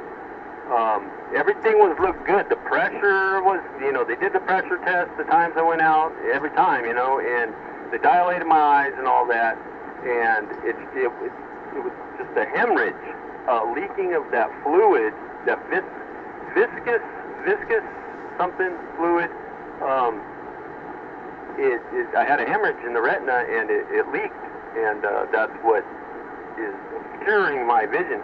I can still see. I can see the light with it. I can see. At times it's better in brighter light. I can see better than the darker. Like right now I'm sitting in not very ample lighting, so I can look up with the good eye closed, and I can see the light. I can see the two lights above me, the brightness of them, and but I can't. There's no definition. There's no sharpness. It's like it's fucking out of focus, but blurred over too. Like there's like a camera is out of focus and it's got a bunch of shit on the lens.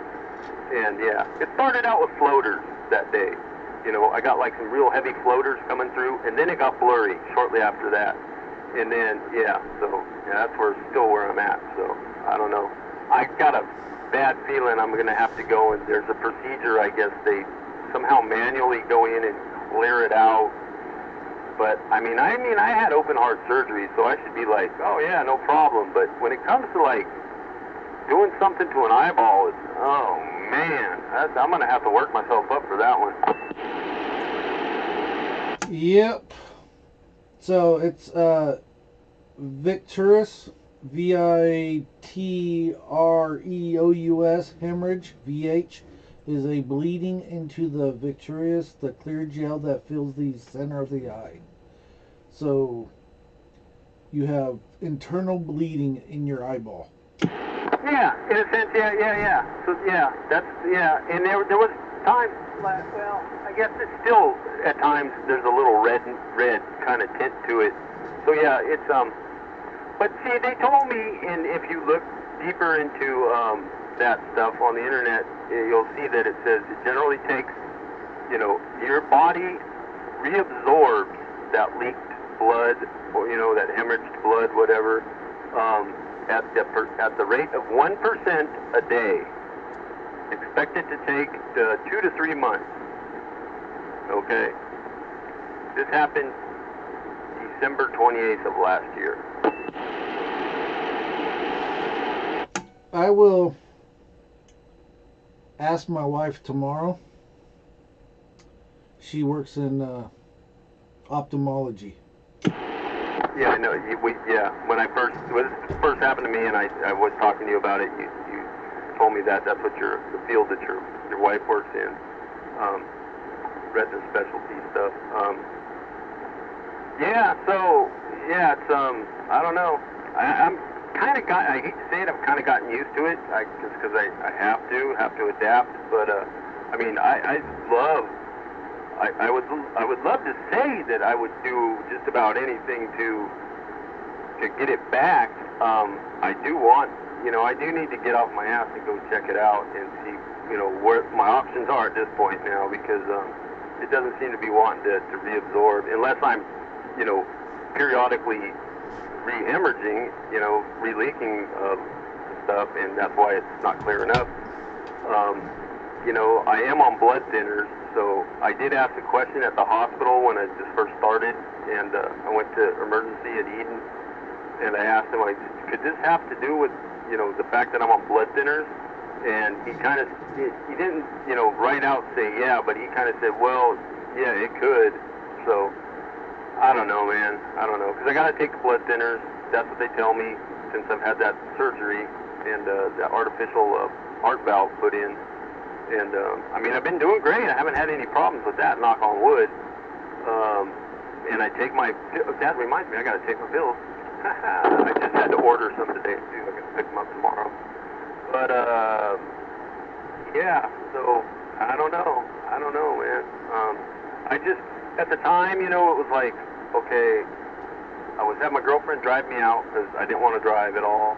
I was, this was all new. I couldn't see out of an eyeball for shit. And it was in Walnut Creek. That's where the retina specialist is. They sent me to.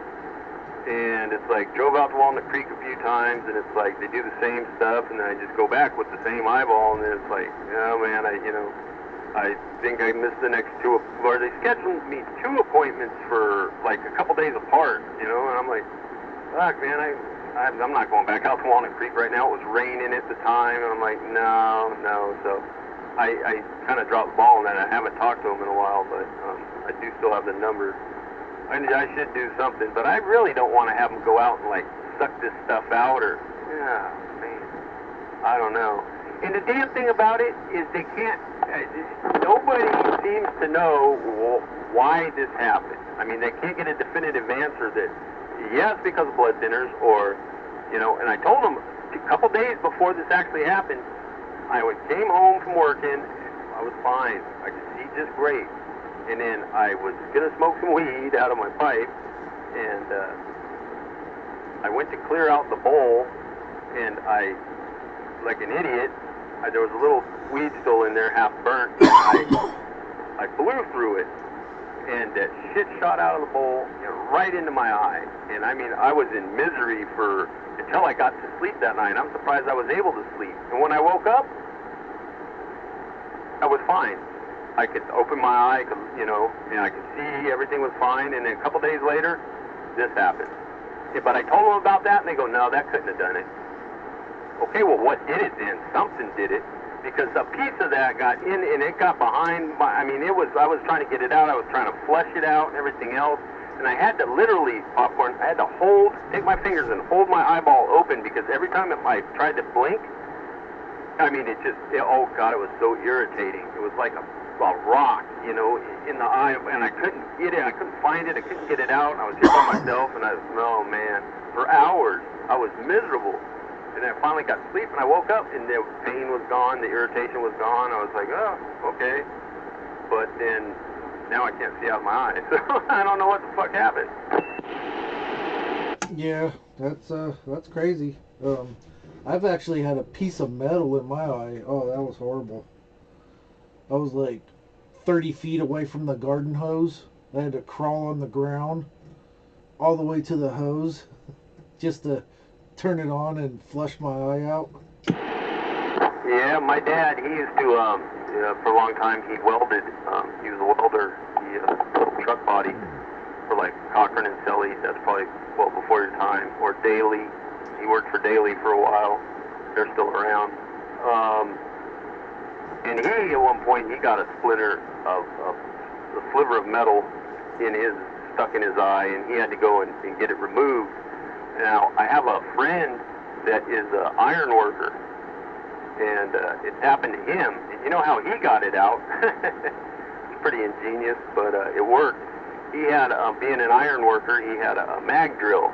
If you know what a mag drill is, it's got an electromagnet on it.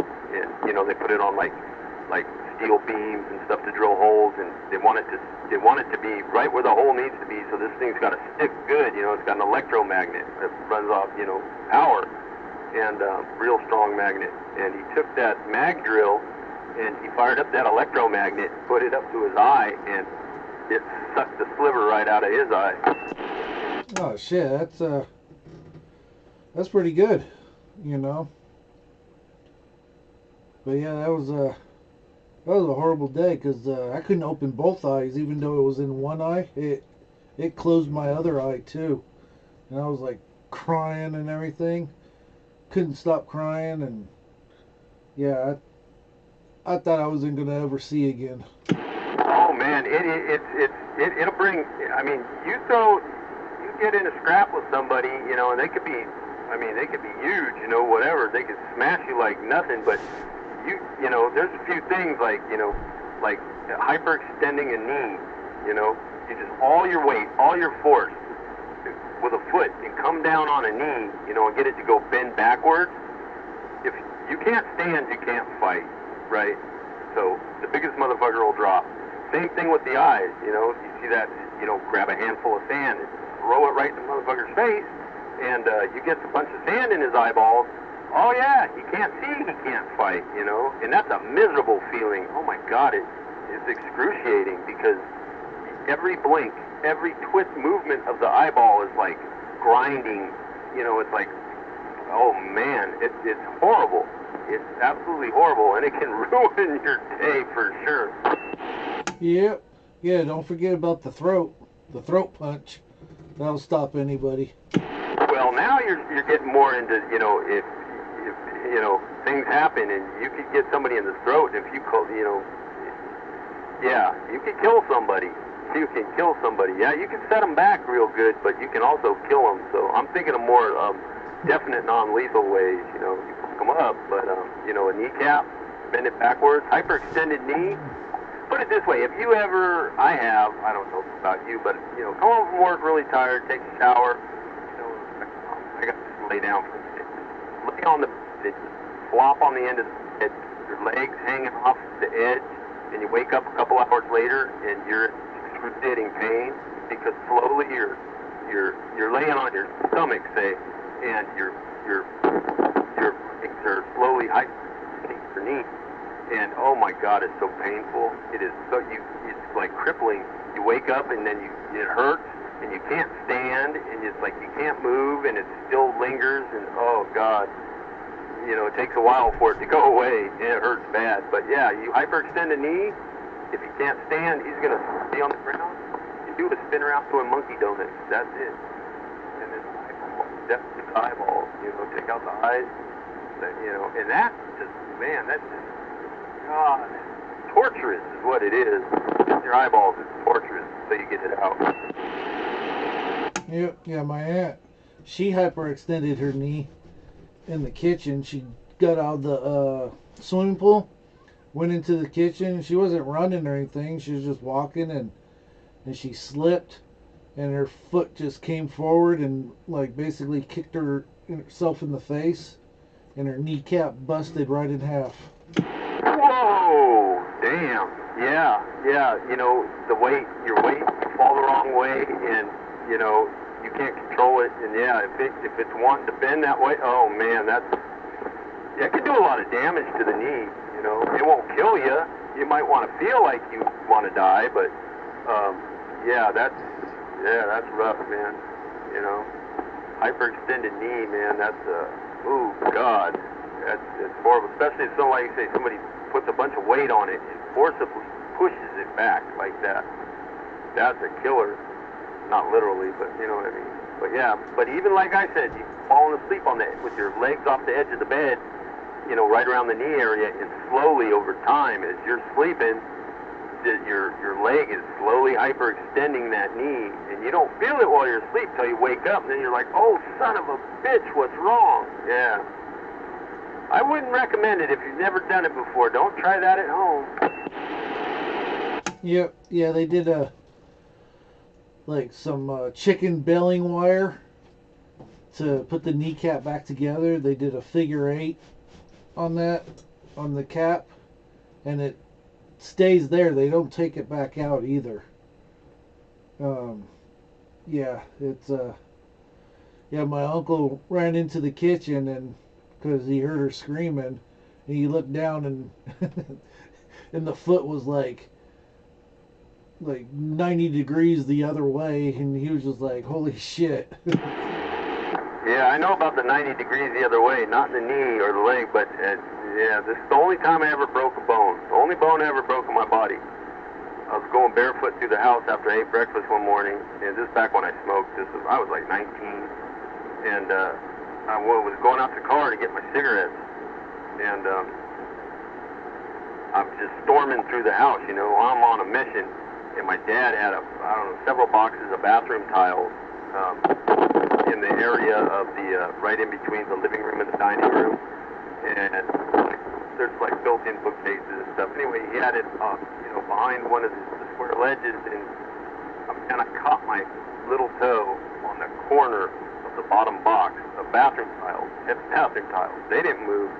Oh, my toe moved. Instant pain. I hit the floor, and I landed on my ass with my legs out in front of me, and I looked at my foot, and I looked at my toe, and it was sticking out at a right angle. I mean, straight out the side, my little toe. And I went, son of a bitch, and my instant reaction was just to grab my foot and smash it all back together. You know, smash it back the way it's supposed to be, real fast. And I did it. Oh my God, it hurt so bad. Then later on that night, well, my brother had a kid, my niece, she was, you know, infant, in high chair in the kitchen. I'm going in the kitchen with no shoes on. I woke up later that night, hobbling in the kitchen, and I caught the same toe on the high chair, leg of the high chair. Oh my, it didn't bend it all the way out to the side. I mean, it was already broken at this point. So I like hobbled around on it for like 3 days, and I couldn't take it anymore. And then I go to Kaiser. I had Kaiser, you know, from work, and I go over there and go see the doctor, and he's like, took an X-ray. He goes, oh yeah, you broke it.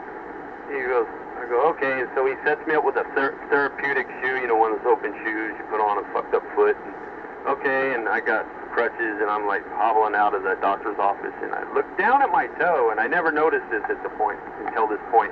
And I looked down at my foot on the way out of his office. You know, I left the exam room, and I'm out in the lobby, and I looked at my foot, and I go, son of a bitch, my toenail was, like, not where it used to be. It was on the sides, like my toe was now twisted. And I go, before he left the exam room, the door was open, I go back in, and excuse me, doc, I go, I just noticed my toes, like, twisted, crooked. He goes, yeah, he goes,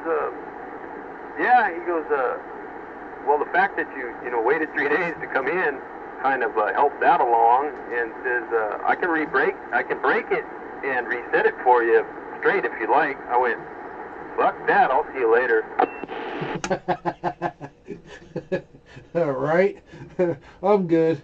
I'll be able to function with it like that. Yeah, because he goes, 3 days time, he goes, it's already started to you know, to fuse back together, you know, so it's kind of where it's at. Unless, you know, you want it broken again, and we'll reset it. I'll reset it for you.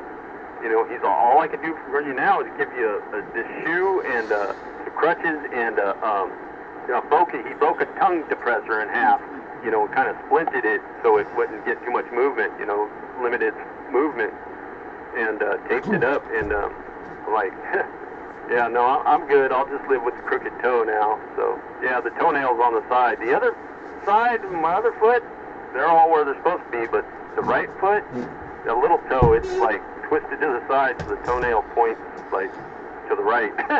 So, oh well. Yeah, we all got a couple. Everybody probably got the crooked toe, especially their pinky. That thing just gets in the way. You ever seen anybody with bunions? I didn't know what they were until I seen them. Boy, those don't look cool at all. Fucking big toes, just like fucking gone wild, man. It's like, holy shit, how do you fucking wear shoes? Yeah, a toe growing out the side. Yeah, it's like, damn, what the hell happened? Somebody hang you up by your toes? You know, what the fuck? Yeah, bunions, boy, those are some, ooh, that's like scoliosis of the toe or something. Yep, yeah, they gotta cut that shit open and, like, scrape it off or sand it down. See,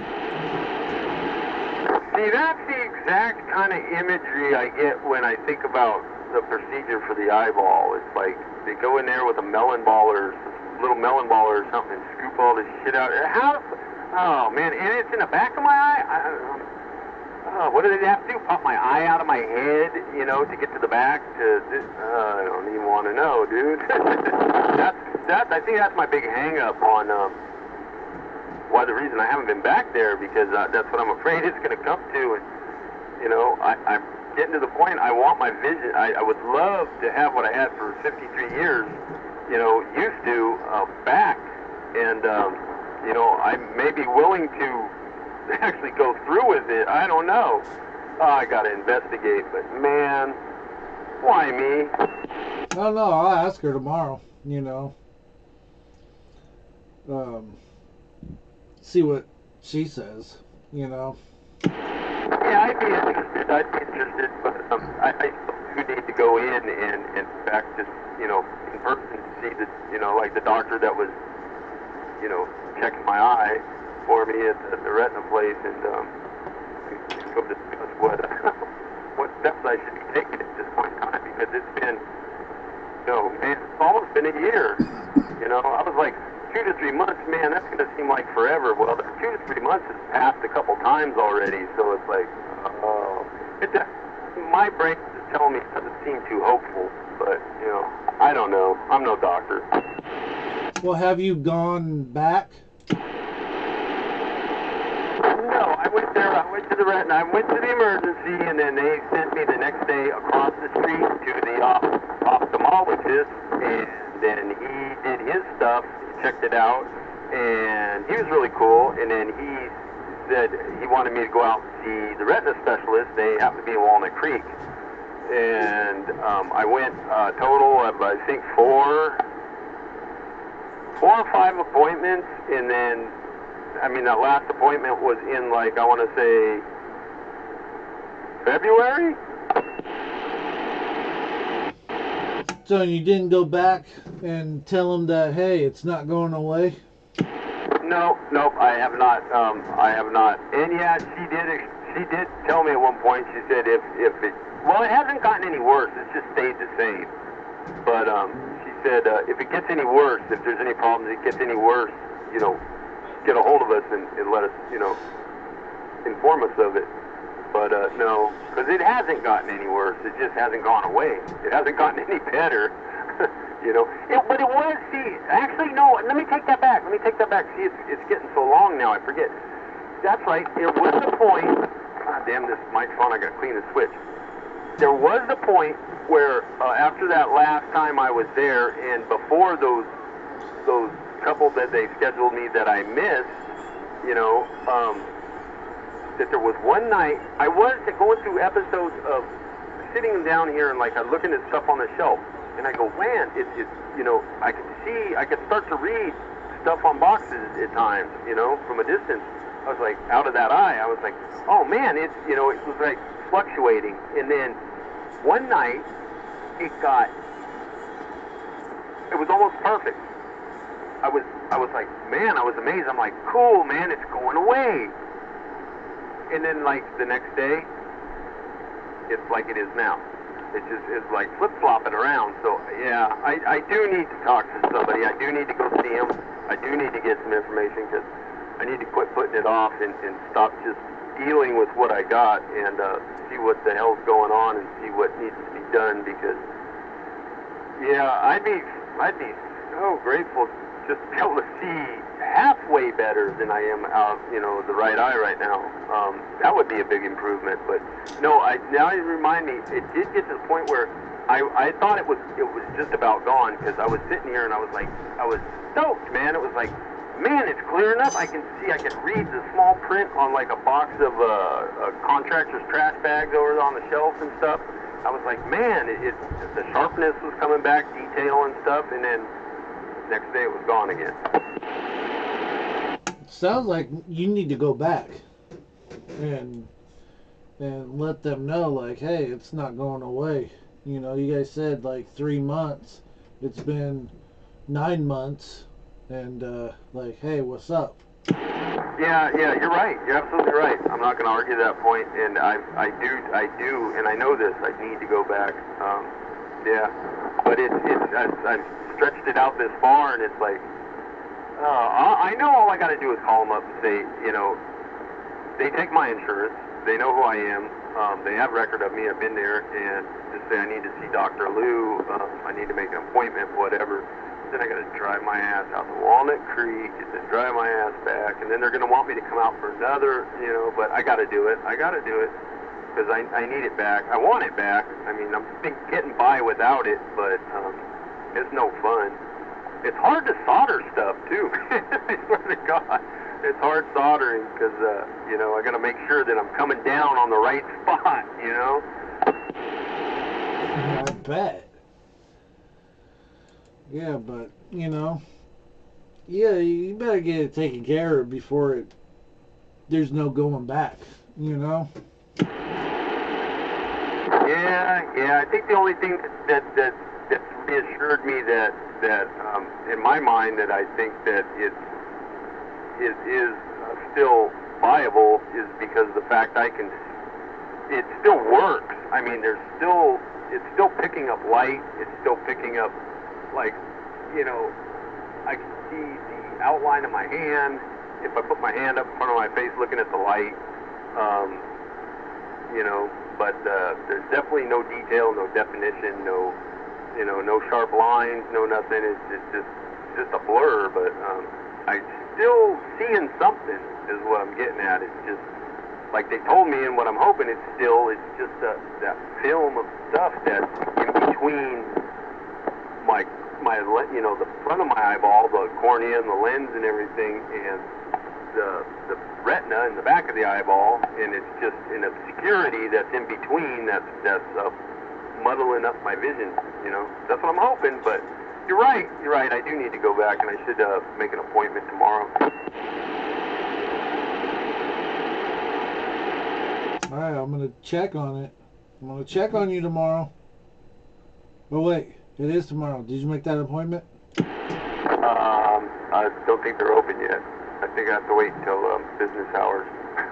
But no, yeah, today I do need to make that appointment. And I think this talk here, I think it's put it in my brain that it's probably it is of utmost importance if I want to see correctly out of my right eye again. I need to do it. I better do it. I'm gonna have to look through my phone and find a number and give them a call and set an appointment, because just drag my ass out there and do it, because I've been through worse, I guess. I mean, open heart surgery is not one of the smaller things in life. It's actually one of the top ones you don't really want to go through, but I pulled that one out, no problem. I mean, fuck, I could do it again. I don't want to, but I could do it again, no problem. Oh, shit. I guess I know what I'm doing today. Yep. And I'll still ask, the other half, what's up, like, does it, that one doctor might say 3 months, but, another doctor might say it could take a year, Yeah, exactly. And something could have changed between then and now, too. I don't know. I just know that I can still pick up some image out of it, so it does still work, to a degree at least.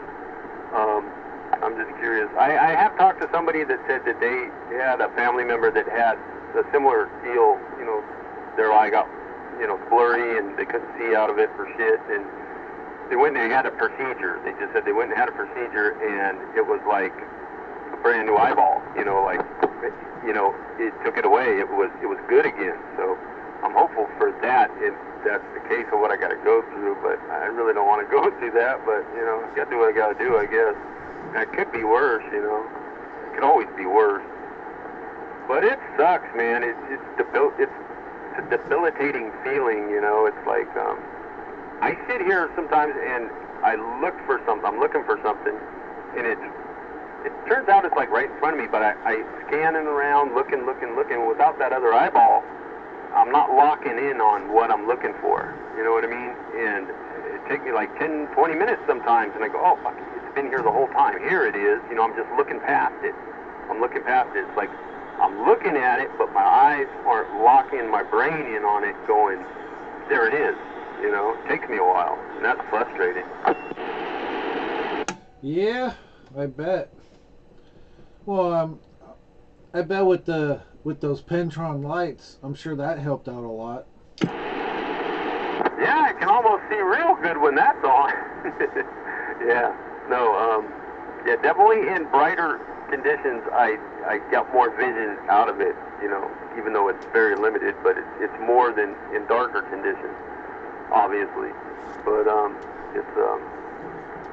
I can still see something out of it, but it's not very helpful because I can't make anything out. Except, like I say, like I know I'm holding my hand in front of my face, so I know that those 5 things that I see, you know, long things that I see sticking, those are my fingers, you know. I can see the silhouette of my hand, let's say, but, you know, it's still picking up something, so there is still hope, I believe, I hope. Oh, so you can still see the bird? Oh yeah, if it's close enough and if there's bright enough light around, yeah, I could recognize that I'm being flipped off. Yeah. Well, that's good to know. Yeah, really. I'll stand back here and do it. You can't see me, can you? I was waving to you. Damn it, boy. Yeah, well, thanks for the nudge and the real talk, because yeah, I do need to go do it. I need to quit putting it off and you know, finding well, I'm too busy. I gotta go do this. I gotta go do that. Yeah. If I can't see it, I ain't gonna be able to do it. Period. So yeah, I need kind of need it back. I mean, I still got my eyeball and everything, but hopefully it's still in good enough condition that it can be corrected if that's what it needs to be. But I was sure hoping, man, that everything they were telling me and everything I was reading, that's how it was going to go, because that's the way it seemed like. Hey, it was textbook. Yeah, 2-3 months, it'll be back, and it was coming back. That's the fucking thing about it. And see, I haven't talked to anybody, the doctors or anything, or seen them since that episode. So it's like, it was coming back, man, and that one night, it was like almost perfect. It was almost perfect. And I was like, yeah, it's doing just like they said. And then it was gone. Back to square one. Oh, I think I got frustrated with that, and I was just like, oh man, you know, it was raining. I didn't want to go out to that. I missed those 2 appointments that they had, like, you know, just a couple days apart or something. I'm like, man, twice this week? You're killing me. And I just left it at that for, I don't know how many months now. I can't count that high.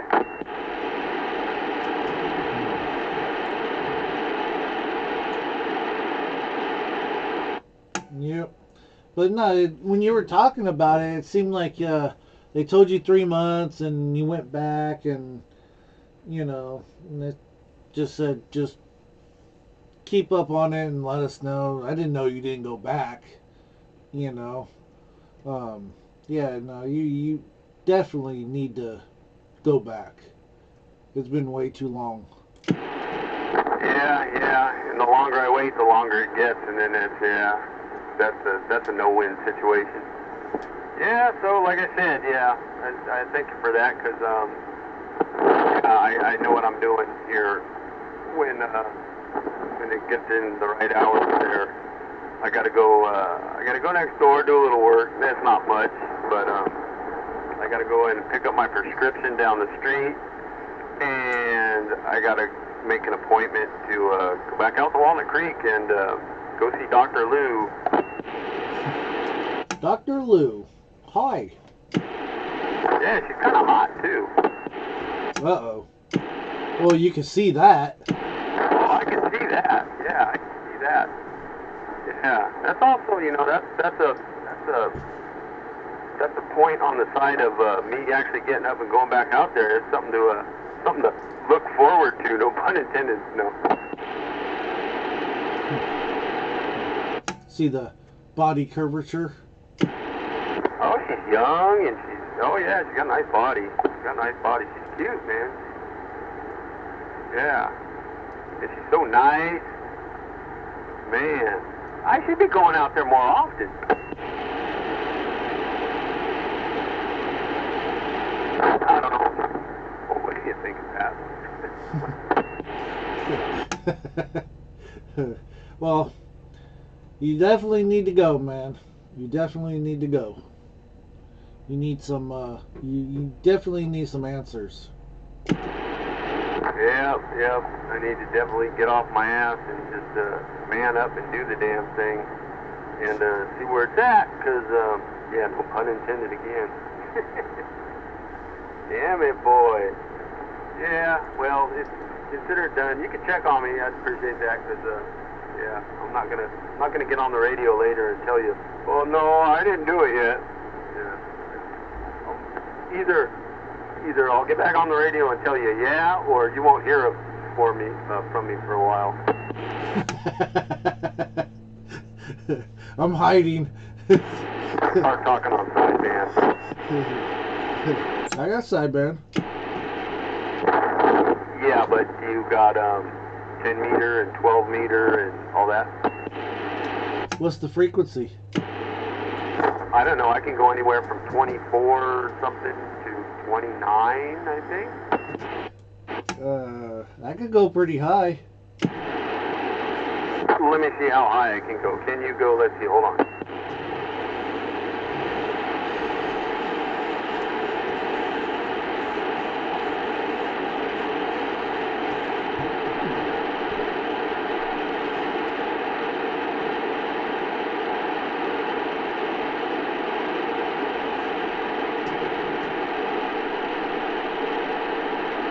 I was about to key up on that frequency too. Can you go to 29,655? Checking.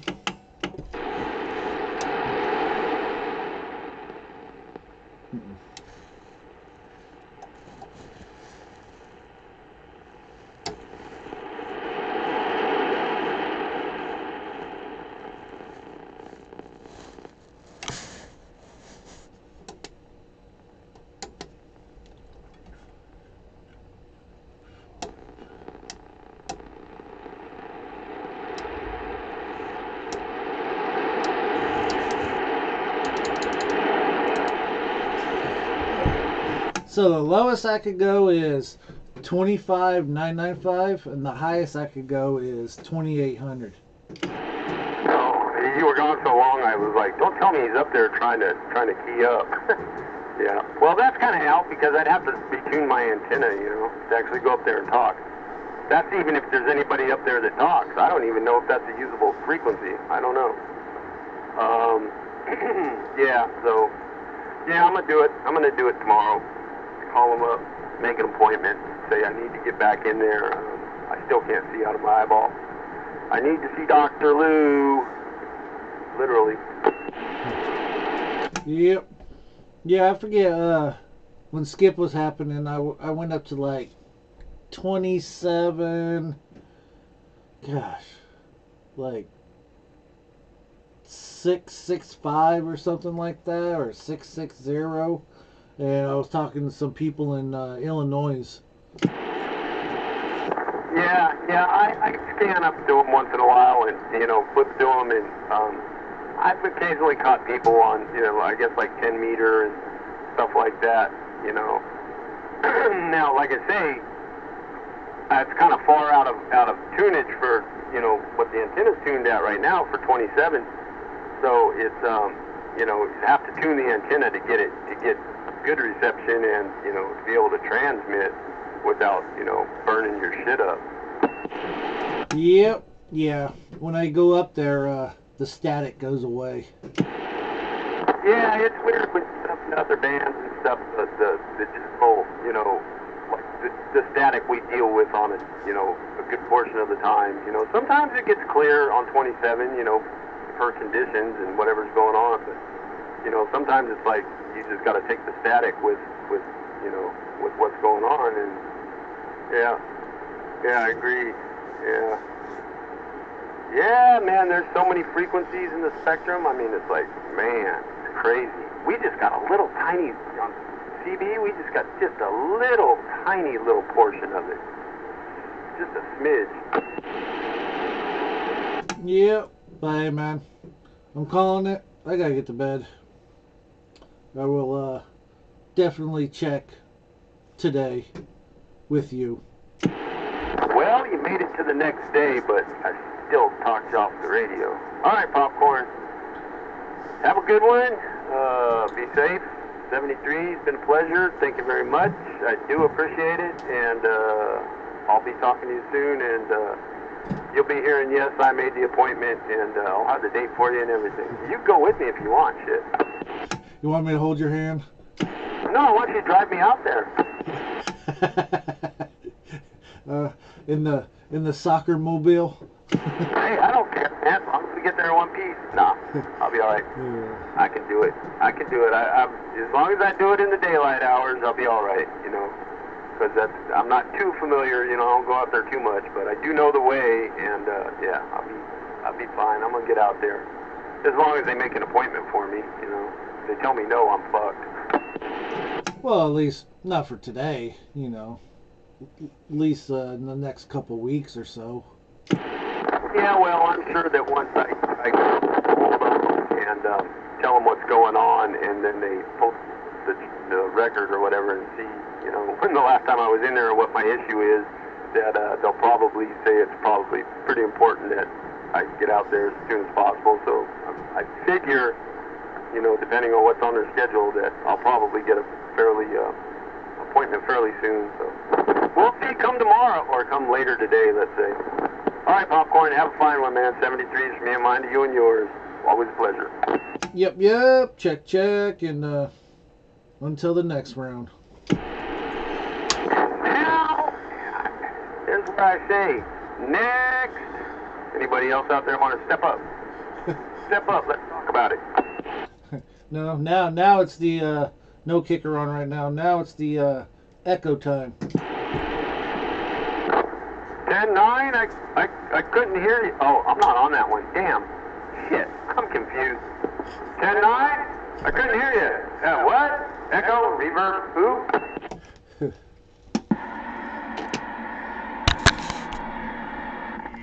Yeah. How about it? How about it? CQ.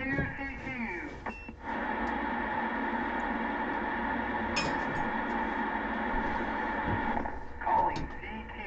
CQ, where are you? How about it? Let's see, who is it? How about midnight? How about it, midnight?